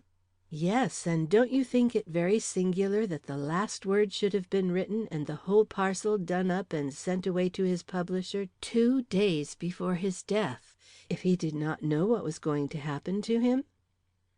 "And was it?" I inquired. "Yes, it was, for I was in the room when he signed his name to it, and heard his sigh of relief, and saw him, too, when, a little while afterwards, he took the bundle out to the post office. I remember thinking, 'Well, now for some night's rest,' little imagining what rest was in store for him, poor soul." "Did you know that Mr. Barrows was engaged?" I suddenly asked, unable to restrain my impatience any longer. "No, I did not," she rather sharply replied, as if her lack of knowledge on that subject had been rather a sore point with her.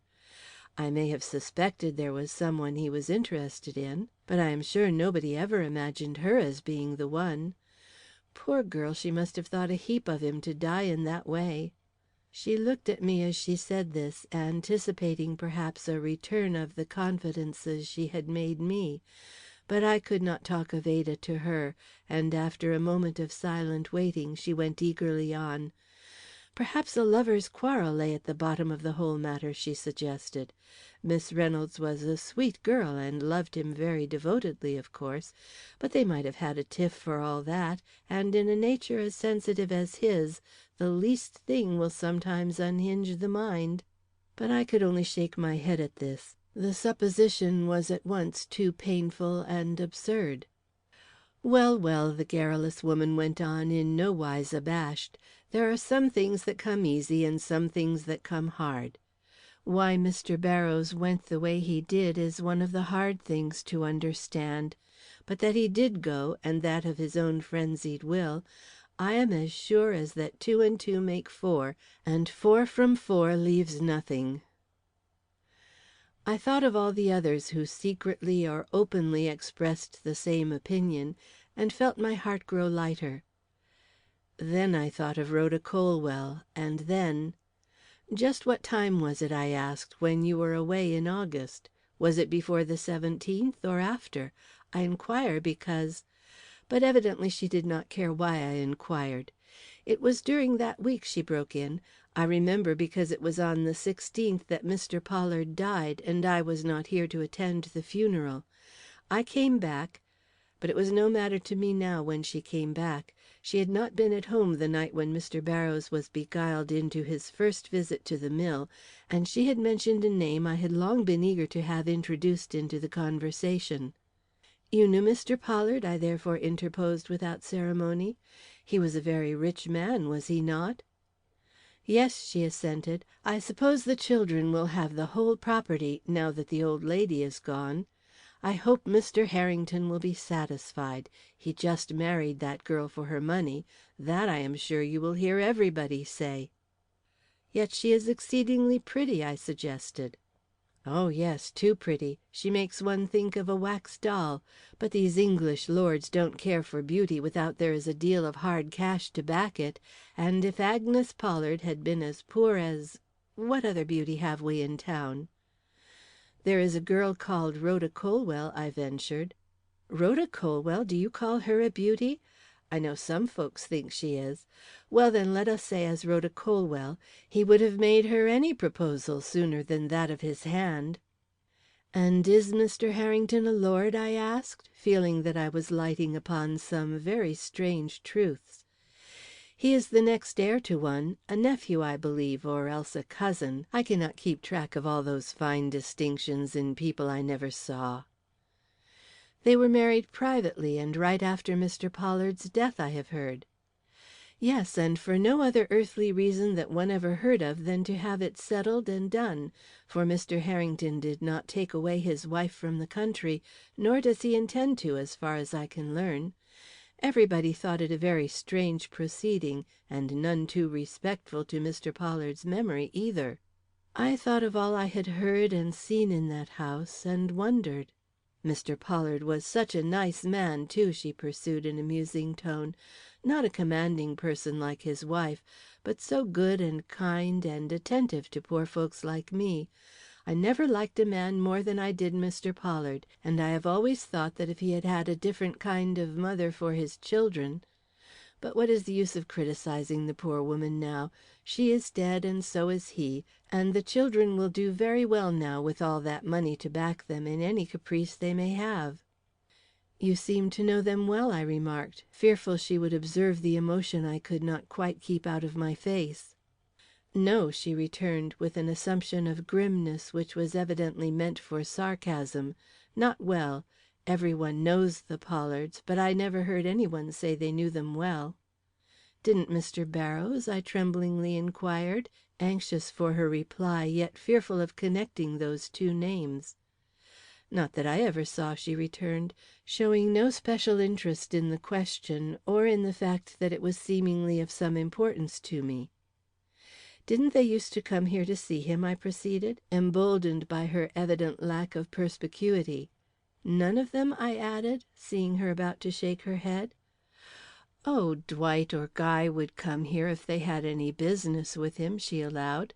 "But that isn't intimacy. The Pollards are intimate with nobody."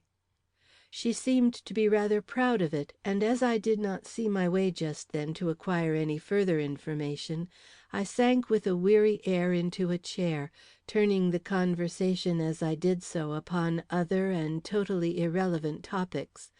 But no topic was of much interest to her that did not in some way involve Mr. Barrows, and after a few minutes of desultory chat, she pleaded the excuse of business and hurriedly left the room. End of chapter 15.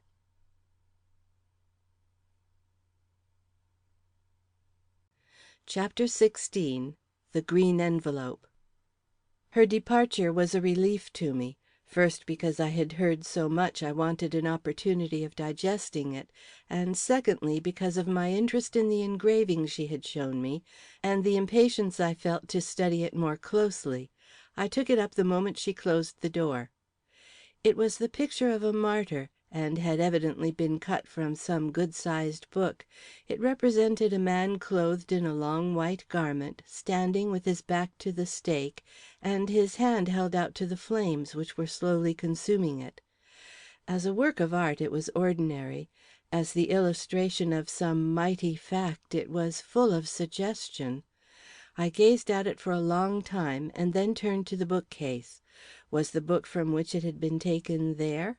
I eagerly hoped so, for ignorant as I may seem to you, I did not know the picture or the incident it represented, and I was anxious to know both. For Mr. Barrows was not the man to disfigure a work of art by covering it with a coarse print like this, unless he had a motive. And how could even a suspicion of that motive be mine, without a full knowledge of just what this picture implied? But though I looked from end to end of the various shelves before me, I did not succeed in finding the volume from which this engraving had been taken. Large books were there in plenty, but none of the exact size of the print I held in my hand. I own I was disappointed, and turned away from the bookcase at last with a feeling of having been baffled on the verge of some very interesting discovery. The theory advanced with so much assurance by Mrs. Simpson had not met with much credence on my part. I believed her facts, but not the conclusions she drew from them. Nothing she had related to me convinced me that Mr. Barrows was in any way insane, nor could I imagine for a moment that he could be so without the knowledge of Ada, if not of his associates and friends. At the same time I was becoming more and more assured in my own mind that his death was the result of his own act, and had it not been for the difficulty of imagining a reason for it, could have retired to rest that night with a feeling of real security in the justness of a conclusion that so exonerated the man I loved. As it was, that secret doubt still remained like a cloud over my hopes, a doubt which I had promised myself should be entirely removed before I allowed my partiality for Mr. Pollard to take upon itself the character of partisanship. I therefore continued my explorations through the room.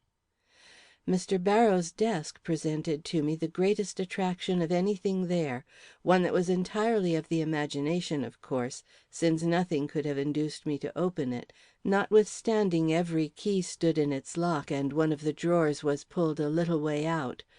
Only the law had a right to violate his papers, and hard as it was to deny myself a search into what was possibly the truest exponent of his character, I resolutely did so, consoling myself with the thought that if any open explanation of his secret had been in these drawers, it would have been produced at the inquest. As for his books, I felt no such scruples. But then, what could his books tell me? Nothing save that he was a wide student and loved the delicate and imaginative in literature. Besides, I had glanced at many of the volumes in my search after the one which had held the engraving, yet I did pause a minute and run my eye along the shelves, vaguely conscious perhaps that often in the most out-of-the-way corners lurks the secret object for which we are so carefully seeking. But I saw nothing to detain me, and after one brief glance at a strong and spirited statuette that adorned the top shelf, I hurried on to a small table upon which I thought I saw a photographic album. I was not mistaken, and it was with considerable interest I took it up and began to run over its pages, in search for that picture of Ada which I felt ought to be there, and which was there, but which I scarcely looked at twice, so much was my attention attracted by an envelope that fell out from between the leaves as I turned them eagerly over. That envelope, with its simple direction, Miss Ada Reynolds, Monroe Street, S., made an era in my history. For I no sooner perceived it than I felt confident of having seen it or its like before, and presently, with almost the force of an electric shock, I recollected the letter which I had brought Ada the afternoon of the day she died, and which, as my startled conscience now told me, had not only never been given her, but had not been so much as seen by me since, though all her belongings had passed into my hands, and the table where I had flung it had been emptied of its contents more than once. That letter and this empty envelope were in style, handwriting, and direction facsimiles. It had therefore come from Mr. Barrows, a most significant fact, and one which I had no sooner realized than I was seized by the most intense excitement, and might have done some wild and foolish thing, had not the lateness of the hour restrained me and kept my passionate hopes and fears within their proper bounds. As it was, I found myself obliged to take several turns up and down the room, and even to open the window for a breath of fresh air, before I could face the subject with any calmness, or ask myself what had become of this letter, with any hope of receiving a rational reply. That in the startling and tragic events of that day it had been overlooked and forgotten, I did not wonder; but that it should have escaped my notice afterwards, or if mine, that of the landlady who took charge of the room in my absence, was what I could not understand. As far as I could remember, I left the letter lying in plain view on the table. Why, then, had not some one seen and produced it? Could it be that some one more interested than I knew had stolen it? Or was the landlady of my former home alone to blame for its being lost or mislaid? Had it been daylight, I should have at once gone down to my former boarding place to inquire; but as it was 10 o'clock at night, I could only satisfy my impatience by going carefully over the incidents of that memorable day, in the hope of rousing some memory which would lead to an elucidation of this new mystery. First, then, I distinctly recollected receiving the letter from the postman. I had met him at the foot of the steps as I came home from my unsuccessful search for employment, and he had handed me the letter, simply saying, "For Miss Reynolds." I scarcely looked at it, certainly gave it no thought, for we had been together but a week, and I had as yet taken no interest in her concerns. So mechanical, indeed, had been my whole action in the matter, that I doubt if the sight of Mr. Barrows' writing alone, even though it had been used in transcribing her name, would have served to recall the incident to my mind. But the shade of the envelope, it was of a peculiar greenish tint, gave that unconscious spur to the memory which was needed to bring back the very look of the writing which had been on the letter I had so carelessly handled.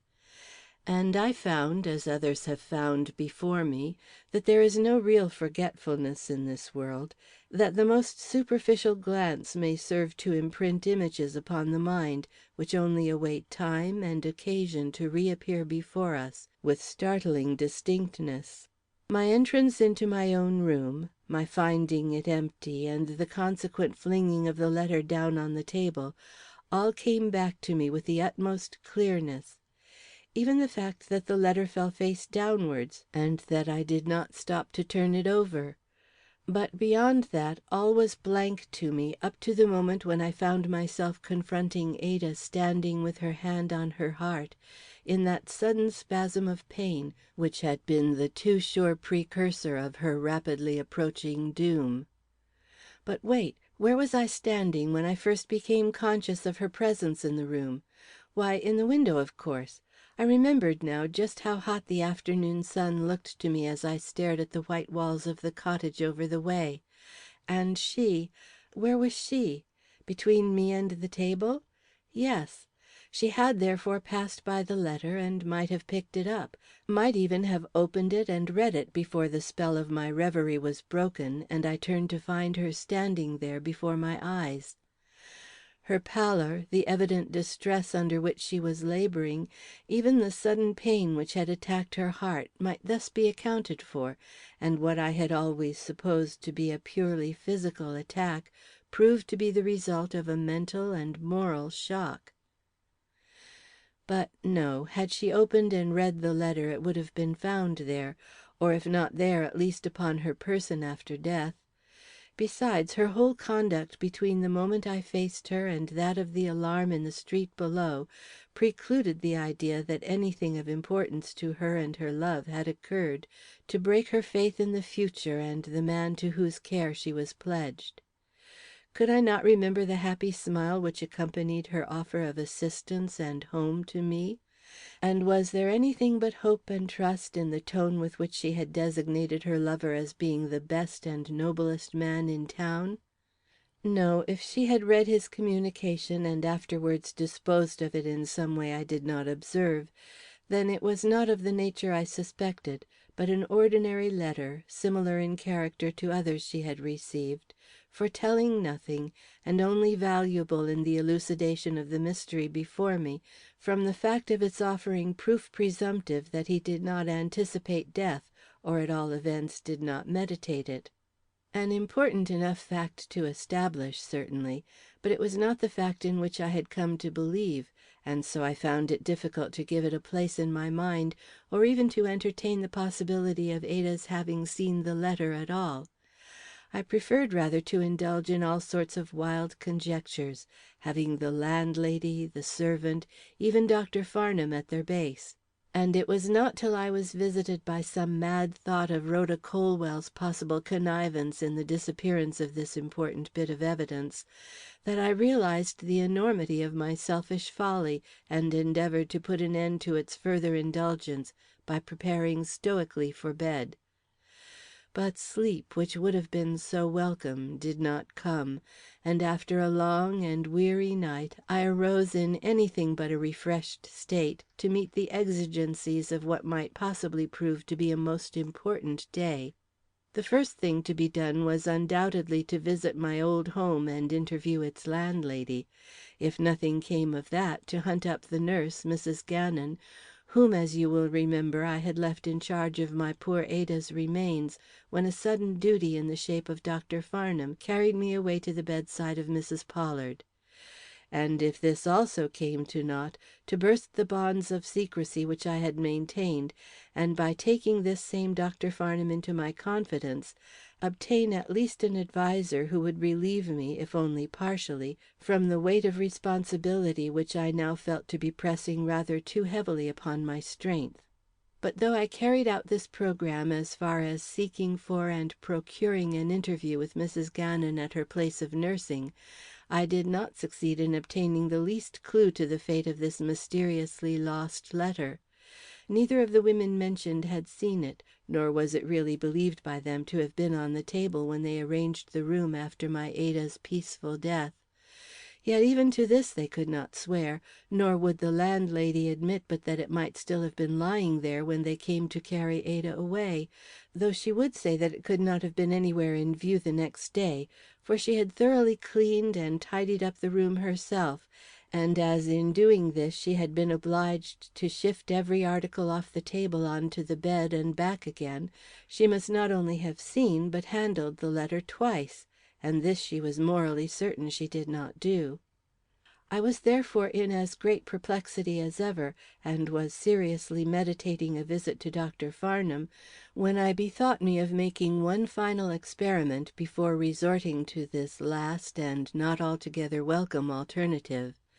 This was to examine everything which had been on the table, in the hope of discovering in some out-of-the-way receptacle the missing letter for which I had such need.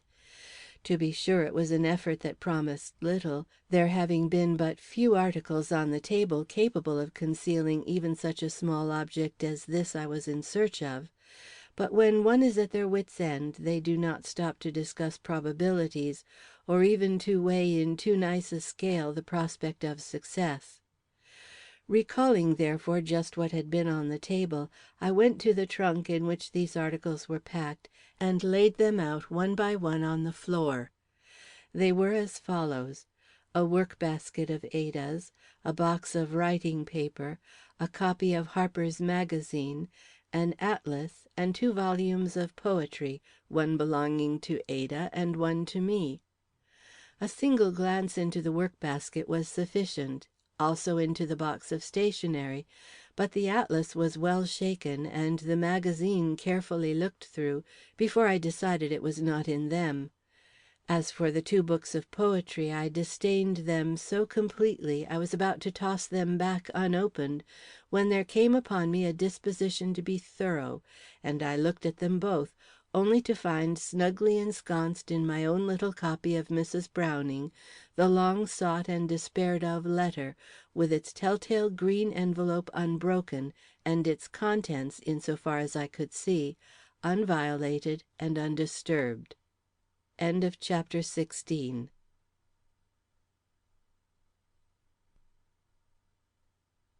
Chapter 17. David Barrows. Before I proceeded to open this letter, I reasoned some time with myself. The will by which I had come into possession of Ada's effects was, as I knew, informal and possibly illegal. But it was the expression of her wishes, and there had been no one to dispute them or question my right to the inheritance she had so innocently bequeathed me. At the same time I felt a hesitation about opening this letter as I had about using her money, and it was not till I remembered the trust she had reposed in me, and the promise I had given her to support Mr. Barrows' good name before the world, that I summoned up sufficient determination to break its seal. My duty once clear to me, however, I no longer hesitated. This is the result. September 23rd, evening. My beloved Ada, could I by any means mitigate the blow which I am forced to deal you, believe me it should be done. But no words can prepare you for the terrible fact I am about to reveal, and I think from what I know of you, and of your delicate but strong soul, that in a matter of life and death like this, the most direct language is what you would choose me to employ. Know then, dearest of all women, that a duty I dare not fly from condemns me to death; that the love we have cherished, the hopes in which we have indulged, can have no fulfilment in this world, but must be yielded as a sacrifice to the inexorable claim of conscience and that ideal of right which has been mine since I took upon myself the lofty vocation of a Christian minister. You, my people, my own self even, have thought me an honest man. God knows I meant to be, even to the point of requiring nothing from others I was not willing to give myself. But our best friends do not know us. We do not know ourselves. When the hour of trial came, and a sudden call was made upon my faith and honor, I failed to sustain myself, failed ignominiously, showing myself to be no stronger than the weakest of my flock. Ay, than the child that flies before a shadow because it is black, and he does not or will not see that it is his Father's form that casts it. Such lapses on the part of men professing to lead others demand heavy penalties. I feared to lose my life, therefore my life must go. Nothing short of this would reinstate me in my own eyes, or give to my repentance that stern and absolute quality which the nature of my sin imperatively demands. That I must involve you in my sorrow and destruction is the bitterest drop in my cup. But dainty and flower-like as you are, you have a great nature, and would not hold me back from an act necessary to the welfare and honor of my eternal soul. I see you rather urging me on, giving me your last kiss, and smiling upon me with your own inspiring smile. So sure am I of this that I can bear not to see you again, bear to walk for the last time by your house, leaving only my blessing in the air. For it is a part of my doom that I may not see you, since, were I to find myself in your presence, I could scarcely forbear telling you whither I was going, and that no man must know till all has been accomplished. I go then without other farewell than these poor words can give you. Be strong, and bear my loss as many a noble woman before you has borne the wreck of all her hopes. When I am found, as some day I shall be, tell my people I died in the Christian faith, and for the simple reason that my honor as a man and a minister demanded it. If they love me, they will take my word for it. But if questions should arise, and a fuller knowledge of my fate and the reasons which led me to such an act should in your judgment seem to be required, then go to my desk, and in a secret drawer let into the back you will find a detailed confession which will answer every inquiry and set straight any false or unworthy suspicions that may arise. But heed these words and mark them well. Till such a need should arise, the manuscript is to be kept inviolate even from you, and no matter what the seeming need, or by what love or anxiety you may be driven, touch not that desk nor drawer till 10 days have elapsed, or I shall think you love my body more than me, and the enjoyment of temporal comfort to the eternal weight of glory which is laid up for those who hold out steadfast to the end. And now, my dear, with all the affection of my poor, weak, erring heart, I hold out arms of love towards you. Farewell for a short space. When we meet again, may it be on equal terms once more, the heavy sin blotted out, the grievous wrong expiated. Till then, God bless you. David. Do not wonder at my revealing nothing of this in our late interviews. You were so happy, I dared not drop a shadow one day sooner than was necessary into your young life. Besides, my struggle was dark and secret, and could brook no eye upon it save that of the eternal God. End of chapter 17. Chapter 18. A Last Request. The night had fallen. I was in a strange and awestruck mood. The manuscript, which after some difficulty I had succeeded in finding, lay before me unopened. A feeling as of an invisible presence was in the air. I hesitated to turn the page, written as I already felt, with the life-blood of the man in whose mysterious doom the happiness of my own life had become entangled. Waiting for courage, I glanced mechanically about the room.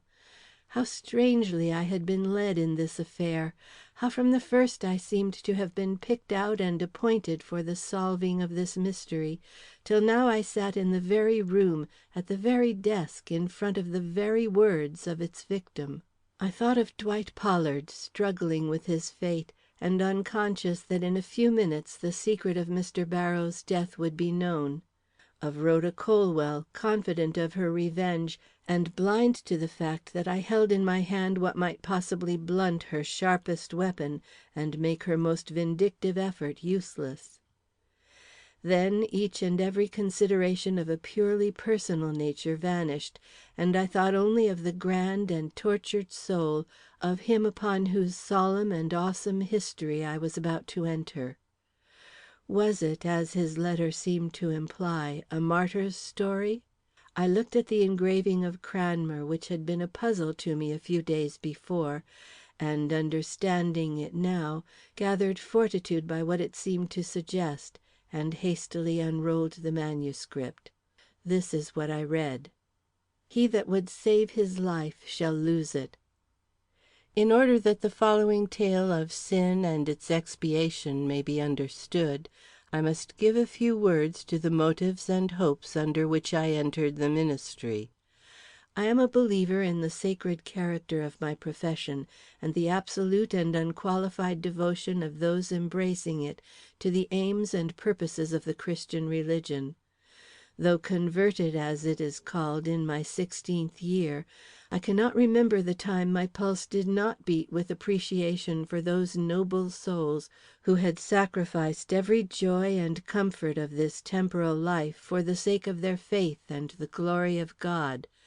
I delighted in Fox's Book of Martyrs, and while I shuddered over its pages in a horror I did not wholly understand, I read them again and again, till there was not a saint whose life I did not know by heart, with just the death he died and the pangs he experienced.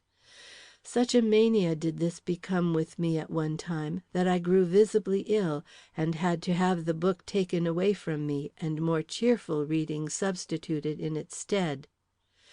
Feeling thus strongly in childhood, when half, if not all my interest sprang from the fascination which horrors have upon the impressible mind, what were my emotions and longings when the real meaning of the Christian life was revealed to me, and I saw in this steadfastness of the spirit unto death the triumph of the immortal soul over the weaknesses of the flesh and the terrors of a purely transitory suffering.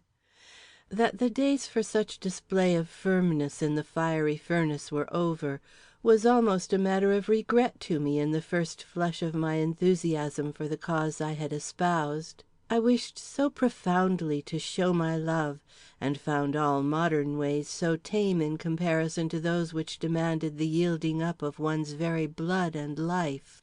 Poor fool! Did I never think that those who are bravest in imagination fail often the most lamentably when brought face to face with the doom they have invoked?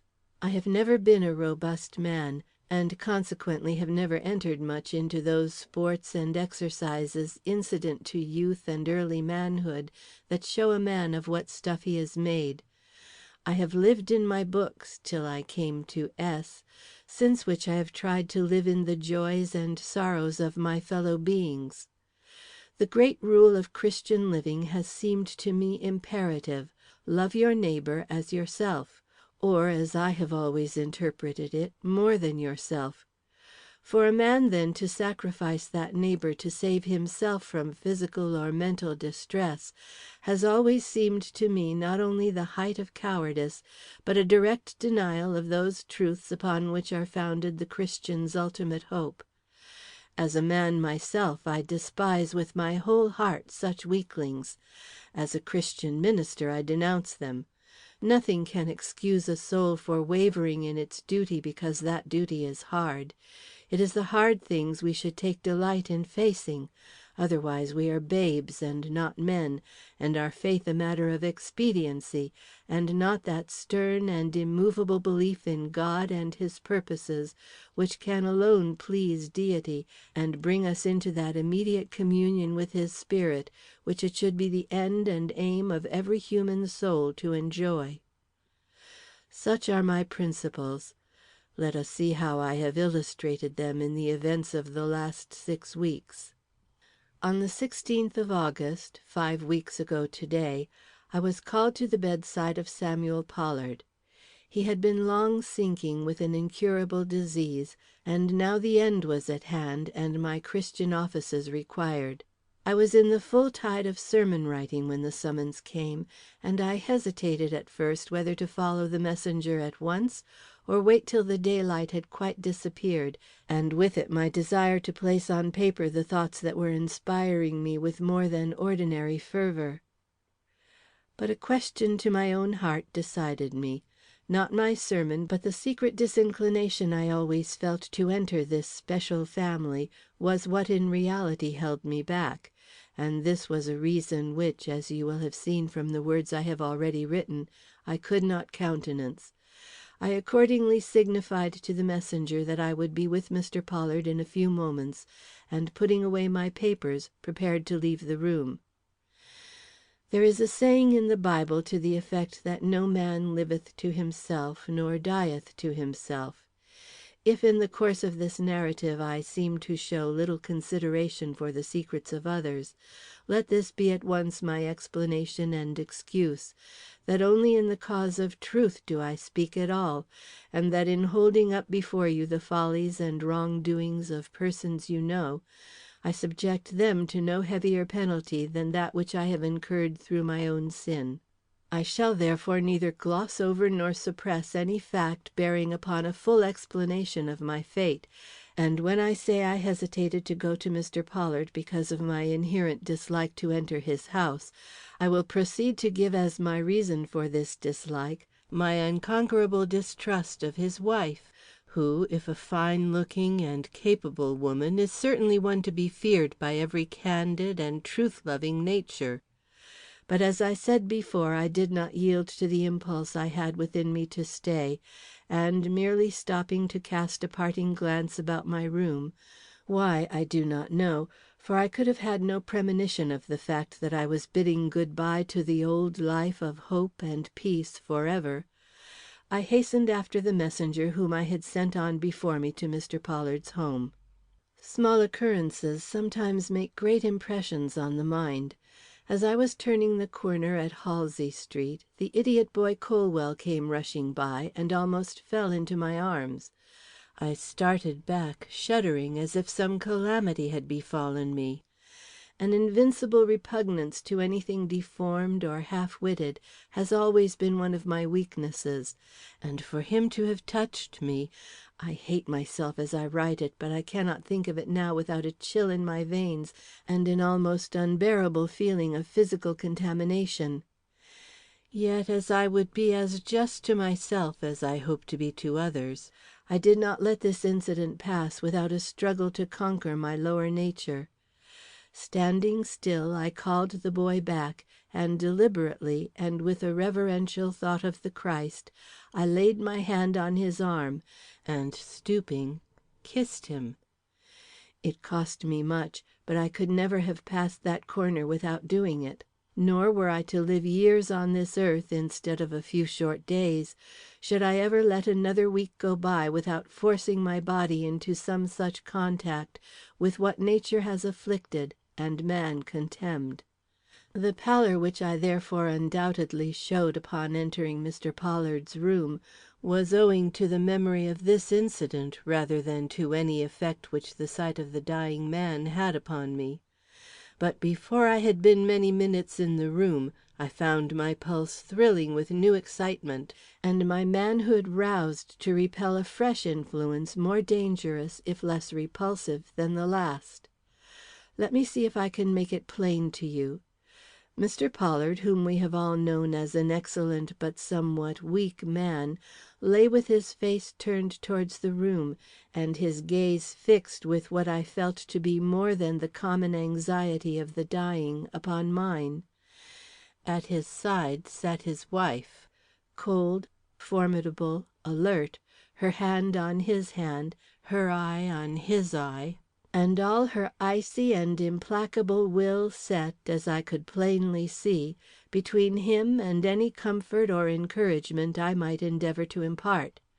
She even allowed her large and commanding figure to usurp the place usually accorded me on such occasions, and when, after a futile effort or so on my part to break down the barrier of restraint that such a presence necessarily imposed, I arose from my seat at the foot of the bed, and approaching closer, would have leaned over her husband, she put out her other hand and imperatively waved me aside, remarking, "The doctor says he must have air." There are some persons whose looks and words are strangely controlling. Mrs. Pollard is one of these, and I naturally drew back. But a glance at Mr. Pollard's face made me question if I was doing right in this.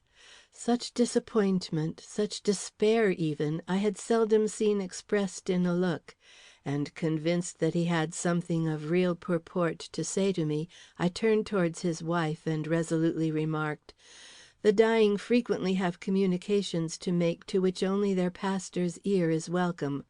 Will you excuse me, then, if I request a moment's solitude with Mr. Pollard, that I may find out if his soul is at rest before I raise my prayers in its behalf?" But before I had finished, I saw that any such appeal would be unavailing.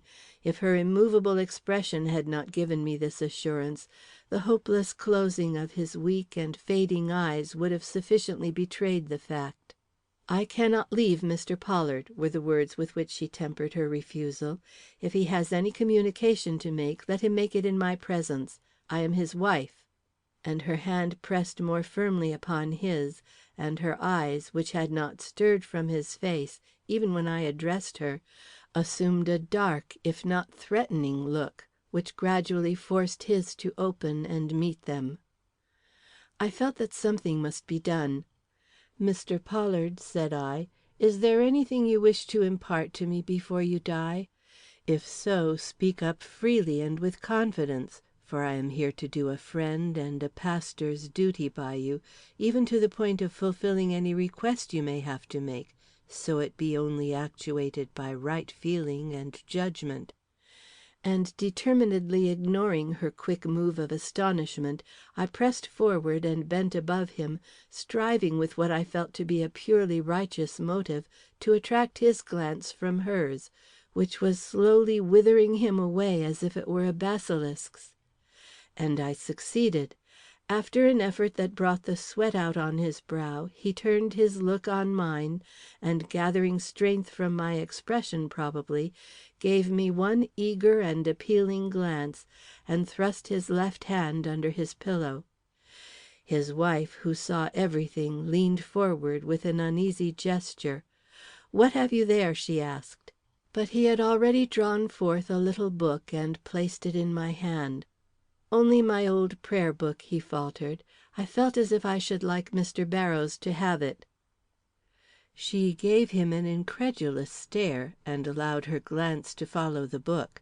I immediately put it in my pocket. "I shall take a great deal of pleasure in possessing it," I remarked. "Read it," he murmured. "Read it carefully." and a tone of relief was in his voice that seemed to alarm her greatly, for she half rose to her feet and made a gesture to some one I did not see, after which she bent again towards the dying man and whispered in his ear.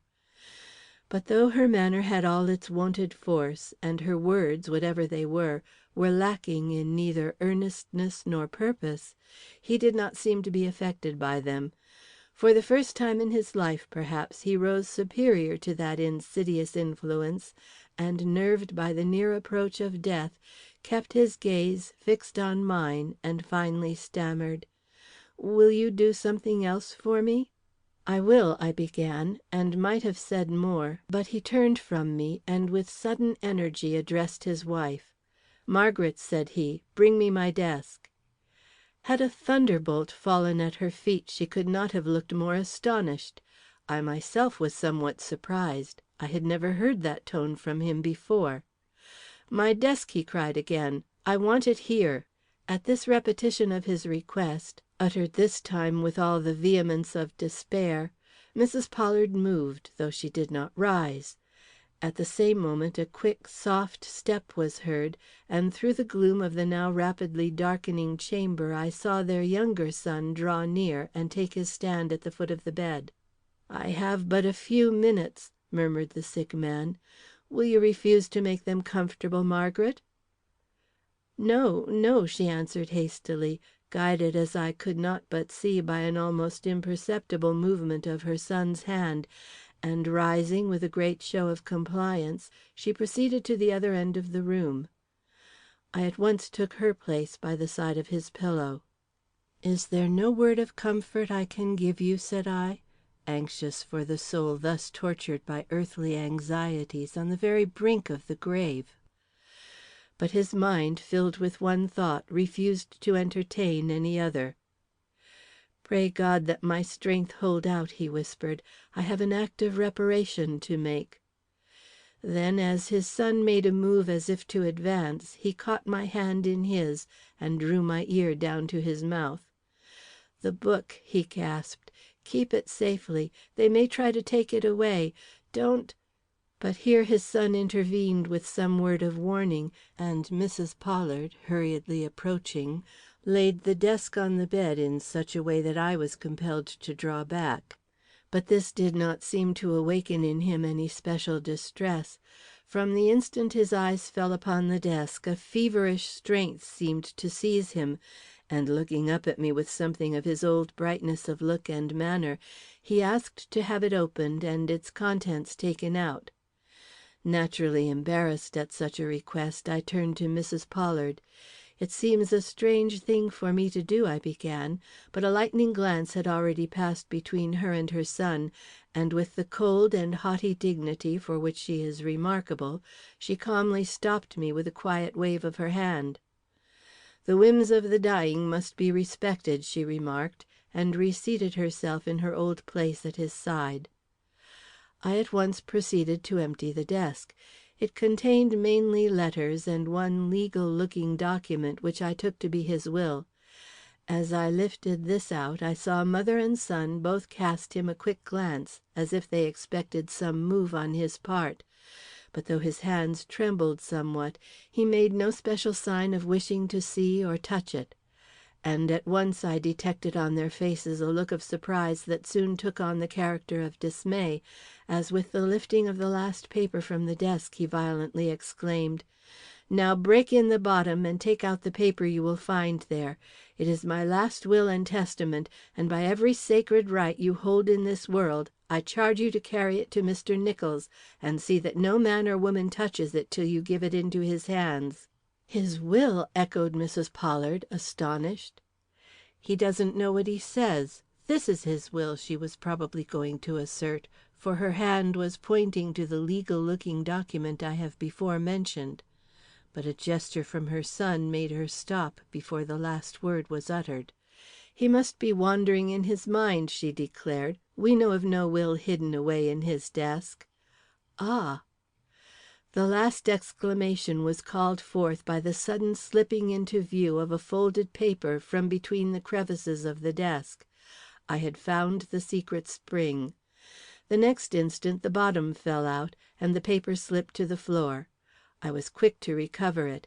Had I not been, Mrs. Pollard would have had it in her grasp. As it was, our hands met, not without a shock, I fear, on either side. A gasp of intense suspense came from the bed. "Keep it," the dying eyes seemed to say, and if mine spoke as plainly as his did, they answered with full as much meaning and force, "I will."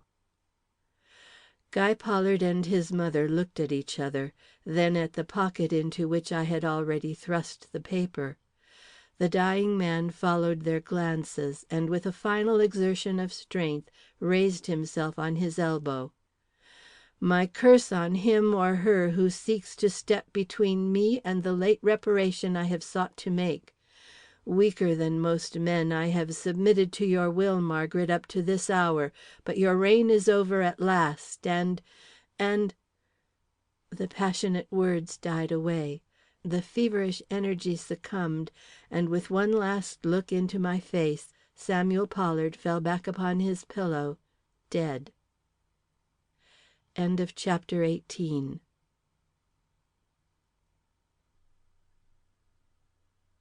Chapter 19. A Fatal Delay. He was to all appearance immediately forgotten. As with mutual consent we all turned and faced each other, Mrs. Pollard with a stern, inexorable look in her dark eye, which, while it held me enchained, caused me to involuntarily lay my hand upon the document which I had hidden in my breast. She noticed the movement and smiled darkly with a sidelong look at her son. The smile and the look affected me strangely. In them I seemed to detect something deeper than hatred and baffled rage, and when, in a moment later, her son responded to her glance by quietly withdrawing from the room, I felt such revolt against their secrecy that for a moment I was tempted to abandon an undertaking that promised to bring me in conflict with passions of so deep and unrelenting a nature. But the impression which the pain and despair of my dead friend had made upon me was as yet too recent for me to yield to my first momentary apprehensions, and summoning up what resolution I possessed, I took my leave of Mrs. Pollard and was hastening towards the door, when her voice, rising cold and clear, arrested me. "You think, then, that it is your duty to carry this paper from the house, Mr. Barrows?" "Yes, madam, I do," was my short reply. "In spite of my protest and that of my son?" "Yes, madam." "Then upon your head be the consequences," she exclaimed, and turned her back upon me with a look which went with me as I closed the door between us, lending a gloom to the unlighted halls and sombre staircases that affected me almost with an impulse of fear. I dreaded crossing to where the stairs descended. I dreaded going down them into the darkness which I saw below. Not that I anticipated actual harm, but that I felt I was in the house of those who longed to see me the victim of it, and my imagination being more than usually alert, I even found myself fancying the secret triumph with which Guy Pollard would hail an incautious slip on my part that would precipitate me from the top to the bottom of this treacherous staircase. That he was somewhere between me and the front door I felt certain. The deadly quiet behind and before me seemed to assure me of this, and, ashamed as I was of the impulse that moved me, I could not prevent myself from stepping cautiously as I prepared to descend, saying as some sort of excuse to myself, "He is capable of seeing me trip without assistance, and as my imagination continued its work, he is even capable of putting out his foot to help forward such a catastrophe." And indeed I now think that if this simple plan had presented itself to his subtle mind, of stunning, if not disabling me, and thus making it possible for them to obtain his father's will without an open assault, he would not have hesitated to embrace it. But he evidently did not calculate, as I did, the chances of such an act, or perhaps he felt that I was likely to be too much upon my guard to fall a victim to this expedient, for I met no one as I advanced, and was well down the stairs and on my way to the front door before I perceived any signs of life in the sombre house. Then a sudden glare of light across my path betrayed the fact that a door had been swung wide in a certain short passage that opened ahead of me, and while I involuntarily stopped, a shadow creeping along the further wall of that passage warned me that someone, I could not doubt it to be Guy Pollard, had come out to meet me. The profound stillness and the sudden pause which the shadow made as I inconsiderately stumbled in my hesitation assured me that I was right in attributing a sinister motive to this encounter. Naturally, therefore, I drew back, keeping my eyes upon the shadow. It did not move. Convinced now that danger of some kind lay ahead of me, I looked behind and about me for some means of escaping from the house without passing by my half-seen enemy. But none presented themselves. Either I must slink away into the kitchen region, a proceeding from which my whole manhood revolted, or I must advance and face whatever evil awaited me. Desperation drove me to the latter course. Making one bound, I stood before that lighted passage. A slim, firm figure confronted me, but it was not that of Guy, but of his older brother, Dwight. The surprise of the shock, together with a certain revelation which came to me at the same moment, and of which I will speak hereafter, greatly unnerved me. I had not been thinking of Dwight Pollard. Strange as it may seem, I had not even missed him from the bedside of his father. To see him, then, here and now, caused many thoughts to spring into my mind, foremost among which was the important one as to whether he was of a nature to lend himself to any scheme of violence. The quickness with which I decided to the contrary proved to me in what different estimation I had always held him from what I had his mother and brother. It was consequently no surprise to me when he leaned forward and spoke to me with consideration and force. I was only surprised at his words. "Don't stop, Mr. Barrows," said he. "Go home at once. Only—" and here he paused, listened, then proceeded with increased emphasis. "Don't go by the way of Orchard Street."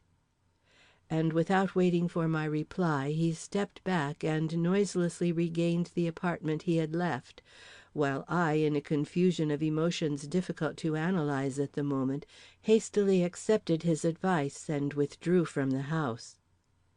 The relief of breathing the fresh air again was indescribable. If I had not escaped the miasma and oppression of a prison, I certainly had left behind me the influences of darkness and sinister suggestion, which, in the light of the calm moonbeams that I found flooding the world without, had the effect upon me of a vanished horror. Only I was still haunted by that last phrase which I had heard uttered, "Don't go by the way of Orchard Street," an injunction which simply meant, "Don't go with that document to the lawyer's to-night."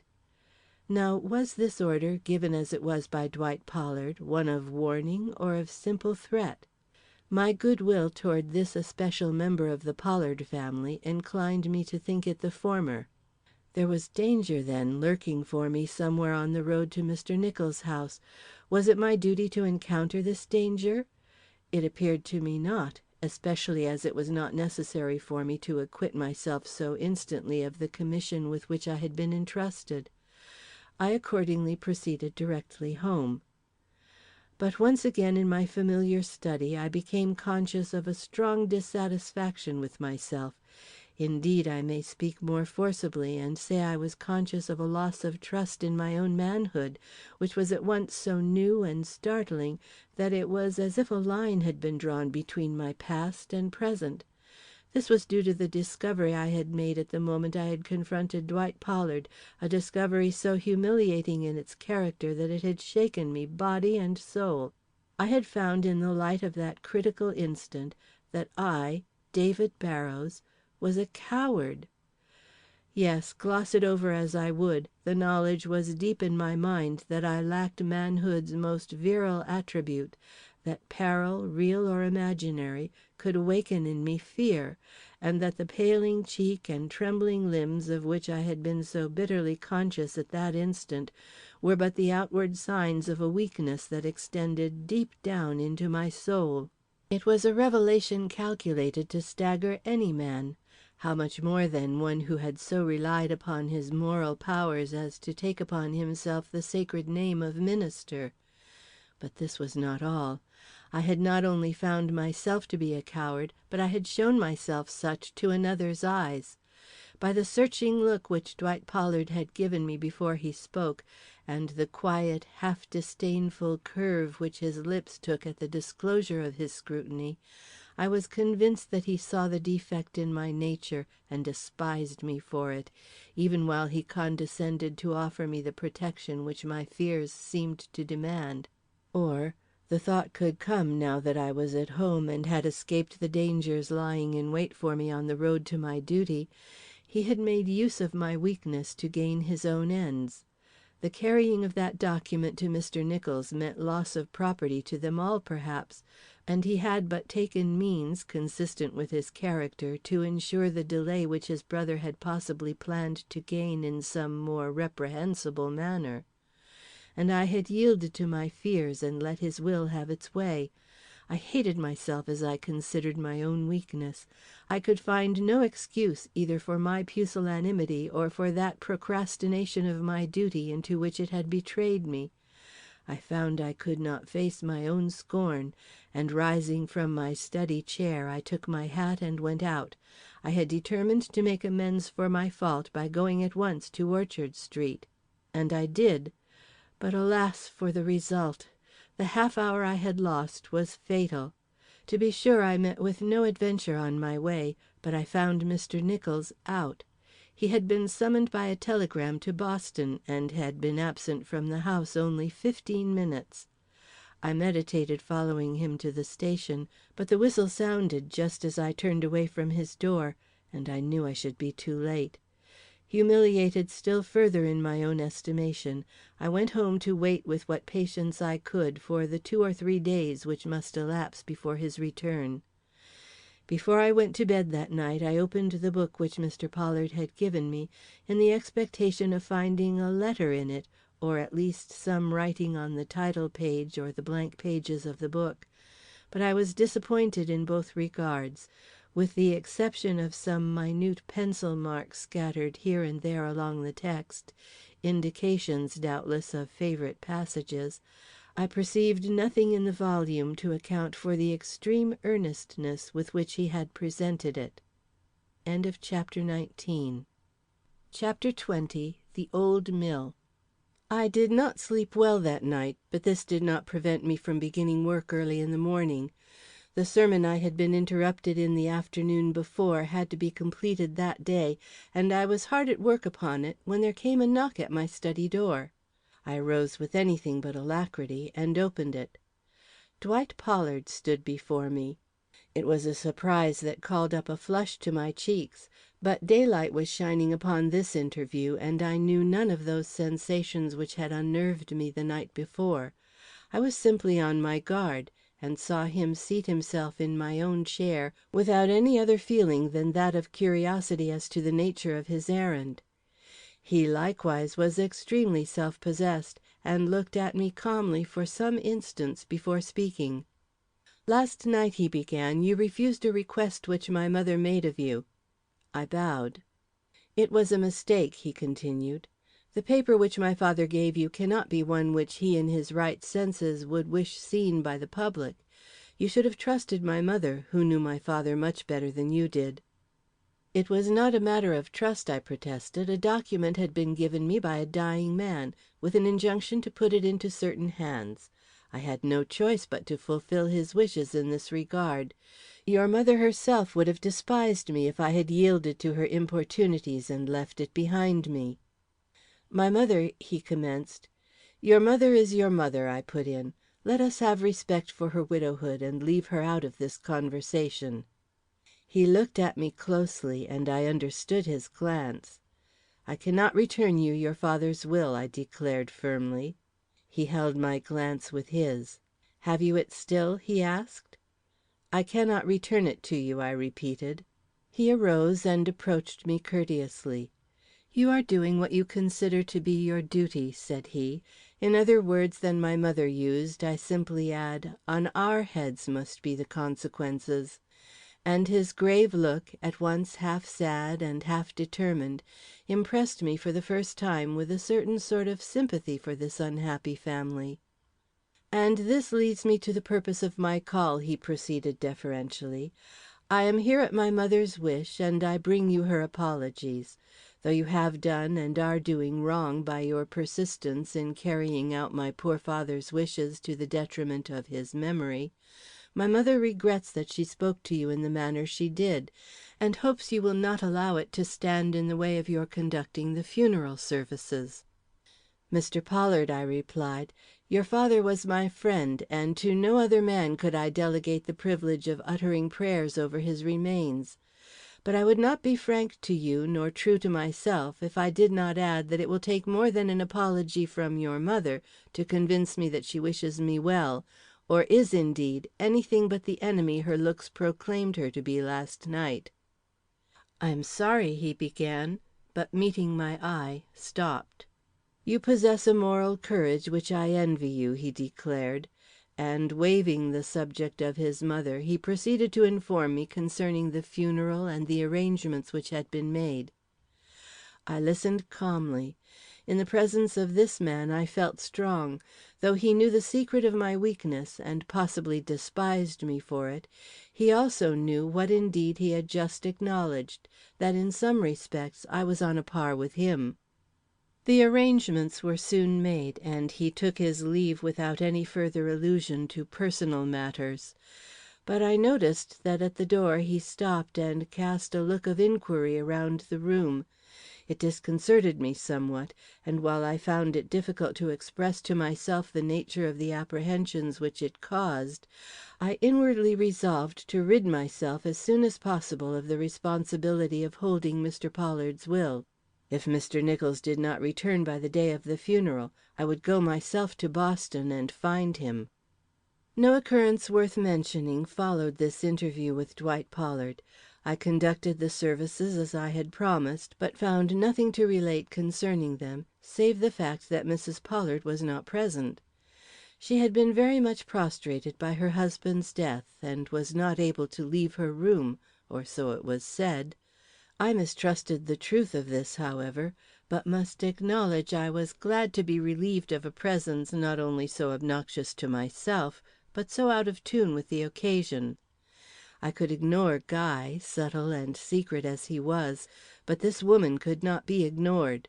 Where she was, there brooded something dark, mysterious, and threatening, and whether she smiled or frowned, the influence of her spirit was felt by a vague oppression at once impossible to analyze or escape from. From the cemetery I went immediately to my house. The day was a dreary one, and I felt chilled. The gray of the sky was in my spirit, and everything seemed unreal and dark and strange. I was in a mood, I suppose, and unlike myself on other similar occasions, did not feel that drawing towards the one dear heart which hitherto had afforded me solace and support. I had not got used to my new self as yet, and till I did, the smile of her I loved was more of a reproach to me than consolation. I was stopped at the gate by Mrs. Banks. She is my next door neighbor, and in the absence of my landlady, who had gone to visit some friends, took charge of any message which might be left for me while I was out. She looked flurried and mysterious. "You have had a visitor," she announced. As she paused and looked as if she expected to be questioned, I naturally asked who it was. "She said she was your sister," she declared, "a tall woman with a thick veil over her face. She went right up to your study, but I think she must have got tired of waiting, for she went away again a few moments ago." My sister? I had no sister. I looked at Mrs. Banks in amazement. "Describe her more particularly," said I. "That I cannot do," she returned. "Her veil hid her features too completely for me to see them. I could not even tell her age, but I should say from the way she walked that she was older than you." A chill which did not come entirely from the east wind then blowing ran sharply through my veins. "I thank you," said I somewhat incoherently, and ran hastily upstairs. I had a presentiment as to the identity of this woman.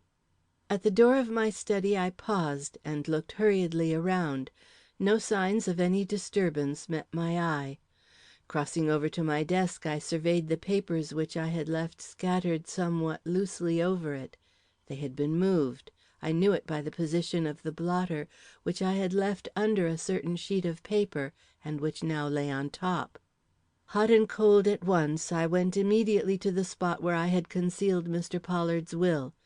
It was in my desk, but underneath a drawer instead of in it, and by this simple precaution, perhaps, I had saved it from destruction, for I found it lying in its place undisturbed, though the hand which had crept so near its hiding place was, as I felt certain, no other than that of Mrs. Pollard, searching for this very document.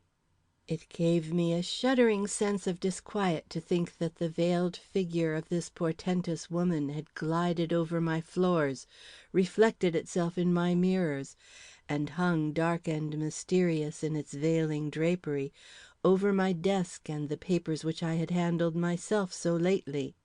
I was struck, too, by the immovable determination to compass her own ends at any and every risk, which was manifested by this incident, and wondering more and more as to what had been the nature of the offence for which Mr. Pollard sought to make reparation in his will, I only waited for a moment of leisure in order to make another effort at enlightenment by a second study of the prayer book which my dying friend had placed so earnestly in my hands.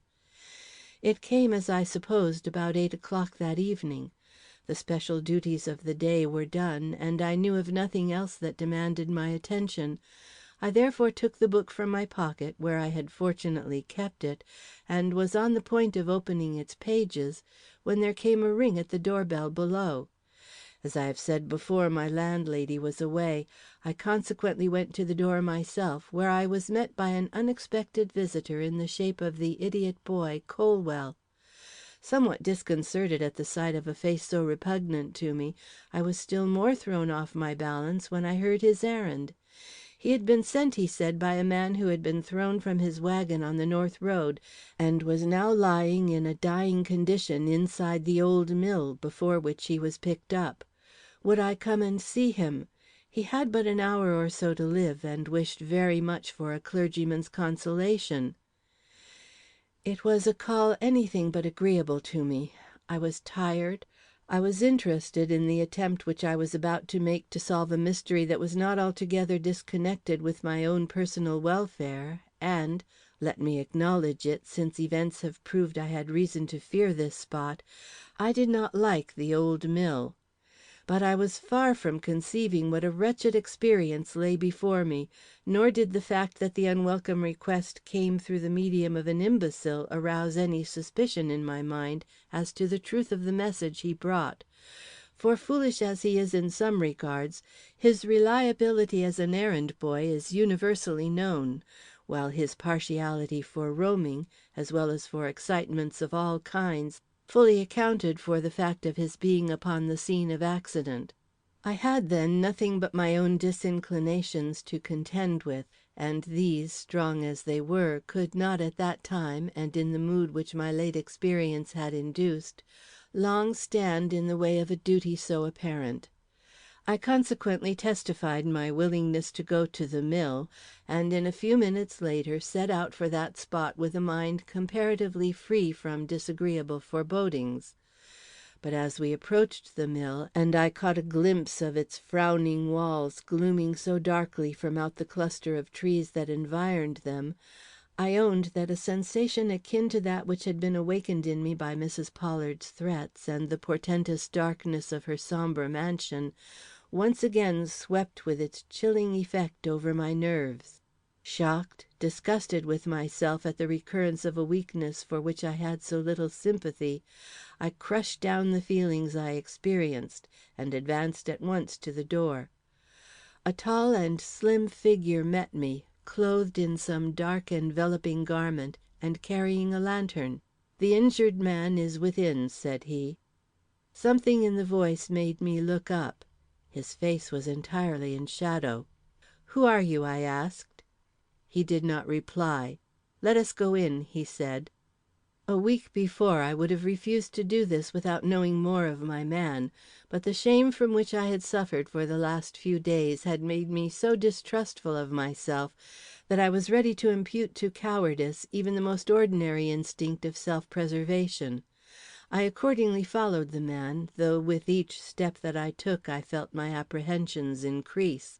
To pierce in this manner a depth of sombre darkness, with only the dim outline of an unknown man moving silently before me, was anything but encouraging in itself. Then the way was too long, and the spot we sought too far from the door. A really injured man would not be carried beyond the first room, I thought, and we had already taken steps enough to be halfway through the building. At last I felt that even cowardice was excusable under these circumstances, and putting out my hand I touched the man before me on the shoulder. "Where are we going?" I demanded. He continued to move on without reply. "I shall follow you no longer if you do not speak," I cried again. "This midnight journey through an old building ready to fall into ruins seems to me not only unpleasant but hazardous." Still no answer.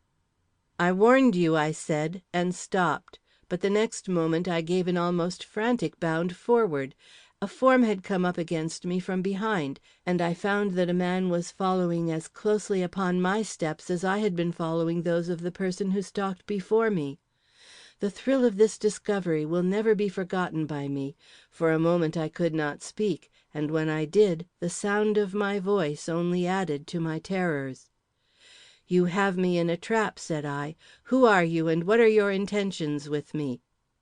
"We have you where we can reason with you," exclaimed the voice of him who pressed against my back, and at the sound of those gentlemanly tones with their underlying note of sarcasm, I understood that my hour had come. It was the voice and intonation of Guy Pollard. End of chapter 20.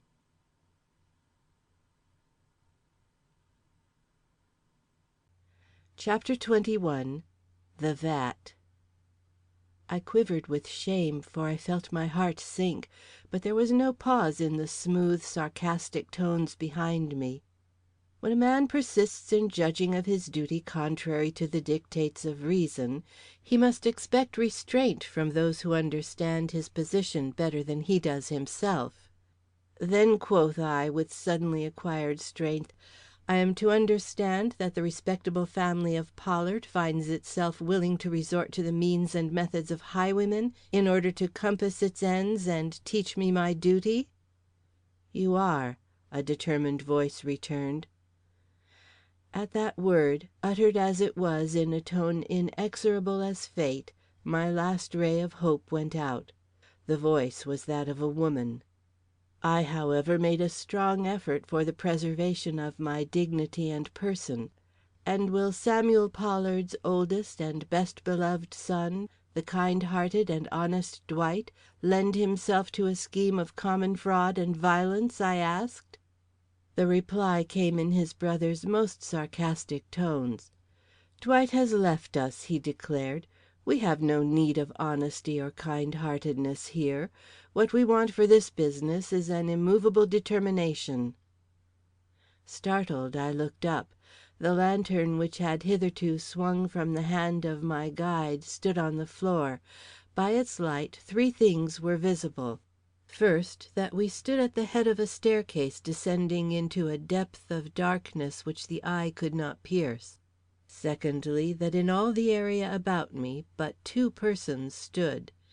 And third, that of these two persons one of them was masked and clad in a long black garment such as is worn at masquerade balls under the name of a domino. Struck with an icy chill, I looked down again. Why had I allowed myself to be caught in such a trap?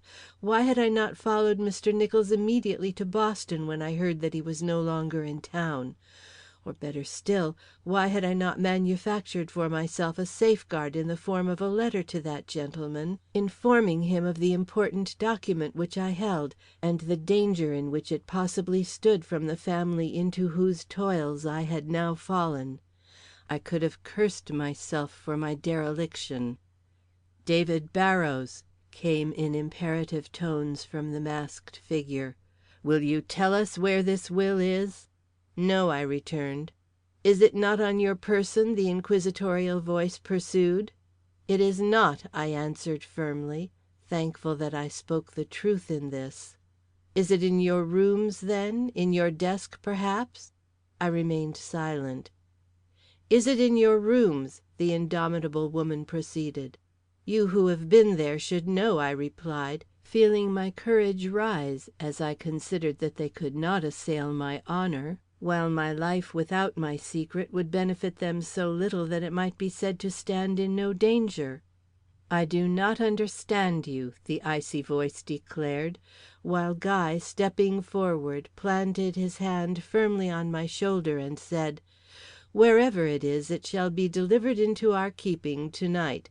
We are in no mood for dallying.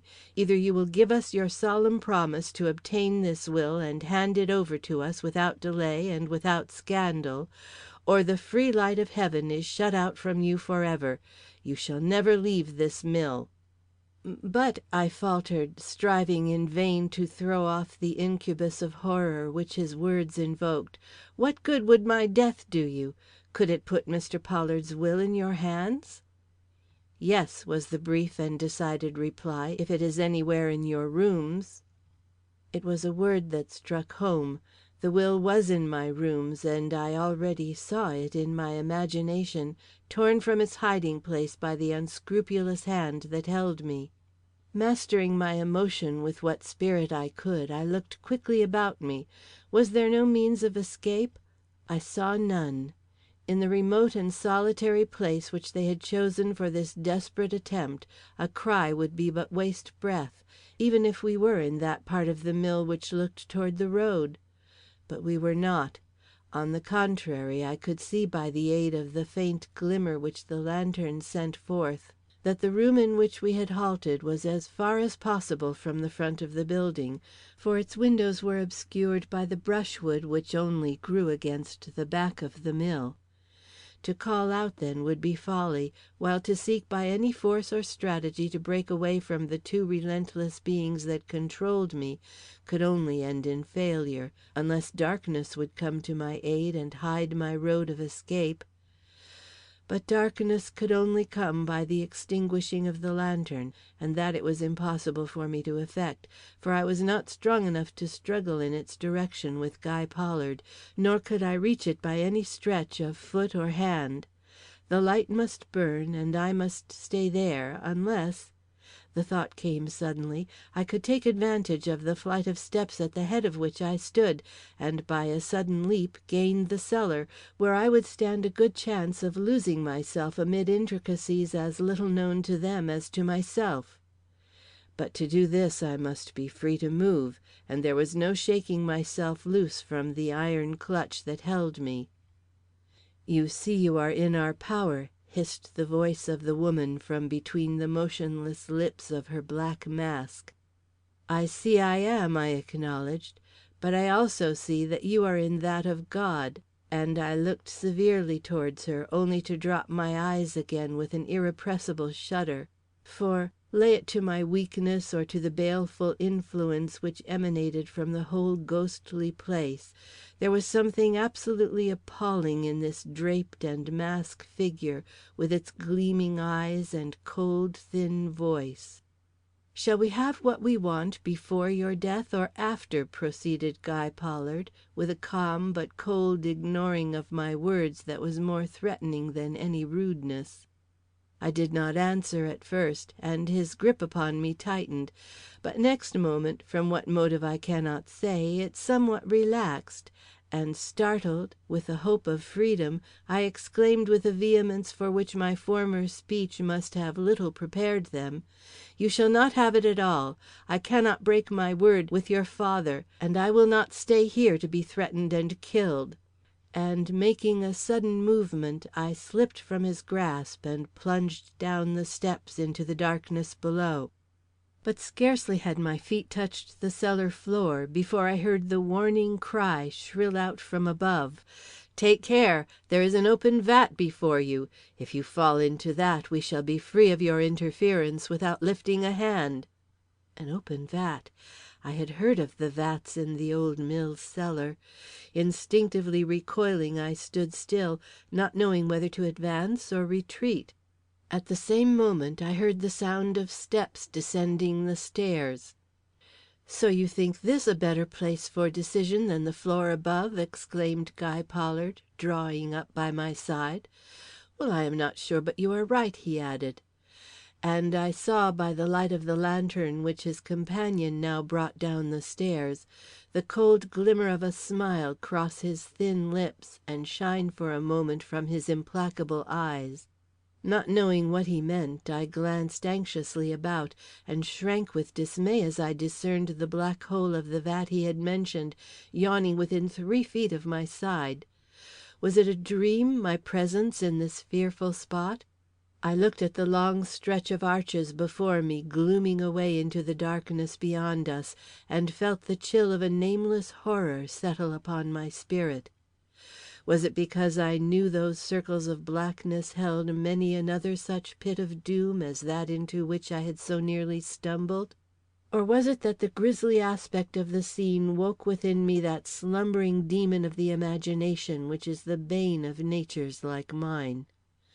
Whatever it was, I felt the full force of my position, and scarcely cared whether my voice trembled or not as I replied: "You surely have me in your hands, but that does not mean that it is I who must make a decision. If I understand the situation, it is for you to say whether you will be murderers or not." "Then you do not intend to put us in possession of my father's will?" "No," I murmured, and bowed my head for the blow I expected from him. But he dealt me no blow. Instead of that, he eyed me with a look which grew more and more sinister as I met his glance with one which I meant should convey my indomitable resolution. At last he spoke again. "I think you will reconsider your determination," said he, with a meaning I did not even then fathom, and exchanging a quick glance with the silent figure at his right, he leaned towards me and what happened? For a moment I could not tell, but soon, only too soon, I recognized by my stunned and bleeding body, by the closeness of the air I suddenly breathed, and by the circle of darkness that shut about me, and the still more distinct circle of light that glimmered above, that I had been pushed into the pit whose yawning mouth had but a few short moments before awakened in me such dismay. Aghast, almost mad with the horror of a fate so much more terrible than any I had anticipated, I strove to utter a cry, but my tongue refused its office, and nothing but an inarticulate murmur rose from my lips. It was not piercing enough to clear the edge of the vat, and my soul sunk with despair as I heard its fruitless gurgle, and realized by the sound of departing steps, and the faint and fainter glimmer of the circle of light, which at my first glance had shone quite brightly above my hideous prison house, that my persecutors had done their worst, and were now leaving me alone in my trap to perish. God, what an instant it was! To speak, to shriek, to call, nay, plead for aid, was but the natural outcome of the overwhelming anguish I felt. But the sound of steps had died out into an awful stillness, and the glimmering circle upon which my staring eyes were fixed had faded into a darkness so utter and complete that had the earth been piled above my head, I could not have been more wholly hidden from the light. I had fallen on my knees, and desperate as I was, had made no attempt to rise. Not that I thought of prayer, unless my whole dazed and horrified being was a prayer. The consolations which I had offered to others did not seem to meet this case. Here there was no death in the presence of friends and under the free light of heaven. This was a horror, the hand of God which could reach every other mortal, whatever their danger or doom, seemed to stop short at this gate of hell. I could not even imagine my soul escaping thence. I was buried, body and soul. I was buried, and yet I was alive and knew that I must remain alive for days, if not for weeks. I do not suppose that I remained in this frightful condition of absolute hopelessness for more than 5 minutes, but it seemed to me an eternity. If a drowning man can review his life in an instant, what was there not left for me to think and suffer in the lapse of those 5 horrible minutes? I was young when the unscrupulous hand of this daring murderer pushed me into this pit. I was old when, with a thrill of joy such as passes over the body but once in a lifetime, I heard a voice issue from the darkness, saying severely, "David Barrows, are you prepared for a decision now?" and realized that, like the light which now sprang into full brilliance above my head, hope had come again into my life, and that I had to speak but a dozen words to have sunshine and liberty restored to me. The rush of emotion which this startling change brought was almost too much for my reason. Looking up into the sardonic face I could now discern peering over the edge of the vat, I asked with a frantic impulse that left me no time for thought, if an immediate restoration to freedom would follow my compliance with his wishes. And when he answered "yes," I beheld such a vision of sunshiny fields and a happy, love-lighted home, that my voice almost choked as I responded that I did not think his father would have wished me to sacrifice my life, or force a son of his into the crime of murder, for the sake of any reparation which money could offer. And as I saw the face above me grow impatient, I told in desperate haste where I had concealed the will, and how it could be obtained without arousing the suspicions of my neighbors. He seemed satisfied, and hastily withdrew his face, but soon returned and asked for the key of my house. I had it in my pocket and hurriedly pitched it up to him, when he again disappeared. "When shall I be released?" I anxiously called out after him. But no answer came back, and presently the light began to fade as before, and the sound of steps grow fainter and fainter, till silence and darkness again settled upon my dreadful prison house. But this time I had hope to brighten me, and shutting my eyes, I waited patiently. But at last, as no change came, and the silence and darkness remained unbroken, I became violently alarmed, and cried to myself, "Am I the victim of their treachery? Have they obtained what they want, and now I am to be left here to perish?" The thought made my hair stand on end, and had I not been a God-fearing man, I should certainly have raised my voice in curses upon my credulity and lack of courage. But before my passion could reach its height, hope shone again in the shape of returning light. Some one had entered the cellar and drawn near the edge of the vat, but though I strained my gaze upward, no face met my view, and presently I heard a voice which was not that of Guy Pollard utter in tones of surprise and apprehension, "Where is the clergyman? Guy said I should find him here in good condition." The masked figure, who was doubtless the one addressed, must have answered with a gesture towards the hole in which I lay, for I heard him give vent to a horrified exclamation, and then say in accents of regret and shame, "Was it necessary?" and afterwards, "Are you sure he is not injured?" The answer, which I did not hear, seemed to satisfy him, for he said no more, and soon, too soon, walked away again, carrying the light and leaving me, as I now knew, with that ominous black figure for my watch and guardian, a horror that lent a double darkness to the situation, which was only relieved now by the thought that Dwight Pollard's humanity was to be relied on, and that he would never wantonly leave me there to perish after the will had been discovered and destroyed. It was well that I had this confidence, for the time I now had to wait was long. But I lived it through, and at last had the joy of hearing footsteps and the voice of Guy saying in a dry and satisfied tone, "It is all right," after which the face of Dwight looked over the edge of the vat, and he gave me the help which was needed to lift me out. I was a free man again. I had slipped from the gates of hell, and the world with all its joys and duties lay before me bright and beautiful as love and hope could make it.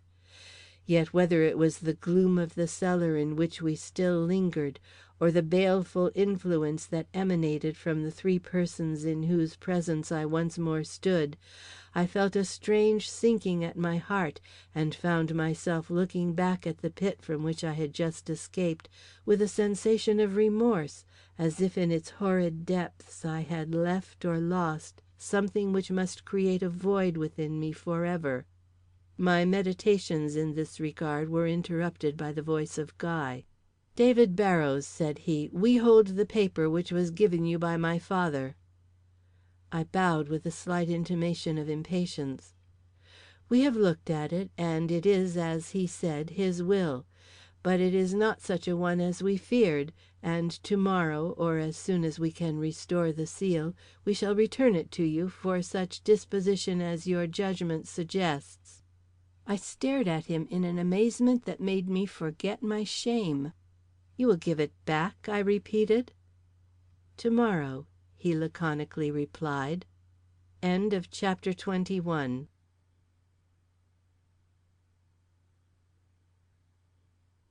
Chapter 22. The Cypher. Ah, my false heart, what hast thou done? This is a story of fact. It is also a story of mental struggle. I shall not therefore be considered too diffuse if I say that this unlooked-for ending to my unhappy adventure threw me into a strange turmoil of feeling from which I had no rest until the next day came. That they should promise to restore the will, to obtain which they had resorted to measures almost criminal in their severity, awoke in me the greatest astonishment. What could it mean? I waited to see the will before replying. It came, as Guy Pollard had promised, at noon of the following day. It was in a new envelope, and was sealed, just as it had been before it left my possession. Had I not known into what unscrupulous hands it had fallen, I should have doubted if it had ever been opened. As it was, I was not only confident that it had been read from end to end, but fearful that it had been tampered with, and perhaps altered. To get it out of my hands, and if possible my mind also, I carried it at once to Mr. Nicholls, who I had ascertained that morning had returned to town the day before. He received me with affability, but looked a little surprised when he learned my errand. "I was just going to call on the family," said he. "I drew up Mr. Pollard's will myself, and—" "You drew up Mr. Pollard's will?" I hastily interrupted. "You know, then, its contents, and can tell me—" "Pardon me," he as hastily put in. "The family have the first right to a knowledge of what Mr. Pollard has done for them." I felt myself at a loss. To explain my rights, and the great desire which I experienced to ascertain whether the tenor of the paper he now held coincided with that which he had submitted to Mr. Pollard for his signature, necessitated a full relation of facts which I was not yet certain ought to be made public. For if the will had not been meddled with, and Mr. Pollard's wishes stood in no danger of being slighted or ignored, what else but a most unhappy scandal could accrue from the revelation which I had been forced to make? Then my own part in the miserable affair! If not productive of actual evil, it was still something to blush for, and I had not yet reached that stage of repentance or humility which made it easy to show the world a weakness for which I had no pity nor sympathy myself. Yet to guard the interests with which I had been entrusted, it was absolutely necessary that the question which so much disturbed me should be answered. For if any change had been made in this important paper by which the disposition of Mr. Pollard's property should be turned aside from the channel in which he had ordered it, I felt that no consideration for the public welfare or my own good fame should hinder me from challenging its validity. My embarrassment evidently showed itself, for the acute lawyer, after a momentary scrutiny of my face, remarked: "You say Mr. Pollard gave you this will to hand to me. Do you know the cause of this rather extraordinary proceeding, or have you any suspicion why, in the event of his desiring me to have in charge a paper which ought to be safe enough in his own house, he chose his pastor for his messenger instead of one of his own sons?" "Mr. Nicholls," I returned, with inward satisfaction for the opportunity thus given me for reply, "the secrets which are confided to a clergyman are as sacred as those which are entrusted to a lawyer.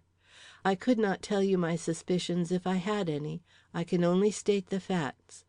One thing, however, I will add, that owing to circumstances which I cannot explain, but greatly regret, this paper has been out of my hands for a short time, and in speaking as I did, I wished merely to state that it would be a satisfaction to me to know that no harm has befallen it, and that this is the very will in spirit and detail which you drew up and saw signed by Mr. Pollard." "Oh," exclaimed the lawyer, "if that is all, I can soon satisfy you." And tearing open the envelope, he ran his eye over the document and quietly nodded. "It is the same," he declared. "There has been no meddling here." And feeling myself greatly relieved, I rose without further conversation and hastily took my leave. But when I came to think of it all again in my own room, I found my equanimity was not yet fully restored. A doubt of some kind remained, and though, in consideration of the manifold duties that pressed upon me, I relentlessly put it aside, I could not help its lingering in my mind, darkening my pleasures and throwing a cloud over my work and the operations of my mind. The sight which I now and then caught of the Pollards did not tend to allay my anxieties. There was satisfaction in their countenances, and in that of Guy, at least, a certain triumphant disdain which could only be partly explained by the victory which he had won over me through my fears. I awaited the proving of the will with anxiety. If there were no seeming reparation made in it, I should certainly doubt its being the expression of Mr. Pollard's wishes. What was my surprise, then, when the will having been proved, I obtained permission to read it, and found that it not only contained mention of reparation, but that this reparation was to be made to Margaret, his wife. "For sums loaned by her to me and lost, I desire to make reparation by an added bequest," so it read. And I found myself nonplussed and thrown entirely out in all my calculations and conjectures. The anxiety he had shown lest the will should fall into this very woman's hands did not tally with this expression of justice and generosity, nor did the large sums which he had left to his 3 children show any of that distrust which his countenance had betrayed towards the one who was present with him at the time of his death. Could it be that he had given me the wrong paper, or was he, as Mrs. Pollard had intimated, not responsible for his actions and language at that time? I began to think the latter conjecture might be true, and was only hindered in the enjoyment of my old tranquillity by the remembrance of the fearful ordeal I had been subjected to in the mill, and the consideration which it brought of the fears and suspicions which must have existed to make the perpetration of such an outrage possible. But time, which dulls all things, soon began to affect my memory of that hideous nightmare, and with it my anxiety lest in my unfaithfulness to my trust I had committed a wrong upon some unknown innocent. Life with its duties, and love with its speedy prospect of marriage, gradually pushed all unpleasant thoughts from my mind, and I was beginning to enjoy the full savour of my happy and honourable position again, when my serenity was again, and this time forever, destroyed by a certain revelation that was accidentally made to me. The story of it was this. I had taken by mistake with me to a funeral the prayer book with which Mr. Pollard had presented me. I was listening to the anthem which was being sung, and being in a nervous frame of mind, was restlessly fingering the leaves of the book which I held in my hand, when my eye, running over the page that happened to open before me, caught sight of some of the marks with which the text was plentifully bestowed. Mechanically I noticed the words under which they stood, and mechanically I began reading them, when, to my great astonishment and subsequent dismay, I perceived they made sense, in short, had a connection, which, when carried on from page to page of the book, revealed sentences which promised to extend themselves into a complete communication. This is the page I happened upon, with its lines and dots. Note the result which accrues from reading the marked words alone. The Epiphany. With haste, and found Mary and Joseph, and the babe lying in a manger. And when they had seen it, they made known abroad the saying which told them concerning this child. And all they that heard it wondered at those things which were told them by the shepherds. But Mary kept all these things, and pondered them in her heart. And the shepherds returned, glorifying and praising God for all the things that they had heard and seen as it was told unto them. And when 8 days were accomplished for the circumcising of the child, his name was called Jesus, which was so named of the angel before he was conceived in the womb. The same collect, epistle, and gospel shall serve for every day after unto the Epiphany. The Epiphany, or the manifestation of Christ to the Gentiles. The Collect. O God, who by the leading of a star didst manifest thy only begotten Son to the Gentiles, mercifully grant that we, who know thee now by faith, may after this life have the fruition of thy glorious Godhead through Jesus Christ our Lord. Amen. The Epistle. Ephesians 3:1. For this cause, I, Paul, the prisoner of Jesus Christ for you Gentiles, if ye have heard of the dispensation of the grace of God, which is given me to you ward, how that by revelation he made known unto me the mystery, as I wrote afore, in few words, whereby, when ye read, ye may understand my knowledge in the mystery of Christ, which in other ages was not made known unto the sons of men, as it is now revealed unto his holy apostles and prophets by the Spirit, that the Gentiles should be fellow heirs and of the same body and partakers of his promise in Christ, by the gospel whereof I was made a minister, according to the gift of the grace of God, given unto me by the effectual working of his power. Unto me, who am less than the least of all saints, is this grace given, that I should preach among the Gentiles the unsearchable riches of Christ, and to make all men see what is the fellowship of the mystery, which from the beginning of the world hath been hid in God, who created all things by Jesus Christ, to the intent that now unto the principalities and powers in heavenly. It was but one of many, and you can imagine how difficult I found it to continue with the service and put the subject from my mind till the funeral was over, and I could return to solitude and my third and final examination into the meaning of this mysterious gift. You can also imagine my wonder when, by following out the plan I have indicated, the subjoined sentences appeared, which, if somewhat incoherent at times, as could only be expected from the limited means at his command, certainly convey a decided meaning, especially after receiving the punctuation and capital letters which, after long study and some after knowledge of affairs, I have ventured upon giving them. My sin is ever before me. Correct, lest thou bring me to nothing. Do those things which are requisite and necessary for a pure and humble one, Grace by name, begotten by Son, he born of first wife, and not obedient to the law abroad, a prisoner.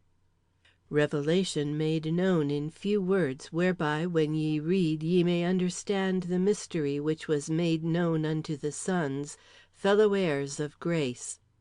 Go and search diligently for the young child. The higher powers resist and are a terror to good works. Do that which is good, and thou shalt have praise, minister of God. Wherefore ye must needs be subject for wrath, for they are attending continually upon this thing. Render therefore to all their dues, tribute to whom tribute, honour to whom honour. Two possessed of devils, exceeding fierce of the household, hope grace may evermore be cast away. They murmur against the good man of the house, and do not agree to mercifully defend against perils in the city an honest and good heart. My will leaves heritage to grace. The devil is against me. Behold a woman grievously vexed with lost sheep of the house. Then came she, saying, It is not meet to take the children's bread and cast it to the dogs. Be unto us an offering named as becometh saints. For this ye know, that no unclean person hath any inheritance because of disobedience and fellowship with works of darkness. For it is a shame to speak of those things which are done of them in secret. Beelzebub, the chief of devils, and sons cast out man, taketh from him all wherein he trusteth, and divideth the spoils against me. To purge conscience, the New Testament means redemption of the transgressions under First Testament. Said a devil, Father, you do dishonour me. Say ye know him not, thy son, and suffer that a notable prisoner, his wife and child, were not called by thy name. I will, said I, but I deny all here. My soul is sorrowful unto death, as I bear false witness against them. The hand that betrayeth me is with me. I appoint you to sift as wheat. This must be accomplished, for the things concerning me have an end. Words sent unto me out of prison said, Daughter weeps. Beseech thee graciously to fetch home to thee my child in tribulation. For lo, the ungodly bend their bow and make ready their arrows within the quiver, that they may privily shoot at them which are true of heart. Show I thy marvellous loving kindness unto an undefined soul, forsaken on every side of mother and friendly neighbours.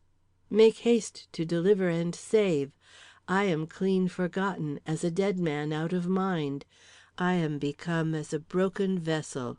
Whilst I held my tongue, my bones consumed away daily. I will inform thee, and teach thee ill the way wherein thou shalt go. Blessed are folk chosen to inheritance, the children of them that dwell under the King.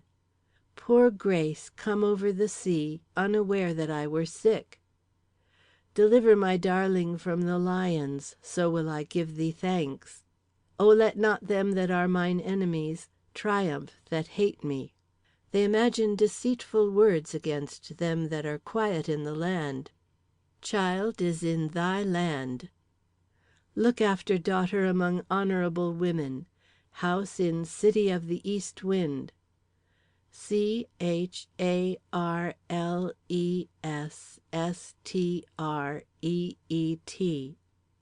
Child I have looked upon not.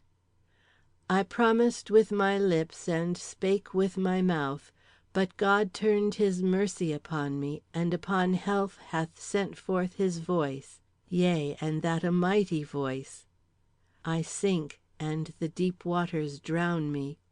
Mine adversaries hath broken my heart. Let the things that should have been for them be for the poor prisoner's posterity. Break down the carved work and search out my will. Walk to table under southwest borders of room, take the wood that hath in it operations of the law, and cleave. For my days are gone like a shadow, and I am withered as grass. End of chapter 22.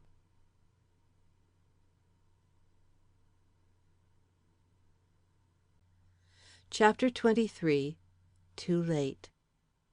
The conclusion which I drew from these sentences after a close and repeated perusal of them was to this effect. that Mr. Pollard, instead of possessing only 2 sons, as was generally supposed, had in reality been the father of 3; that the eldest, born in all probability before Mr. Pollard's removal to this country (he was an Englishman by birth), had, by some act of violence or fraud, incurred the penalty of the law, and was even now serving out a term of imprisonment in his native land; that this son had a daughter, innocent and virtuous, whom he desired to commit to the care of her grandfather; that he had even sent her over here for that purpose, but that Mr. Pollard, taken down with the illness which afterwards ended in death, had not only failed to be on hand to receive her, but that, surrounded and watched by his wife and sons, who in their selfish pride were determined to ignore all claims of kinship on the part of one they despised, he had not even had the chance to take such measures for her safety and happiness as his love and regard for her lonely and desolate position seemed to demand; that the will, whose concealment in his desk he had managed to describe, had been made in recompense for this neglect, and that by it she would receive that competence and acknowledgment of her rights which the hatred of her unscrupulous relatives would otherwise deny her. And this was the will I had weakly given up, and it was upon the head of this innocent child that the results of my weakness must fall. When I first recognized this fact, I felt stupefied. That I, David Barrows, should be the cause of misery and loss to a guileless and pure soul. I could not realize it, nor believe that consequences so serious and irremediable could follow upon an act into which I had been betrayed by mere cowardice. But soon, too soon, the matter became plain to me. I saw what I had done, and was overwhelmed, for I could no longer doubt that the real will had been destroyed, and that the one which had been returned to me was a substituted one, perhaps the very same which I had seen among the papers of Mr. Pollard's desk.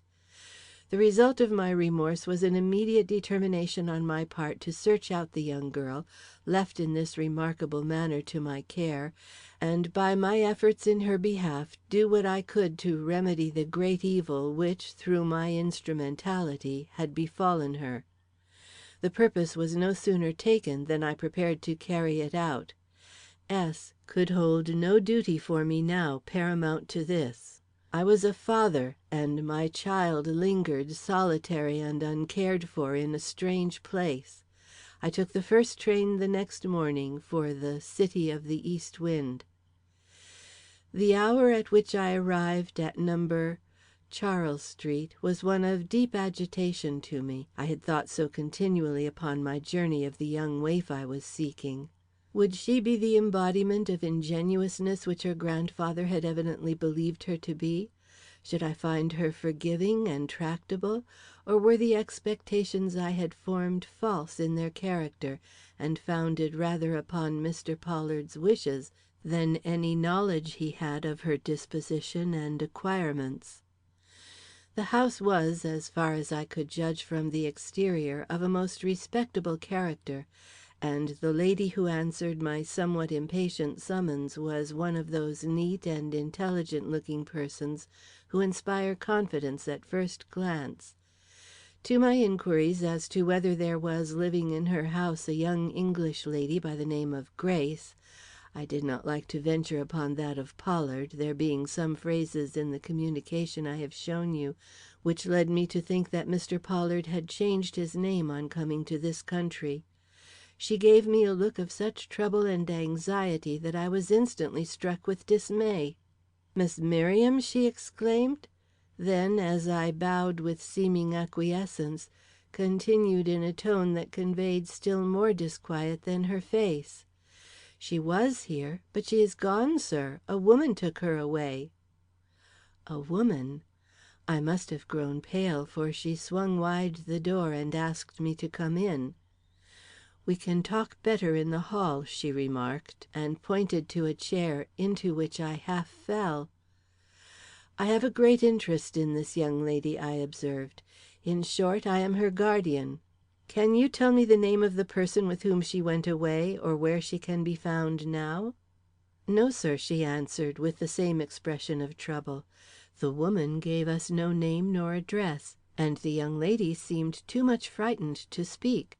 We have felt anxious ever since she went, sir, for the letter she showed us from the captain of the ship which brought her over told us to take great care of her. We did not know she had a guardian, or we should not have let her go. The woman seemed very pleasant, and paid all the bills, but—" "But what?" I cried, too anxious to bear a moment's delay. "She did not lift her veil, and this seemed to me a suspicious circumstance." Torn with apprehension and doubt, I staggered to my feet. "Tell me all about this woman," I demanded. "Give me every detail you can remember. I have a dreadful fear that it is some one who should never have seen this child." "Well, sir, she came at about 11 in the morning—" "What day?" I interrupted her to ask. "Thursday," she replied. "A week ago yesterday." The very day after the will was returned to me. If she were the woman I feared, she had evidently lost no time. "She asked for Miss Merriam," the lady before me pursued, evidently greatly pitying my distress, "and as we knew no reason why our young boarder should not receive visitors, we immediately proceeded to call her down. But the woman, with a muttered excuse, said she would not trouble us, that she knew the child well and would go right up to her room if we would only tell her where it was. This we did, and should have thought no more of the matter, if in a little while she had not reappeared in the hall, and inquiring the way to my room, told me that Miss Merriam had decided to leave my house, that she had offered her a home with her, and that they were to go immediately. I was somewhat taken aback by this, and inquired if I could not see Miss Merriam. She answered, 'What for?' And when I hinted that money was owing me for her board, she drew out her pocketbook and paid me on the spot. I could say nothing after this. 'But are you a relative, ma'am?' To which her quick and angry negative, hidden, however, next moment by a suave acknowledgment of friendship, gave me my first feeling of alarm. But I did not dare ask her any further questions, much as I desired to know who she was and where she was going to take the young girl. There was something in her manner that overawed me; at the same time it filled me with dread. But if I could not speak to her, I meant to have some words with Miss Merriam before she left the house. This the woman seemed to wish to prevent, for she stood close by me when the young girl came down, and when I stepped forward to say good bye, pushed me somewhat rudely aside and took Miss Merriam by the arm. 'Come, my dear,' she cried, and would have hurried her out without a word. But I would not have that. The sorrow and perplexity in Miss Merriam's face were too marked for me to let her depart in silence. So I persisted in speaking, and after saying how sorry I was to have her go, asked her if she would not leave her new address with me in case any letters should come for her.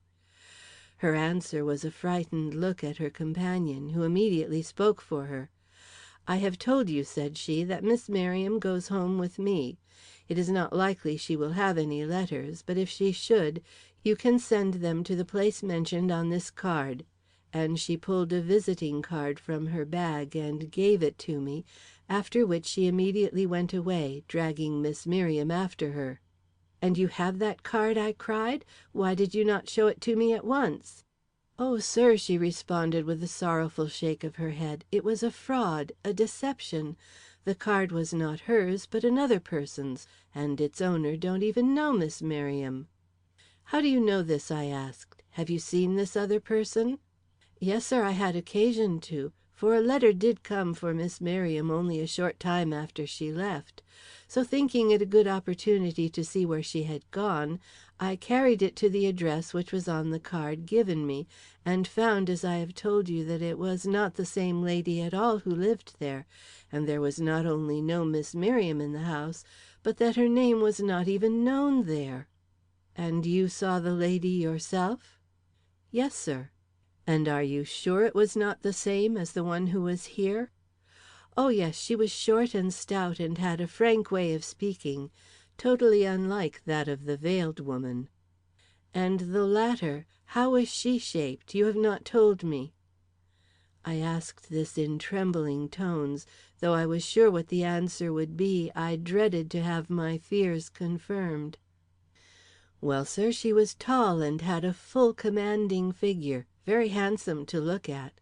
She was dressed all in gray, and had a way of holding her head that made an ordinary sized woman like myself feel very small and insignificant.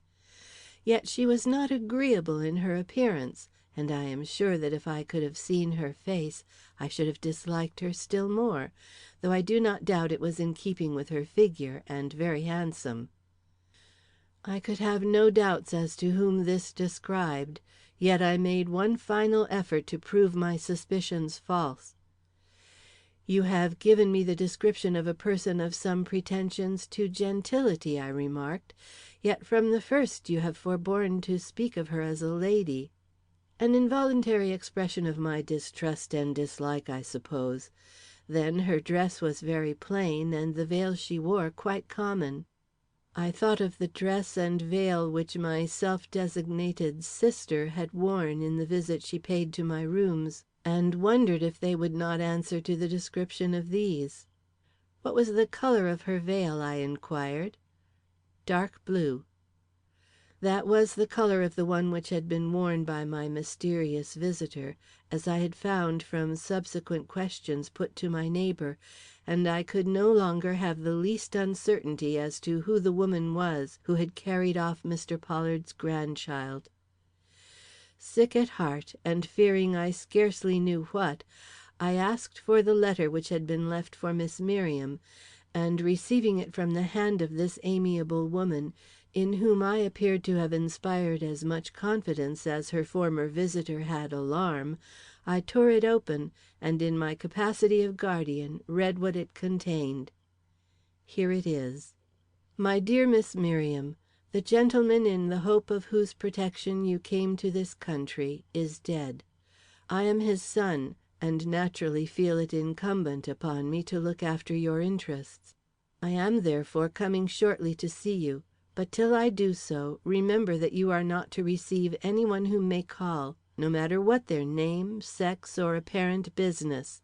If you disobey me in this regard, you may do yourself a permanent injury. Wait till my card is brought you, and then judge for yourself whether I am a person in whom you can trust. Hoping to find you in good health, and as happy as your bereaved condition will admit of, I remain sincerely yours, Dwight Gaylord Pollard." "Ah, he wrote a day too late!" I involuntarily exclaimed. Then, perceiving the look of curiosity which this unguarded expression had awakened on the face of my companion, folded the letter up and put it quietly in my pocket. "It is an unhappy piece of business," I now observed, "but I shall hope to find Miss Merriam very soon, and place her where she will be both safe and happy." And feeling that I ought to know something of the appearance and disposition of one I so fully intended to befriend, I inquired whether she was a pretty girl. The reply I received was almost enthusiastic. "I do not know as you would call her pretty, sir, she is so pale and fragile, but if her features are not regular nor her color good, she has something unusually attractive in her face, and I have heard more than one gentleman here say, 'Miss Merriam is lovely.'" "And her manners?"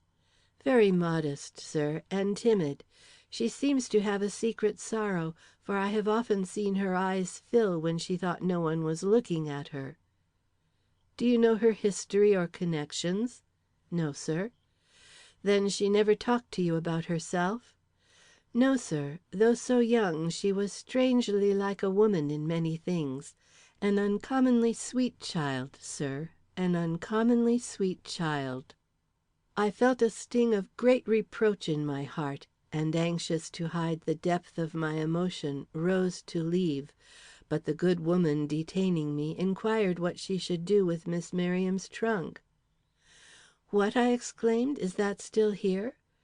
"Yes, sir. She took, as I noticed, a bag of some size with her, but she left her trunk. In the flurry of their departure I forgot to speak about it. I have expected an expressman after it every day, but none has come. That is another reason why I have felt anxious." "I do not wonder," I exclaimed. "Sometimes," she observed, "I have thought it was my duty to speak to the police about the matter. It would be such a dreadful thing if any harm had come to her." "I will speak to the police if necessary," said I, and determined as I had never been before in my life, I left the house and proceeded directly to the depot, where I took the first train for S. End of chapter 23.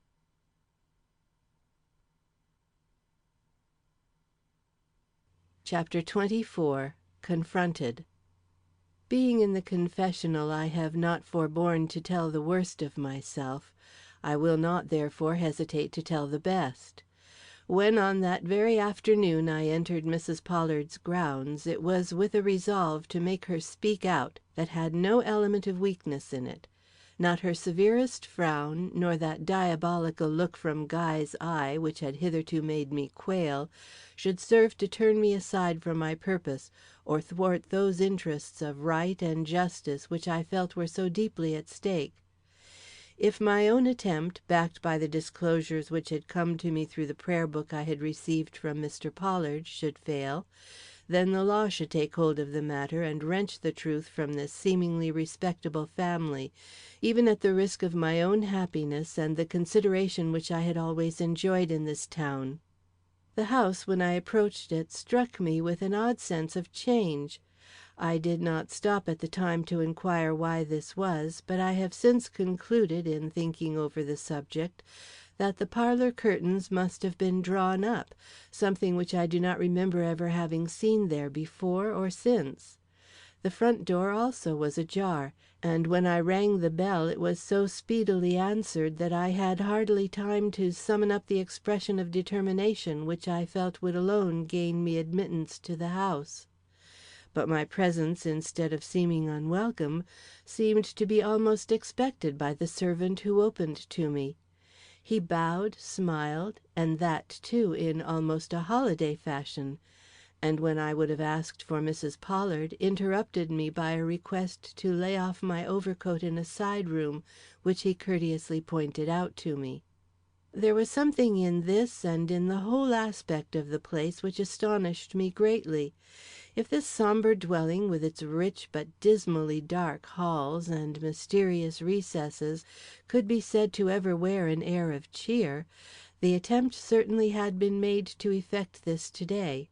From the hand of the bronze figure that capped the newel post hung wreaths of smilax and a basket full of the most exquisite flowers, while from a half-open door at my right came a streak of positive light and the sound of several voices, animated with some sentiment that was strangely out of accord with the solemn scene to which this very room had so lately been a witness.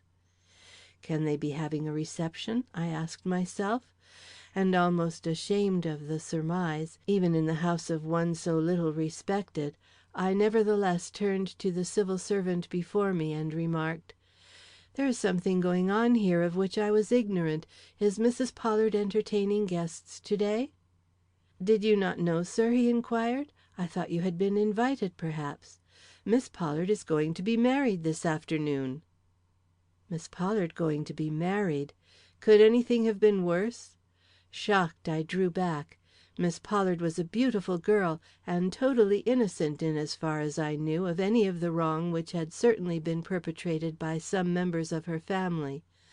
It would never do to mortify her, or to mar the pleasure of her wedding day by any such scene as my errand probably involved.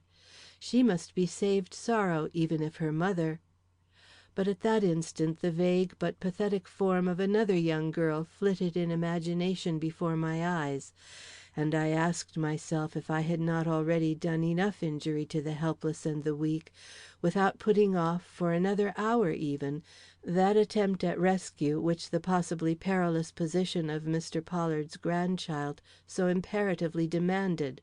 As I thought this, and remembered that the gentleman to whom Miss Pollard was engaged was an Englishman of lordly connections and great wealth, I felt my spirit harden and my purpose take definite form. Turning therefore to the servant before me, I inquired if Mrs. Pollard was above or below. and learning that she had not yet come downstairs, I tore a leaf out of my notebook and wrote on it the following lines: I know your daughter is on the point of descending to her marriage. I know also that you do not want to see me. But the interests of Miss Merriam demand that you should do so, and that immediately. If you do not come, I shall instantly enter the parlor and tell a story to the assembled guests which will somewhat shake your equanimity when you come to appear before them. My moral courage is not to be judged by my physical, madam, and I shall surely do this thing. David Barrows. The servant, who still lingered before me, took this note. "Give it to Mrs. Pollard," I requested. "Tell her it is upon a matter of pressing importance, but do not mention my name, if you please. She will find it in the note." And seeing by the man's face that my wishes would be complied with, I took up my stand in a certain half-curtained recess, and waited with loudly beating heart for the issue. She came. I saw her when she first put foot on the stairs, and notwithstanding my strong antipathy, I could not repress a certain feeling of admiration from mixing with the dread the least sight of her always occasioned me. Her form, which was of the finest, was clad in heavy black velvet, without a vestige of ornament to mar its sombre richness, and her hair, now verging towards gray, was piled up in masses on the top of her haughty head, adding inches to a height that in itself was almost queenly. But her face, and her cruel eye, and the smile of her terrible lip! I grew cold as I saw her approach, but I did not move from my place or meditate the least change in the plan I had laid for her subjection. She stopped just 2 feet from where I stood, and without the least bend of her head or any gesture of greeting, looked at me.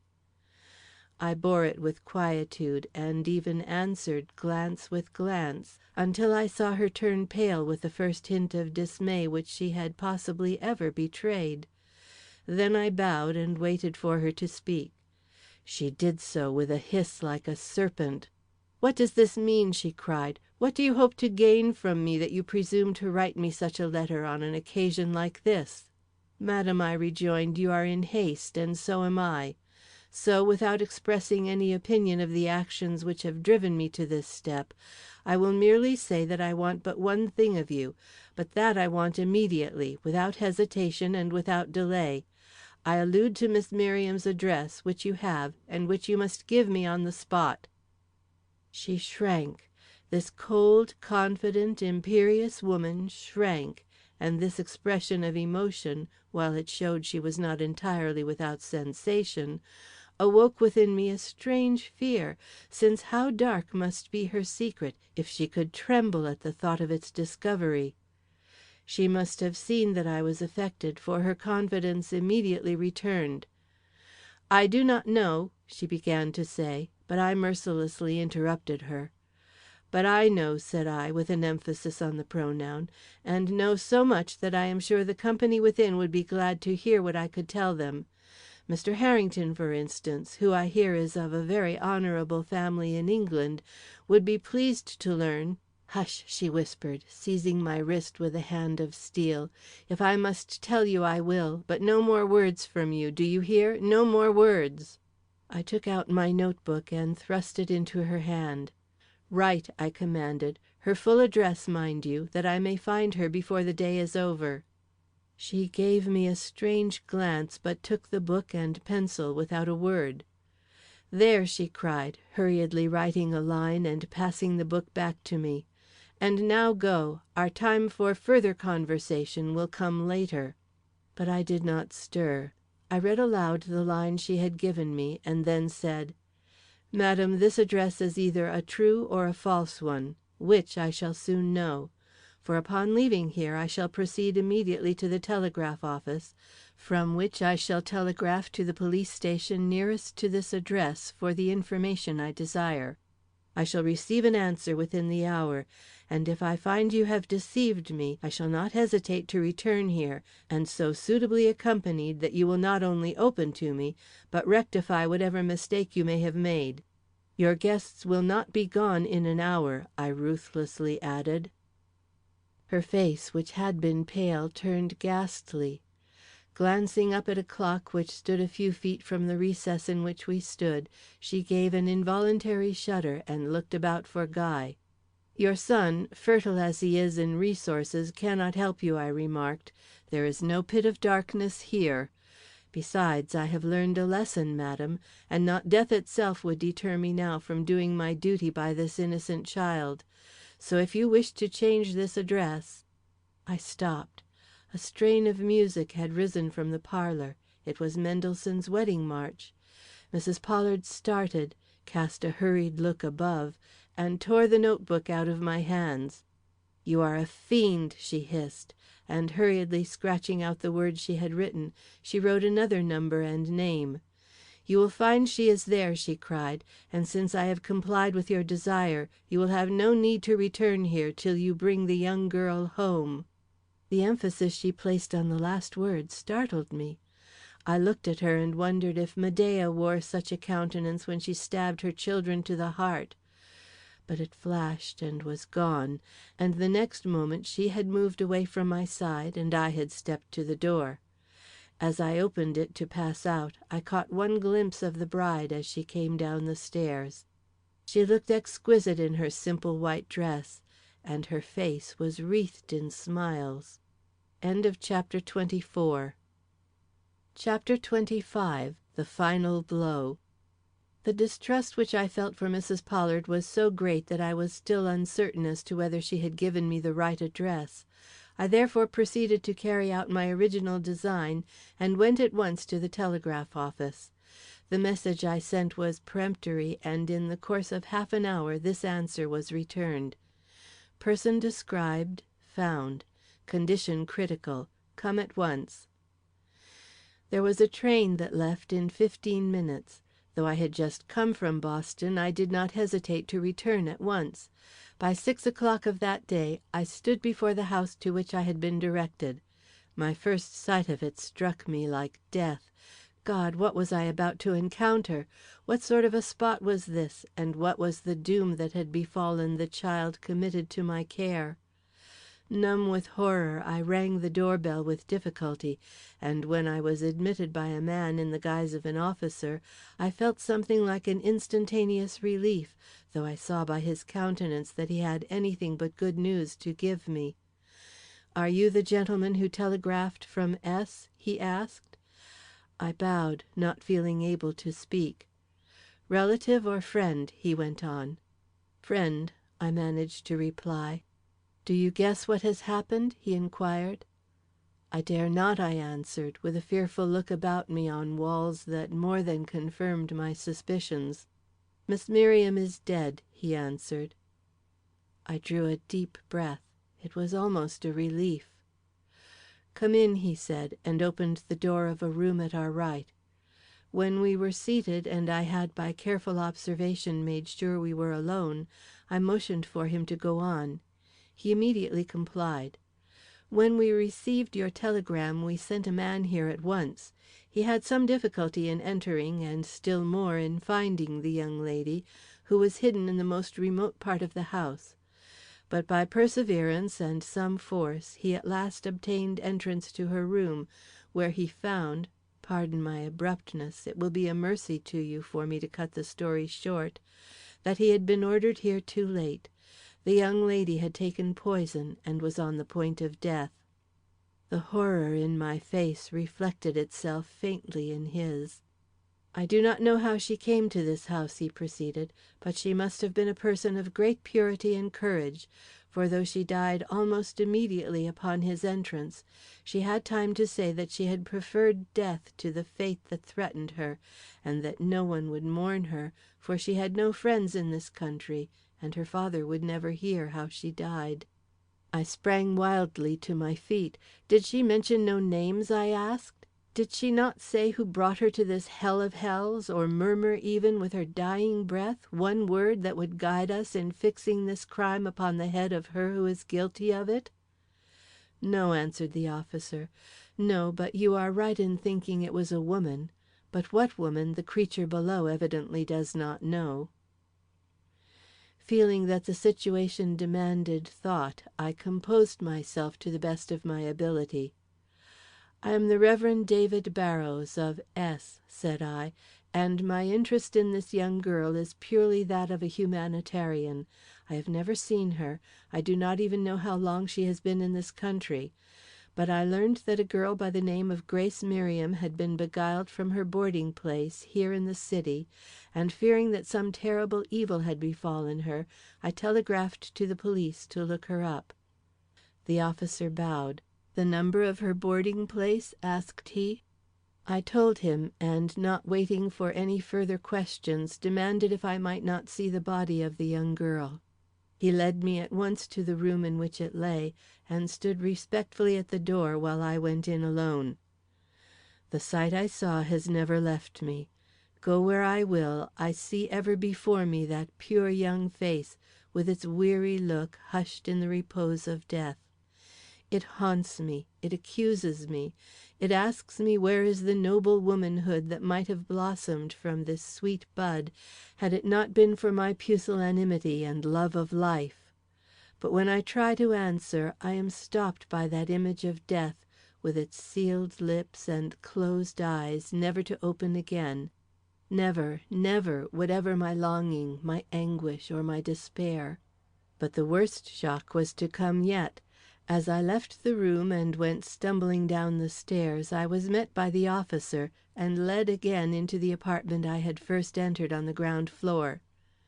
"There is some one here," he began, "whom you may like to question." Thinking it to be the woman of the house, I advanced, though somewhat reluctantly, when a sight met my eyes that made me fall back in astonishment and dread. It was the figure of a woman dressed all in gray, with a dark blue veil drawn tightly over her features. "Good God!" I murmured, "who is this?" "The woman who brought her here," observed the officer. "Farrell there has just found her." And then I perceived darkly looming in the now heavy dusk the form of another man, whose unconscious and businesslike air proclaimed him to be a member of the force. "Her name is Sophie Preston," the officer continued, motioning to the woman to throw up her veil. "She is a hard character, and some day will have to answer for her many crimes." Meanwhile, I stood rooted to the ground. The name, the face, were strange, and neither that of her whom I had inwardly accused of this wrong. "I should like to ask the woman," I commenced. But here my eyes fell upon her form. It was tall and it was full, but it was not by any means handsome. A fearful possibility crossed my mind. Approaching the woman closely, I modified my question. "Are you the person who took this young lady from her boarding place?" I asked. "Yes, sir," was the reply, uttered in smooth but by no means cultivated tones.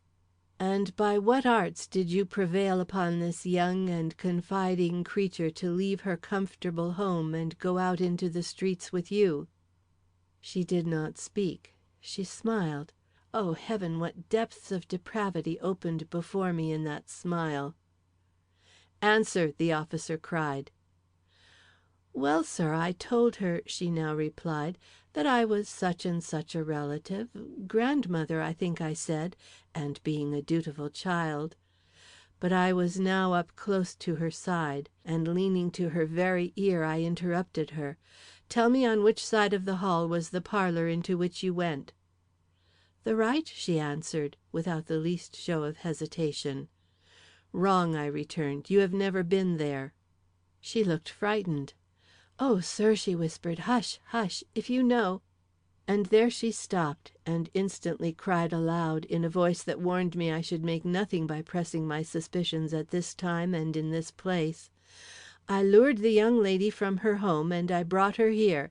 If it is a criminal act, I shall have to answer for it. We all run such risks now and then." To me, with my superior knowledge of all the mysteries which lay behind this pitiful tragedy, her meaning was evident. Whether she had received payment sufficient for the punishment possibly awaiting her, or whether she had been frightened into assuming the responsibility of another, she was evidently resolved to sustain her rôle of abductress to the end. The look she gave me at the completion of her words intensified this conviction, and not feeling sufficiently sure of my duty to dispute her at the present time, I took advantage of her determination, and outwardly, if not inwardly, accepted her confession as true. I therefore retreated from her side, and being anxious to avoid the coroner, who was likely to enter at any minute, I confined myself to asking a few leading questions, which being answered in a manner seemingly frank, I professed myself satisfied with the result, and hastily withdrew. End of chapter 25.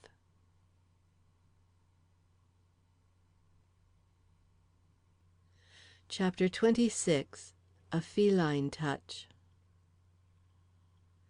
The tumult in my mind and heart were great, but my task was not yet completed, and till it was I could neither stop to analyze my emotions, nor measure the depths of darkness into which I had been plunged by an occurrence as threatening to my peace as it was pitiful to my heart. Mrs. Pollard was to be again interviewed, and to that formidable duty everything bowed, even my need of rest and the demand which my whole body made for refreshment. It was 8 o'clock when I stood for the second time that day at her door, and contrary to my expectations, I found as little difficulty in entering as I had before. Indeed, the servant was even more affable and obliging than he had been in the afternoon, and persisted in showing me into a small room off the parlor, now empty of guests, and going at once for Mrs. Pollard. "She will see you, sir, I am sure," was his last remark as he went out of the door, "for though she is very tired, she told me if you called to ask you to wait." I looked around on the somewhat desolate scene that presented itself, and doubtingly shook my head. This seeming submission on the part of a woman so indomitable as she meant something. Either she was thoroughly frightened, or else she meditated some treachery. In either case I needed all my self-command. Happily, the scene I had just quitted was yet vividly impressed upon my mind, and while it remained so, I felt as strong and unassailable as I had once felt weak and at the mercy of my fears. I did not have to wait long. Almost immediately upon the servant's call, Mrs. Pollard entered the room and stood before me. Her first glance told me all. She was frightened. "Well?" she said in a hard whisper, and with a covert look around as if she feared the very walls might hear us. "You have found the girl, and you have come to ask for money. It is a reasonable request, and if you do not ask too much, you shall have it. I think it will heal all wounds." My indignation flared up through all my horror and dismay. "Money!" I cried. "Money! What good will money do the dead? You have killed her, madam." Killed her! No wonder she grew pale, no wonder she half gasped. "Kill her!" she repeated. "Yes," I returned, not giving her time to think, much less speak. "Lured by you to a den of evil, she chose to die rather than live on in disgrace. The woman who lent you her clothes has been found, and—" "I see I have reached you at last," I broke in. "I thought God's justice would work." I She had to moisten her lips before she could speak. "I don't understand what you mean. You say I lured her. That is a lie. I never took her to this den of evil, as you call it." "But you knew the street and number of the house, and you gave her into the hand of the woman who did take her there." "I knew the number of the house, but I did not know it was a den of evil. I thought it was a respectable place, cheaper than the one she was in.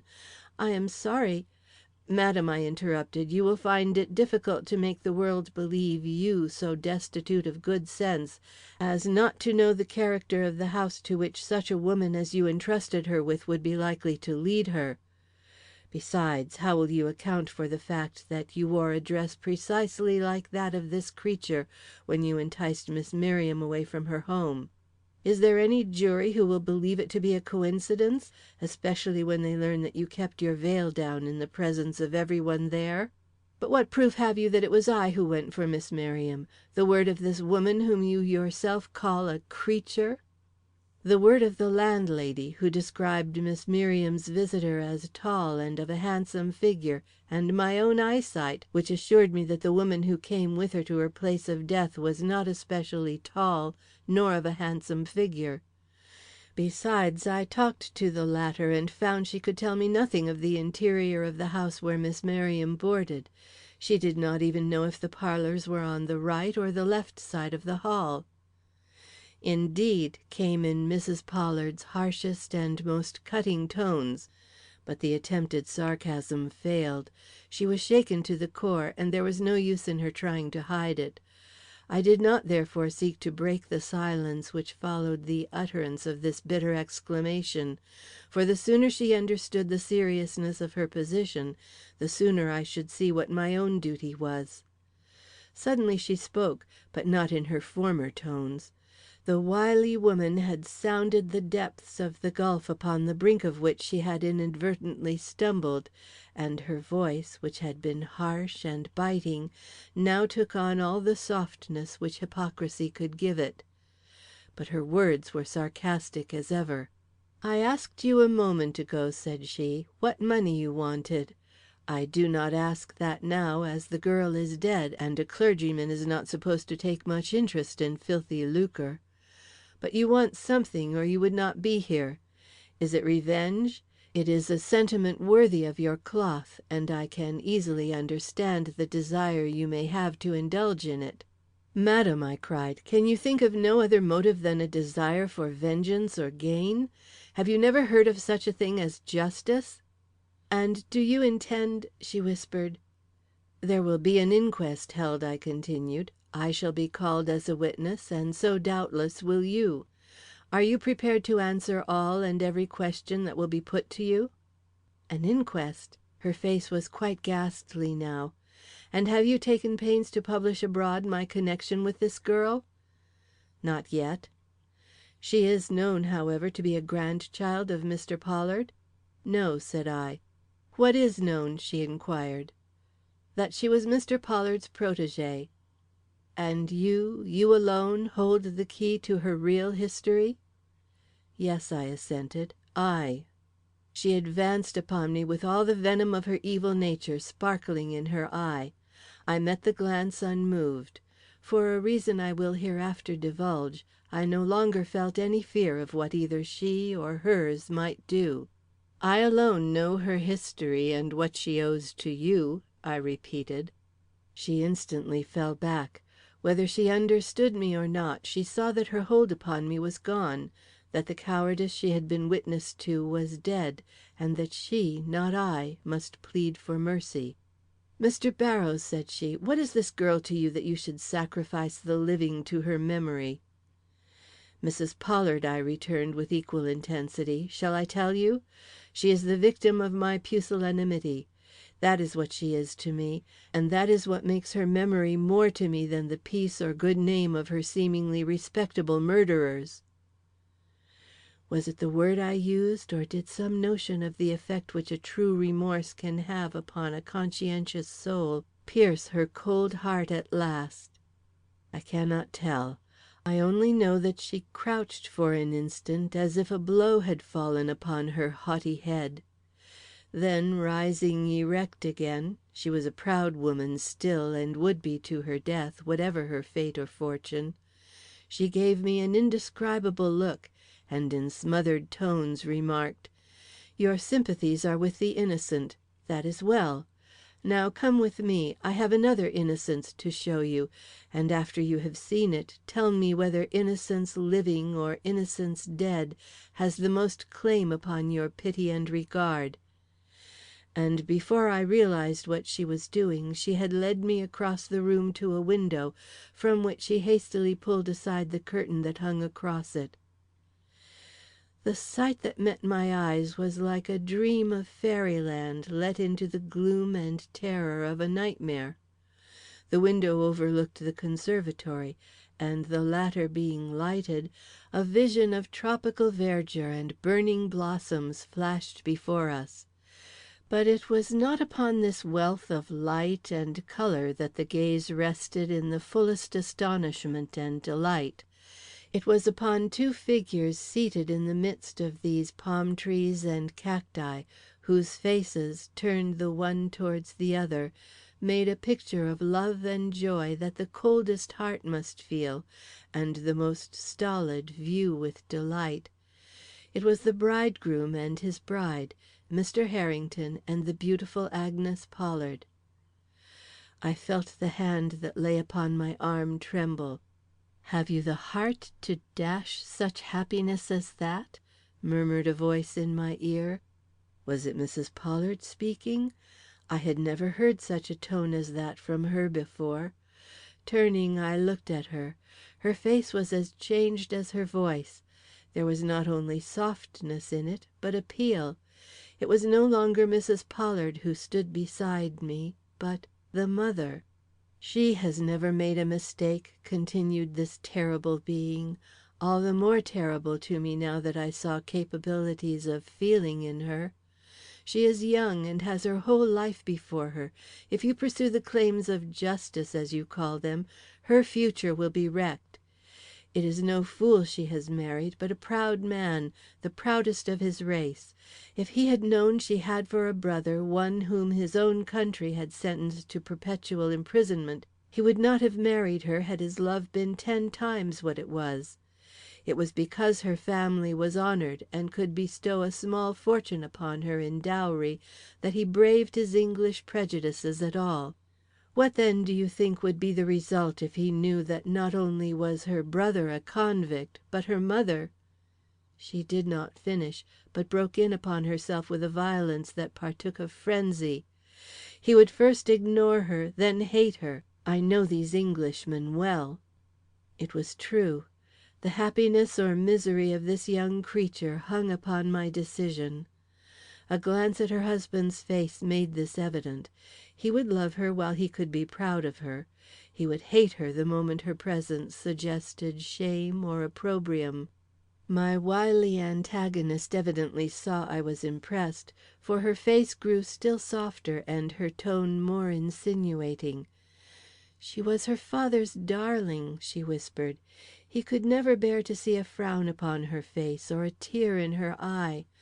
Could he know now what threatened her, do you think he would wish you to drag disgrace upon her head for the sake of justice to a being who is dead?"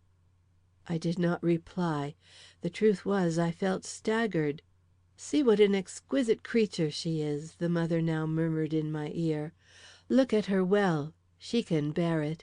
And tell me where in the world you will find beauty more entrancing or a nature lovelier and more enticing." "Madam," said I, turning upon her with a severity the moment seemed to deserve, "in a den of contamination, amid surroundings such as it will not do for me to mention even before her who could make use of them to destroy the innocence that trusted in her, there lies the dead body of one as pure, as lovely, and as attractive as this. Indeed, her beauty is more winning, for it has not the stamp of worldliness upon it." The mother before me grew livid. Her brows contracted, and she advanced upon me with a menacing gesture almost as if she would strike me. In all my experience of the world and of her I had never seen such rage. It was all but appalling. Involuntarily I raised my hand in defense. But she had already remembered her position, and by a violent change now stood before me calm and collected as of old. "You have been injured by me and have acquired the right to insult me," cried she. Then, as I made no move, said, "It is not of the dead we were speaking. It was of her, Samuel Pollard's child. Do you intend to ruin her happiness or do you not? Speak, for it is a question I naturally desire to have settled." "Madam," I now returned, edging away from that window with its seductive picture of youthful joy, "before I can settle it, I must know certain facts. Not till I understand how you succeeded in enticing her from her home, and by what means you transferred her into the care of the vile woman who took your place, will I undertake to consider the possibility of withholding the denunciation which it is in my power to make." "And you expect me to tell—" she began. "Everything," I finished firmly. She smiled with a drawing in of her lips that was feline. Then she glared, then she looked about her and approached nearer to me by another step. "I wish I could kill you," her look said. "I wish by the lifting of my finger you would fall dead." But her lips made use of no such language. She was caught in the toils, and, lioness as she was, found herself forced to obey the will that ensnared her. "You want facts. Well, you shall have them. You want to know how I managed to induce Miss Merriam to leave the house where my husband had put her? It is a simple question. Was I not her grandfather's wife, and could I not be supposed to know what his desires were concerning her? And the second fact?" She looked at me darkly. "You are very curious," said she. "I am," said I. Her baleful smile repeated itself. "You think that by these confessions I will place myself in a position which will make it impossible for me to press my request. You do not understand me, sir. Had I committed 10 times the evil I have done, that would not justify you in wantonly destroying the happiness of the innocent." "I wish to know the facts," I said. "She went with me to a respectable eating house," Mrs. Pollard at once explained.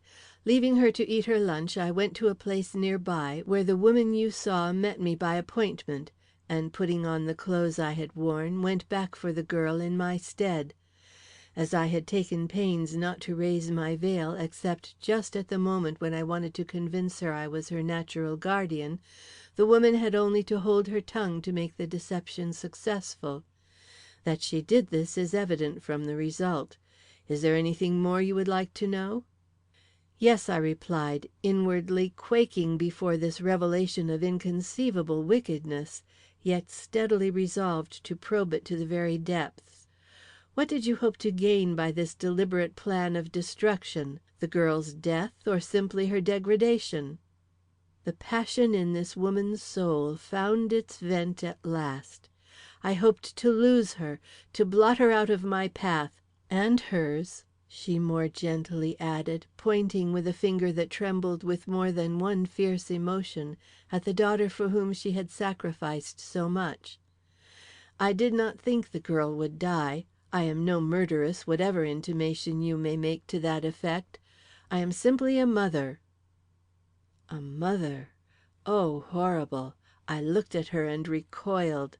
That such a one as this should have the right to lay claim to so holy a title and asperse it thus.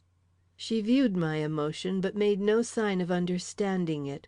Her words poured forth like a stream of burning liquid. "Do you realize what this girl's living meant? It meant recognition, and consequently disgrace and a division of our property, the loss of my daughter's dowry, and of all the hope she had built on it. Was I, who had given to Samuel Pollard the very money by means of which he had made his wealth, to stand this? Not if 100 daughters of convicts must perish." "And your sons?" "What of them? Had they no claim upon your consideration?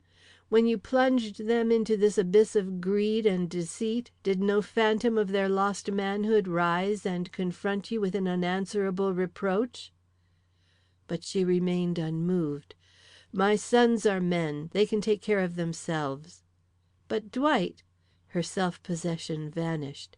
"Hush!" she whispered with a quick look around her. "Do not mention him. I have sent him away an hour ago, but he may have come back. I do not trust him."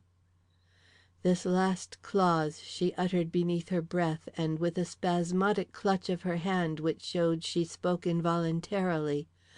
I was moved at this. I began to hope that Dwight, at least, was not all that his mother would have him. "And yet I must speak of him," said I, taking out the letter he had written to Miss Merriam. "This letter addressed to one you have so successfully destroyed seems to show that he returns your mistrust." She almost tore it out of my hands. "When was this letter received?" she asked, reading it with burning eyes and writhing lips. "The day after Miss Grace left her home." "Then she never saw it?" "No." "Who has seen it?" "Myself and you." "No one else?" "No one but the writer." She laughed. "We will destroy it," she said, and deliberately tore it up. I stooped and picked up the fragments. "You forget," said I, "this letter may be called for by the coroner. It is known that I took it in charge." "I might better have burnt it," she hissed. "Not so. I should then have had to explain its loss." Her old fear came back into her eyes.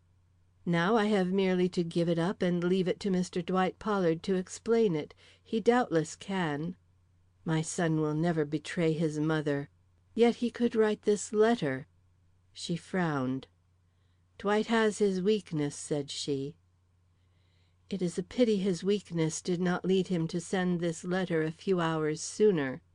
That is where his very weakness fails. He struggles because he knows his mother partly, and fails because he does not know her wholly. And Guy? He knows me better." The smile with which this was said was the culminating point in a display of depravity such as I had never beheld, even in hovels of acknowledged vice. Feeling that I could not endure much more, I hastened to finish the interview. "Madam," said I, "by your own acknowledgment you deserve neither consideration nor mercy. What leniency I then show will be for your daughter alone, who, in so far as I can see, is innocent and undeserving of the great retribution which I could so easily bring upon this family. But do not think, because I promise to suppress your name from the account I may be called upon to give the coroner, that your sin will be forgotten by Heaven, or this young girl's death go unavenged. As sure as you are the vilest woman I ever met, will suffering and despair overtake you. I do not know when, and I do not know by what means, but it will be bitter when it comes, and the hand of man will not be able to save you." But it was as if I had not spoken. All she seemed to hear, all at least that she paid the least attention to, was the promise I had made. "You are decided then upon secrecy?" she asked. "I am decided upon saying nothing that will bring your name into public notice." Her proud manner immediately returned. You would have thought she had never suffered a humiliation. "But how will you account for your interest in this young person?" "By telling a portion of the truth. I shall say that my attention was called to her by a letter from Mr. Pollard, requesting me to hunt her up and take care of her after he was dead. I shall not say he called her his grandchild unless I am positively forced to do so, nor will I mention the treatment I have received at your hands. And the woman you saw? Is your business. I have nothing to do with her." The shadow which till this moment rested upon her haughty brow cleared away. With a quick gesture, from which she could not entirely exclude a betrayal of triumph, she dropped the curtain across that charming picture of bridal felicity by which she had won so much, and turning upon me with all the condescension of a conqueror, she exclaimed, "I once did you an injustice, Mr. Barrows, and called you a name that was but little complimentary to your cloth. Allow me to make such amends as I can, and call you what you most surely are, the most generous and least vindictive of men." This was intolerable. I made haste to leave the room. "Mrs. Pollard," said I, "no amenities can take place between us. From this hour on we are strangers till the time comes when we shall appear before the judgment seat of God. In that day neither you nor I can hold back one iota of truth. Think of this, and repent your part in this awful tragedy of sin, if you can." And I turned away toward the door. But just as I was about to open it, it swung slowly aside, and in the framework made by the lintels I saw Guy Pollard standing with a quiet look of inquiry on his face. "Mother," said he, in the calmest and most courteous of tones, "shall I let this gentleman pass?" The reply came in accents equally calm and courteous. "Certainly, my son." And Guy Pollard made me a deep bow and drew softly aside from my path. I had been within an inch of my death, but it scarcely ruffled me. CHAPter XXVII. Reparation. Let me hasten to the end. When I told Mrs. Pollard that I would suppress that portion of the truth which connected her name with this fatal affair, I did not, of course, mean that I would resort to any falsehood or even prevarication. I merely relied upon the improbability of my being questioned close enough to necessitate my being obliged to reveal the astounding facts which made this matter a destructive one for the Pollards. And I was right in my calculations. Neither socially, nor at the formal inquiry before the coroner, was any question raised of relationship between the dead girl and the family in S. And this fact, taken with the discreet explanations accorded by Dwight Pollard of his father's and afterwards his own interest in her, as shown in the letter which he had sent to her address, is the reason why this affair passed without scandal to the parties concerned. But not without results. For deep in the heart of one person an influence was at work, destined ere long to eventuate in the tragedy to which these lines are the clue. Remorse, deep as my nature and immovable as my sin, has gotten hold upon me, and nothing short of death, and death in the very shape from which I fled in such a cowardly manner, will ever satisfy my soul, or allay that burning sense of shame and regret which makes me fear the eye of man and quake at the thought of eternal justice.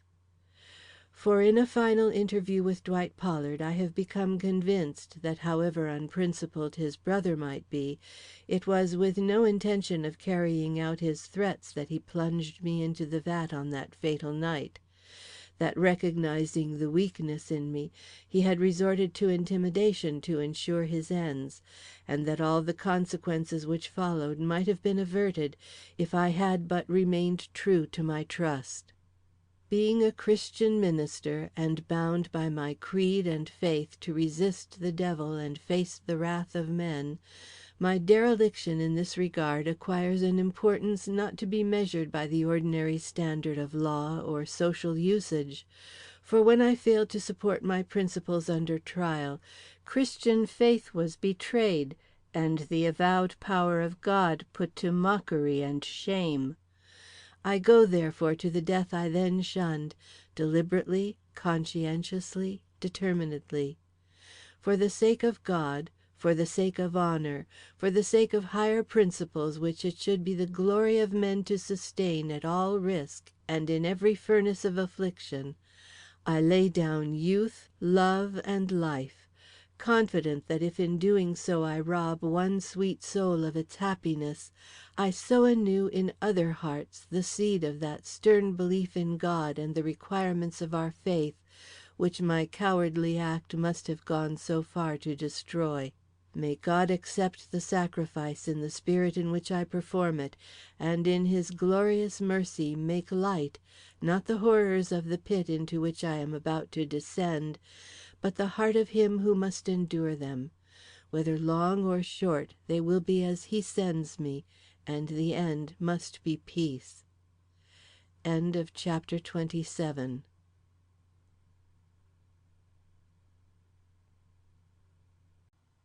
Chapter 28.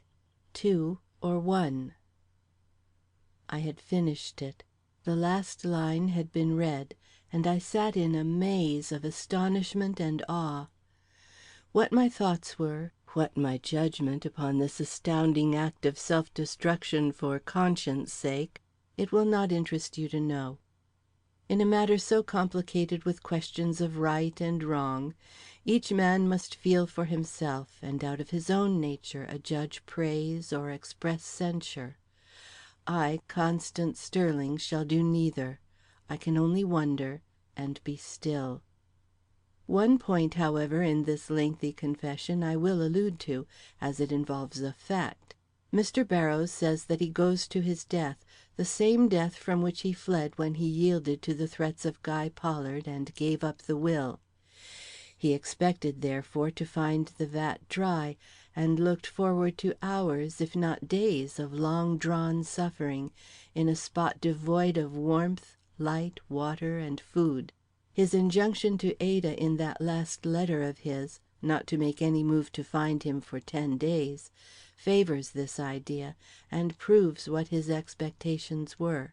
But, by the mercy of God, the vat had been half filled with water in the interim which had elapsed between his first and last visit to the mill, and the prison thus becoming a cistern, he must have come to his end in a few moments after his fatal plunge.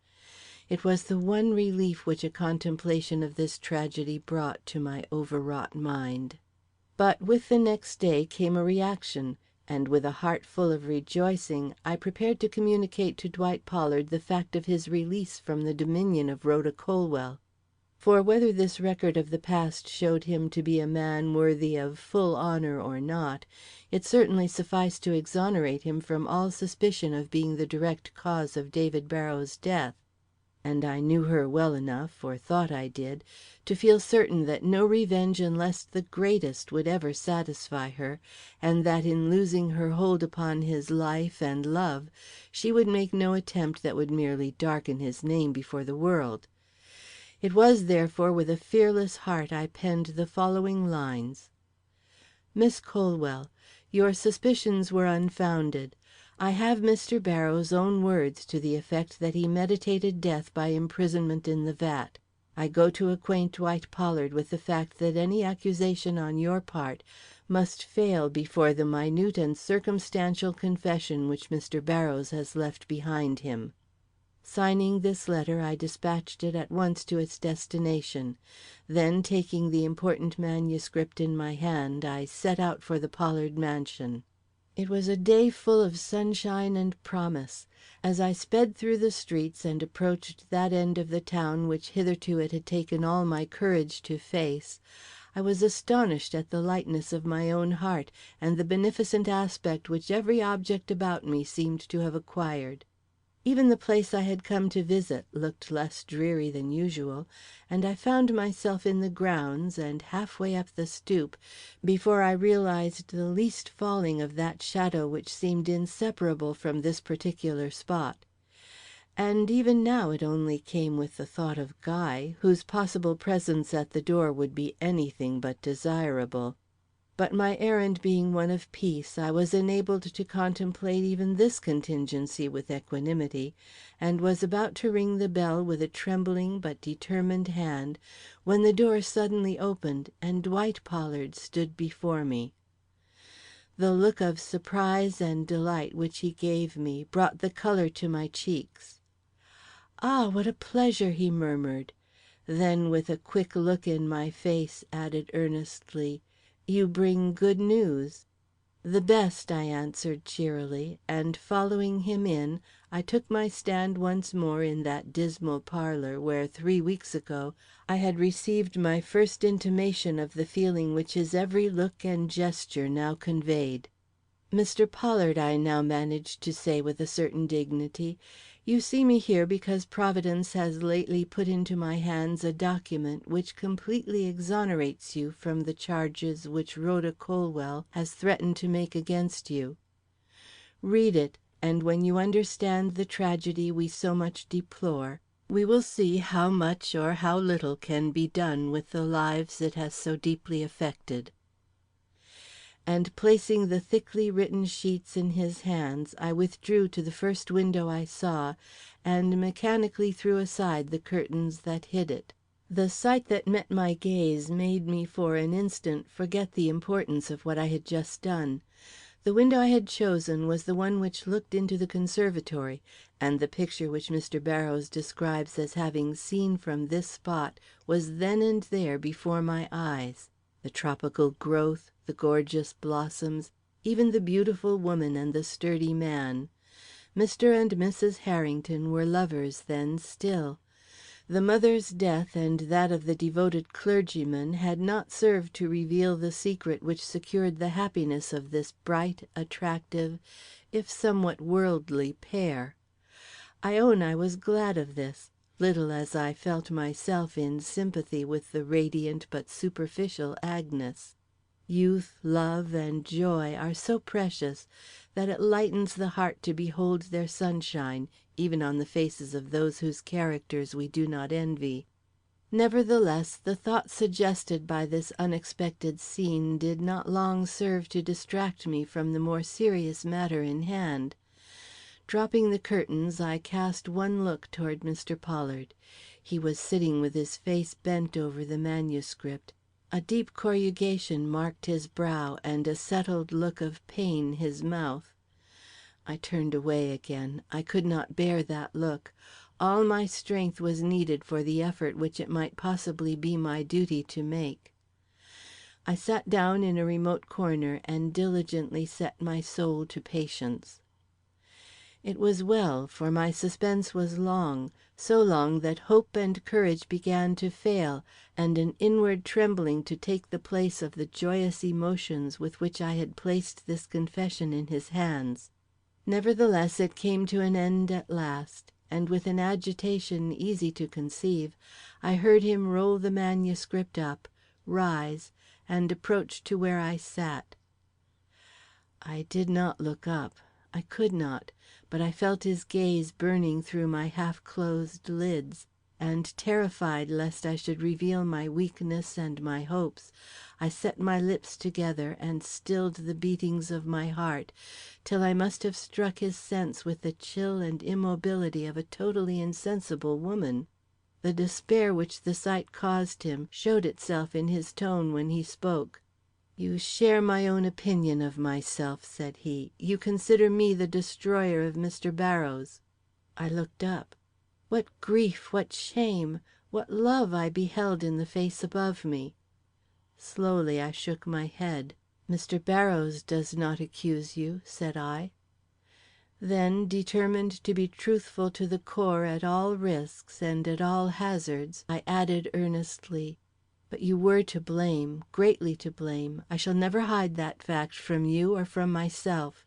I should be unworthy of your esteem if I did." "Yes," he earnestly assented, "and I would be less than a man if I did not agree with you." Then, in a lower tone, and with greater earnestness yet, continued, "It is not pleasant for a man to speak ill of his own flesh and blood, but after having read words as condemnatory as these, it may be pardoned me, perhaps, if I speak as much of the truth as is necessary to present myself in a fair light to the woman upon whose good opinion rests all my future happiness. Constance, I love you." But at this word I had hurriedly risen. "Oh," I somewhat incoherently exclaimed, "not here, not under your own roof." But at his look I sank back. "Yes," he imperatively cried, "here and now. I cannot wait another day, another hour. My love for you is too great, too absorbing, for any paltry considerations to interpose themselves upon my attention now. I must tell you what you are to me, and ask you, as you are a just and honest woman, to listen while I lay bare to you my life, the life I long to consecrate to your happiness, Constance." I looked up. "Thank you," he murmured, but whether in return for my look or the smile which his look involuntarily called up, I cannot say, for he went on instantly in continuation of his former train of thought. "Constance, you have read this confession from Mr. Barrows which you have just placed in my hands?" "Yes," I nodded gravely. "You can, then, understand what a dilemma we were in some 3 months ago. My sister had attracted the notice of an English aristocrat. He loved her and wished to marry her. We admired him, or rather we admired his position I would be bitterly true at this hour and wished to see the union effected. But there was a secret in our family, which, if known, would make such a marriage impossible. A crime perpetrated before my birth had attached disgrace to our name and race, and Mr. Harrington is a man to fly disgrace quicker than he would death. Miss Sterling, it would be useless for me to try to make myself out better than I am.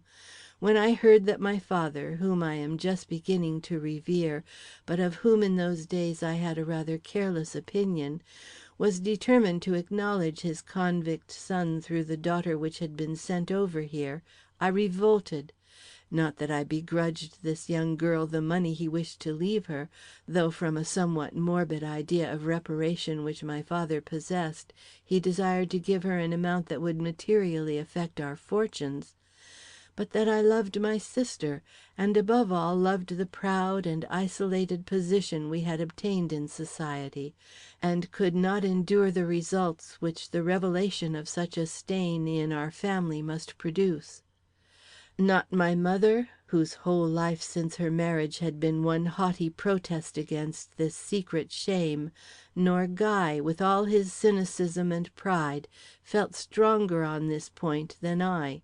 To my warped judgment, any action within the bounds of reason seemed justifiable that would prevent my dying father from bringing this disgrace upon his children; and being accustomed to defer to my mother's judgments and desires, she was not only a powerful woman, Constance, but possessed of a strange fascination for those she loved and sought to govern. I lent myself sufficiently to her schemes to stand neutral in the struggle between my father's wishes and her determination, though that father would often turn upon me with a gaze of entreaty that went to my heart. That he had taken advantage of his last journey to Boston to have a new will drawn, and that his only desire now was for an opportunity to get this same safely transferred to the hands of his lawyer, I never suspected, any more than did my mother or brother. We thought that as far as the past was concerned we were secure, and that if we could prevent an interview between him and Mr. Nicholls, the future would likewise be safe from a discovery of our secret.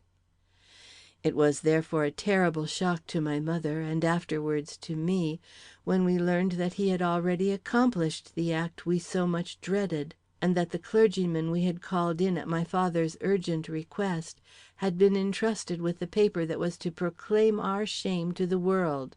But the disappointment, great as it was, had little time to exert its force on me, for with my brother's recital of what had taken place at my father's deathbed, there came a new dread which I find it difficult to name, but which you will understand when I say that it led me to give Mr. Barrows the warning of which he has spoken.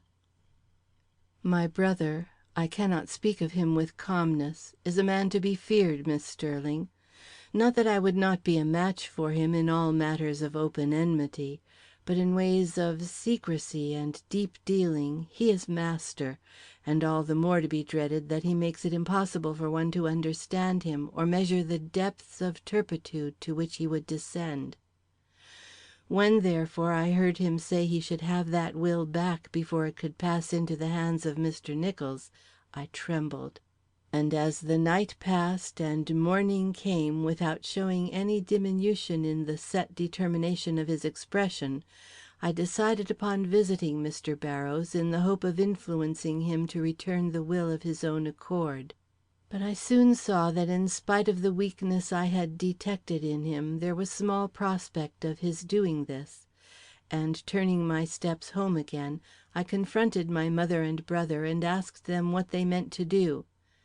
They told me, that is, they told me partly, and I, with that worse dread in my soul, was fain to be satisfied with the merely base and dishonorable scheme they meditated.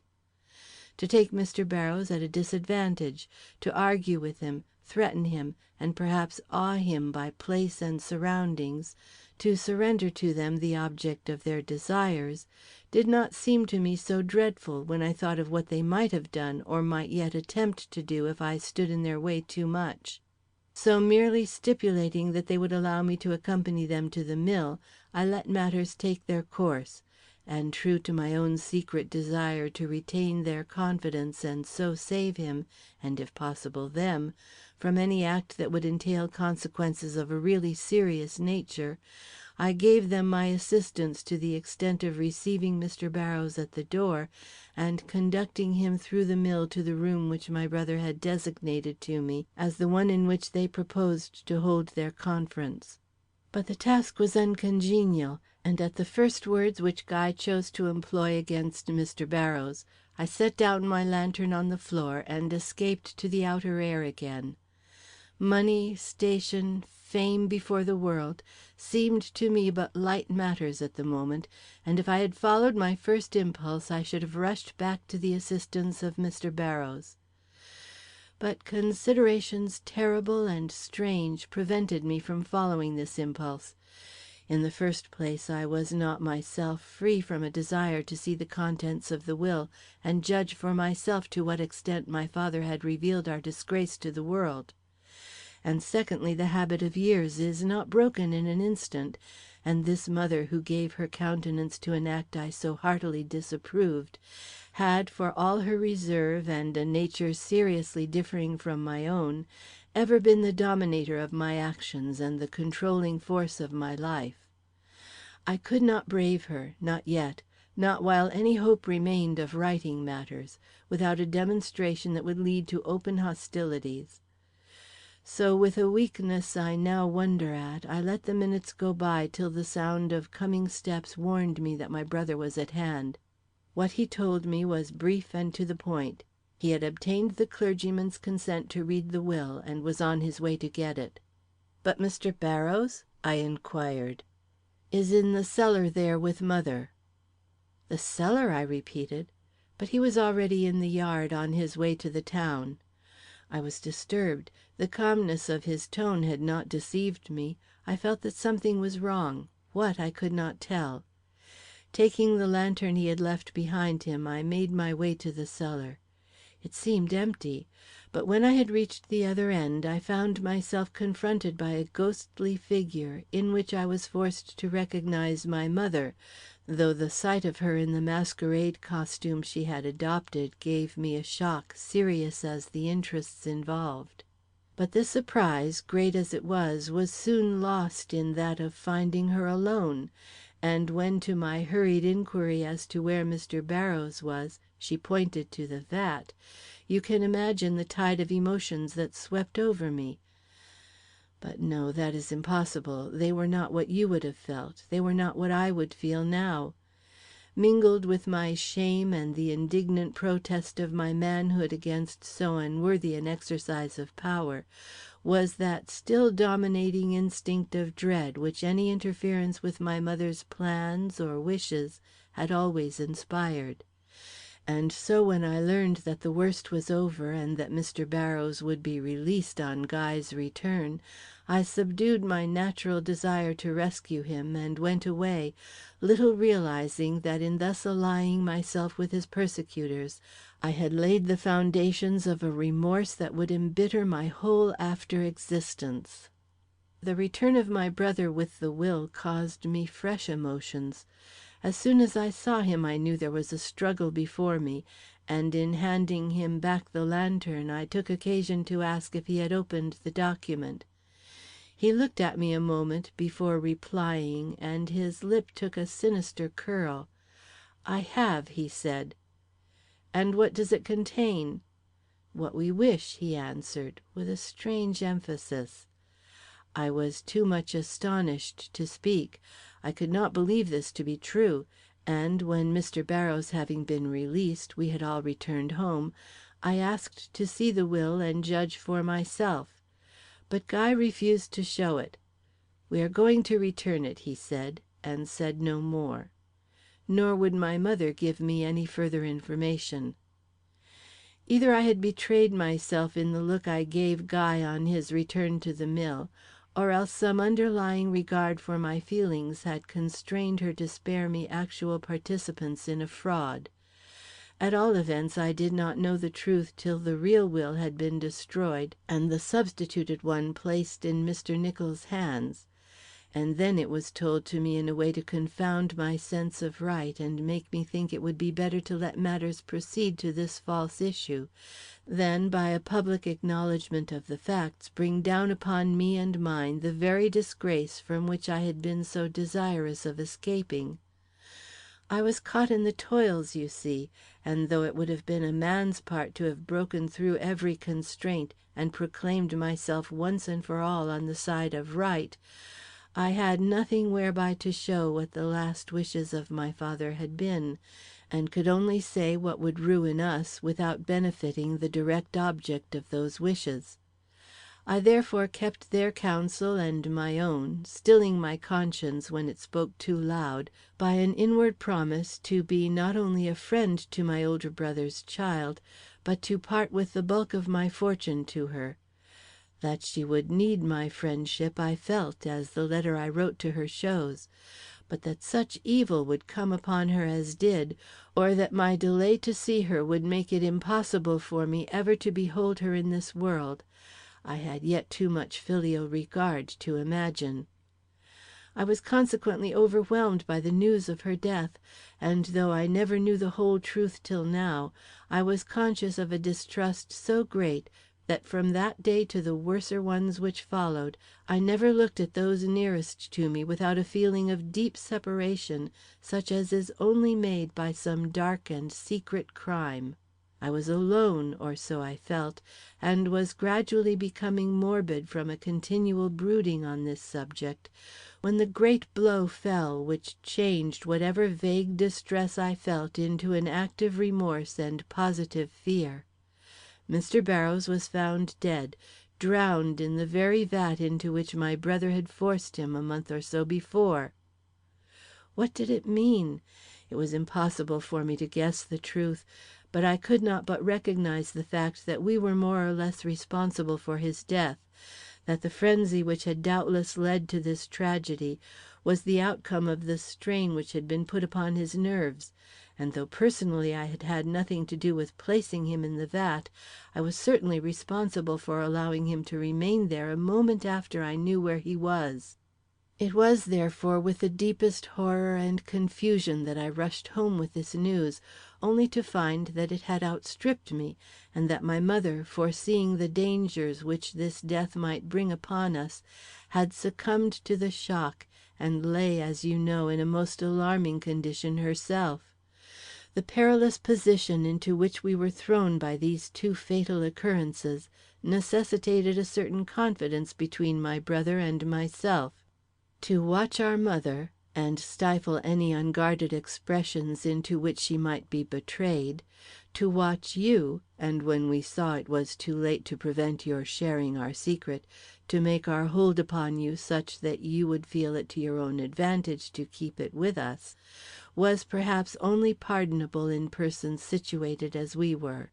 But Constance, while with Guy the feeling that made this last task easy was one of selfish passion only, mine from the first possessed a depth and fervency which made the very thought of wooing you seem a desecration and a wrong.